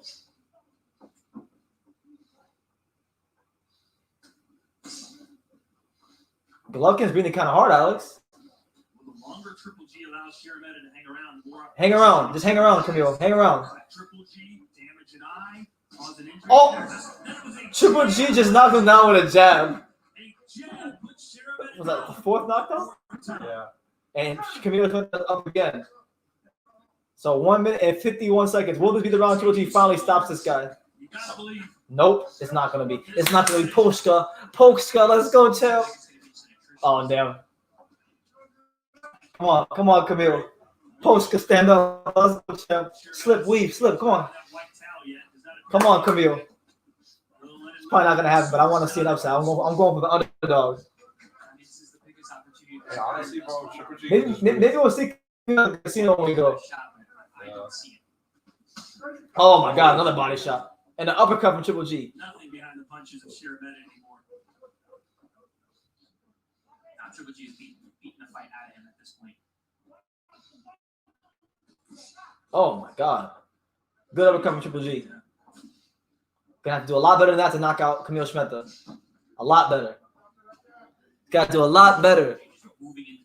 Man, Demetrius Andrew would beat Triple G right now. I wish they fought, man. I just wish they fought. You were dropped 5 times by Manny Pacquiao, but kept getting up. Oh my God! Such as yourself and such as Szeremeta, that even though the odds are now 1,000,000 to 1, you continue to stay in the fight. It's the L. He's never been stopped. He's never been stopped. You gotta beat the fight out of him.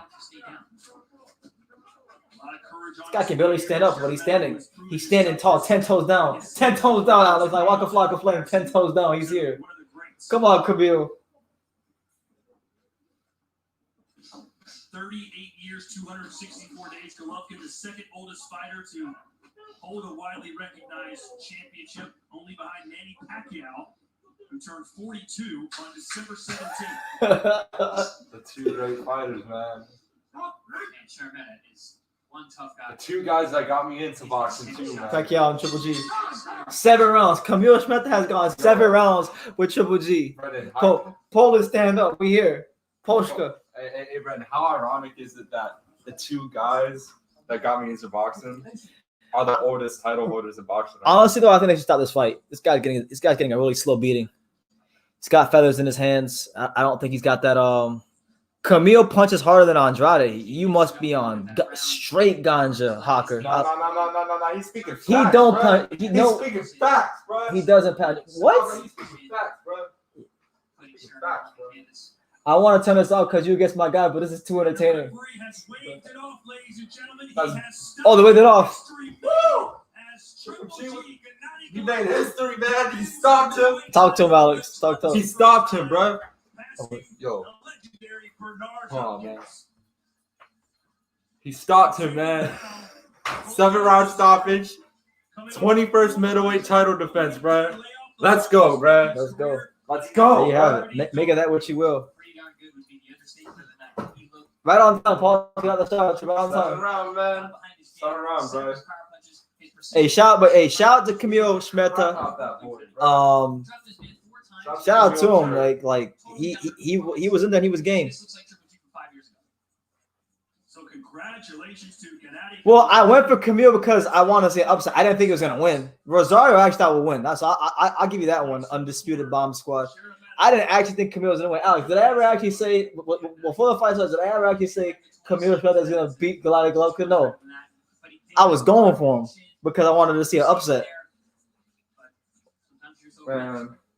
Because I'm getting sick of Triple G and this shit and not fighting top middleweights. This is fight, and I love fight. Quoted by Triple G, man. Yeah. Performance, the type of Freaking Borat. So Borat gets a 21st title defense. Hey man, Borat is lit, bro. I like Borat. Shout out to Vladimir Klitschko too for doing a good. Hey, for all you guys talking about Kamil Smith, Yes, I want to see that fight. I think that.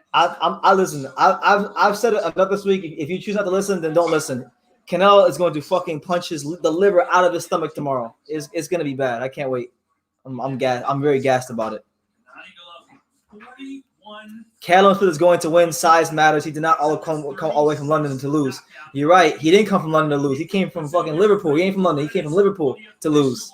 So he came even further from England to lose because Liverpool is way up north.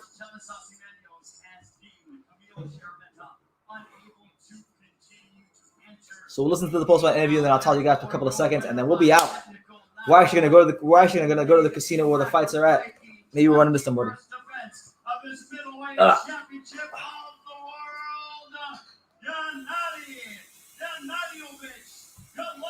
There you go.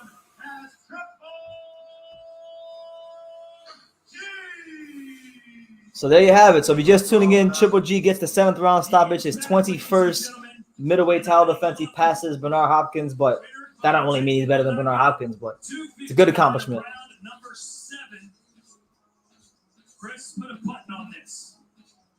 Will GGG call out anyone? If he does, I mean, I can tell you who he's not going to call out.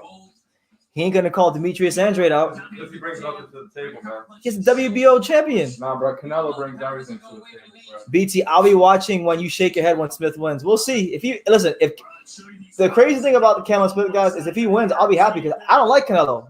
Like Canelo is my least favorite fighter in boxing. So if anything, I'm gonna be happy no matter what tomorrow. If somebody gets knocked out tomorrow, I'm gonna be happy either way because I don't like neither one of them. But I like Kamil Smith less because at least Canelo's an elite fighter.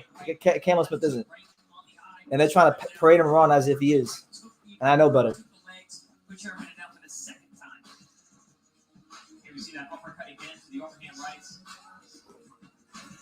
So if you're just tuning in, Gennady Golovkin does what he's supposed to do. He beats his mandatory challenger, Kamil Szeremeta, who was very tough, by the way. I think if the trainers didn't stop the fight, he'd still be boxing right now. He was that damn tough. He got dropped 4 times. Gennady Golovkin showed a really good jab, powerful left hook, digging really well to the body. It was just a kind of like a vintage Triple G performance. Kind of like the Golovkin of old. So we'll see what he says. I'm looking very forward to seeing what he has to say. Potential holiday showdown on Cinco de Mayo, maybe against Canelo. Please, no, please. Tomorrow night here on DAZN. Oh my gosh, yeah. Yo, legit. If he fights Canelo 3rd time, I'm going for Canelo because I'm getting sick of him. He should be fighting other people not named Canelo. Oh, man, There's other people not named Canelo. Like your whole career can't just be revolved around Canelo all the time. But hey, it still makes good money, bro. And I wouldn't blame him, bro. To me, it makes sense though because the loss and the draw. Yeah, I guess. Bro. And the money, bro. All the money's there. No, but still, the series is still open. He can fight him. He can fight Charlo. He can fight. What do Demetrius they bring? Andrade. Canelo only has a Canelo. I'm saying Demetrius Andrade's a world champion. Okay, He got a belt. But where's the fans? Where's the I feel like it's fans? unfinished business. It's not his fault. He didn't want to fight no American. Canelo only has 1 win. Exactly, He has bro. 2 wins. 1 was a draw. You know what, man? I'm just sick of Fuck all Golovkin. these belts, bro. Now it's about the money, bro. They call it But it's not prize even fighting about. for a reason, But it's not bro. even about the money though. Gennady Golovkin still has unfinished business. Like That too, the bro. series is not over. Canelo's only up 1-0. Well, he's got 1. Golovkin gonna fuck around and turn me into a Canelo fan. Yeah, Canelo Smith and Triple G are gonna mess around and turn me into a Canelo Alvarez fan. I'm sick of this, bro. I just want to see him fight other people not named Canelo. Wow, he out jabbed him like 84. Hey, Canelo's the WBC, WBA champion, bro, at middleweight. and Triple G's the IBF. So that's another reason, Paul. That's another reason. 3 titles on the hard, bro. His head, getting away from shots. So very impressed with Triple G today. Yeah, Gabe, it was a surgical performance. I want to meet. I hope we run into him at the casino. That's somebody I want to meet. Is Gabe Rosado. 140-day layoff, longest of his career. Let's see these comments, man. While we're waiting for Triple G. After seeing what he did tonight. If I were a pro boxer, I would fight 50 European fighters first. Hawker Mustang says, I hope Demetrius Andrade's never in a big fight. Oh, Physically, he looks better than he's ever had. I think it's one of the biggest disgraces to the sport that he can't get a big fight. It's ridiculous. He goes to 54. He's a champion at 54. They move to 60. He's a champion at 60. They move to 68. And if he moves to 68, they go to 75. It's getting outrageous. And then you got people in boxing who are like basically okay with like him basically being like sort of shadow banned or blackballed from the sport. Like it's weird. It's just weird. Why? Because he's tall. Because he don't have a big. It's just annoying. Boxing still is a sport. They don't listen. If Golovkin fought Andrade, Triple G would get embarrassed badly. They fought. I bet you he wouldn't be boring that fight. They say he's boring because of the opponents they put in front of him. But if they put a Golovkin in front of him, he'll be the most exciting fighter on earth. They said the same thing about Michael Nunn. When Michael Nunn was the best fighter in boxing, they said he was boring. But then they put Sambu Colombe in front of him, and he fucking stopped him in a round because of the opponents. And then you seen what James Toney did. Yeah, after he just ran through the entire weight class, he just beat like the seven straight fighters, like two Hall of Famers in a row. That's your Triple G. Here we go. And he is all smiles, ladies and gentlemen. You don't think we should head out? How much fun did you have in there today? I just want to hear what he has to say. Hold on. I'm so happy because like great atmosphere, great people, like great show. Great atmosphere. There's nobody in the crowd. Nah, man, the people in the corners, bro. The referees, the judges, everybody involved in boxing, bro. They're all great people. We need judges and referees in boxing. All right, Paul? Sure. And we need the doctors. We need all those people, bro, to check on the safety. I'm trying to hear Triple G. Alex, I need smart work. Your accuracy tonight was off the charts good. Almost everything you threw seemed to hit him. Did that surprise you a little bit? I'm not big surprised because this high level, Kamil Szeremeta, he's a great boxer. Come on, guys. I'm not surprised. Just I feel very comfortable because I work hard. I have a lot of time. I have a lot of people, good people with me, to support me. Thank you. I'm very proud of my team. You got 4 knockdowns in that fight. Were you surprised that he hung around as long as he did? No, just I can more, just respect Kamil's trainer, respect Kamil. Corner. Very smart because he done. Come on, guys. He was done. You even knocked him down once with the jab. Your accuracy with your jab is the best in all of boxing. That's your go-to punch still to this day. After my jab, I feel my power, I feel my time, my distance, just need more time because I'm finishing second round, maybe too early. I want to bring more people to me. Come on. The Lord right now is lava. Marshall has great job. Why not? We need more enjoy time. Well, the big question now is who do you want to fight next? You got this fight behind you. You didn't want to talk about Canelo or anyone else until you won tonight. Now you can speak. The floor is yours. Absolutely, I'm open for anybody. Just best opponent for me, for business, for the zone, for people, for fans. I'm ready. We will wait tomorrow. I hope tomorrow is great event. The best who win the best. I'm open. Yeah, who do you think is going to win that fight? What kind of fight do you think it'll be? Fans, absolutely. Fans, the fans win the fight. Your promoter, Eddie, to make this thing happen. First of all, what did you think about the middleweight champion of the world's performance? Eddie Hearn. Fantastic. Fuck Eddie Hearn, man. Eddie Hearn, I changed my mind. Eddie Hearn. I like Eddie Hearn, bro. Super tough. I mean, not many fighters would have gone past the second and third round. I think it was great for Gennady to get some rounds tonight, and we move on to a very exciting 2021. Everyone wondered how good he would look tonight. How would you rate him? Who wanted that? Nobody wanted that. Always A+. Always A+. But he's always going to raise his levels as these great elite fighters do when they step up to the world-class fighters. Szeremeta was a world-class fighter, but Gennady is a pound-for-pound great. This is a difference of what you saw in the ring tonight. So you're going to see him when he faces the best next year, step up the levels even more. He's fresh. You know, he looks younger than me and you combined. You know, so he's got plenty more gas in the tank. The most exciting fighter in world boxing still. Devastating. Oh my God, no! Stop it, Eddie. Do you have any plans for Cinco de Mayo? What are you going to be doing? Oh, listen, Gennady's a boss. You know, Gennady has earned the right to fight who he wants to fight. Of course, he saw an incredible 2 fights with Canelo Alvarez. If the 3rd fight presents itself, if it makes sense for Gennady, if it makes sense for Canelo, who has a tough fight, Callum Smith could win tomorrow night, you know? So we will see. But he will make his own decisions. He will guide his own career. We'll be there for the ride to help him and support Triple G Promotions as well. But we want to see him in the biggest fights, because him against Canelo, him against Demetrius Andre. Yeah, there you go. There you go. That's fight we want to see. That's the only fight. No, fuck Willie Joe Saunders. We need to talk about Demetrius Andre. I'll give you the final word. What's your message to all your fans? Because here's the thing, bro. If Andrade is great fighter, Hold on. All right, congratulations. 21 world title defenses in the middleweight division. All right, so that's the interview. Finish your thought before I end the Andrade is live. a great fighter, bro. He still would have fought him regardless, bro. Andrade is such a great fighter. I don't think it was. PEDs to him? I don't think it was. I don't think it was up to him.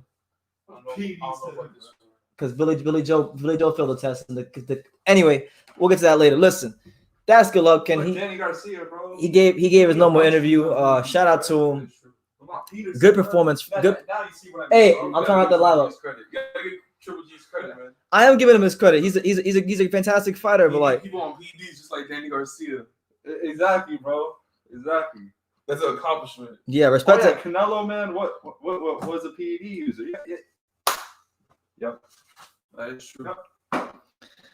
These don't vote. Danny Garcia knocked out American. Oh, come on. That is true, man. Anyway, and GG versus Rosado rematch. I mean, honestly, that wouldn't surprise me. That would happen before Bubu Andre. Any of these fights are gonna happen before Demetrius Andre. You know, the most talented middleweight in the world that nobody wants to fight. It's ridiculous. The guy can't buy a fight. Eddie Hearn is his promoter, and he's Triple G's promoter. He still can't buy a fight. So, you know, it is what it is. But shout out to Triple G. You know, it's his night tonight. He fought a really good fight against Kamil Szeremeta. Credit to Kamil. Kamil really, even though he got blown out, you know, I didn't think he was gonna last 7 rounds, and I didn't think that he was gonna land as many punches as he did, but he did. And hopefully, when Kamil fights again, they can put him in there with somebody at a lower level who has not a biggest puncher as Triple G. And who knows where Kamil will go. But you know, there's a lot of big fights out there for Triple G, like they were talking about. Obviously, Canelo's the money fight. The one I really want to see is Demetrius Andre, because I feel like he deserves a big fight after all these years. And that's what it is. But listen, we're gonna go out now. It's been a great time. It's been a great time talking to you guys. I appreciate everybody that's been on the live. Tomorrow is the granddaddy of them all. All right. Canelo Alvarez, Callum Smith will be live for that fight. I'll probably live about an hour or so before the card even starts. So be on the lookout for that. And I'm sure you guys will get a great reaction out of me. We're probably gonna watch the Showtime undercard because it's better and Jerron Ennis is on it. So be on the lookout for that. But on that note, you guys take care. And yeah, like I say in every single one of these videos, you can love me or you can hate me, but I'm just a kid from Dania. So until next time, take care, guys.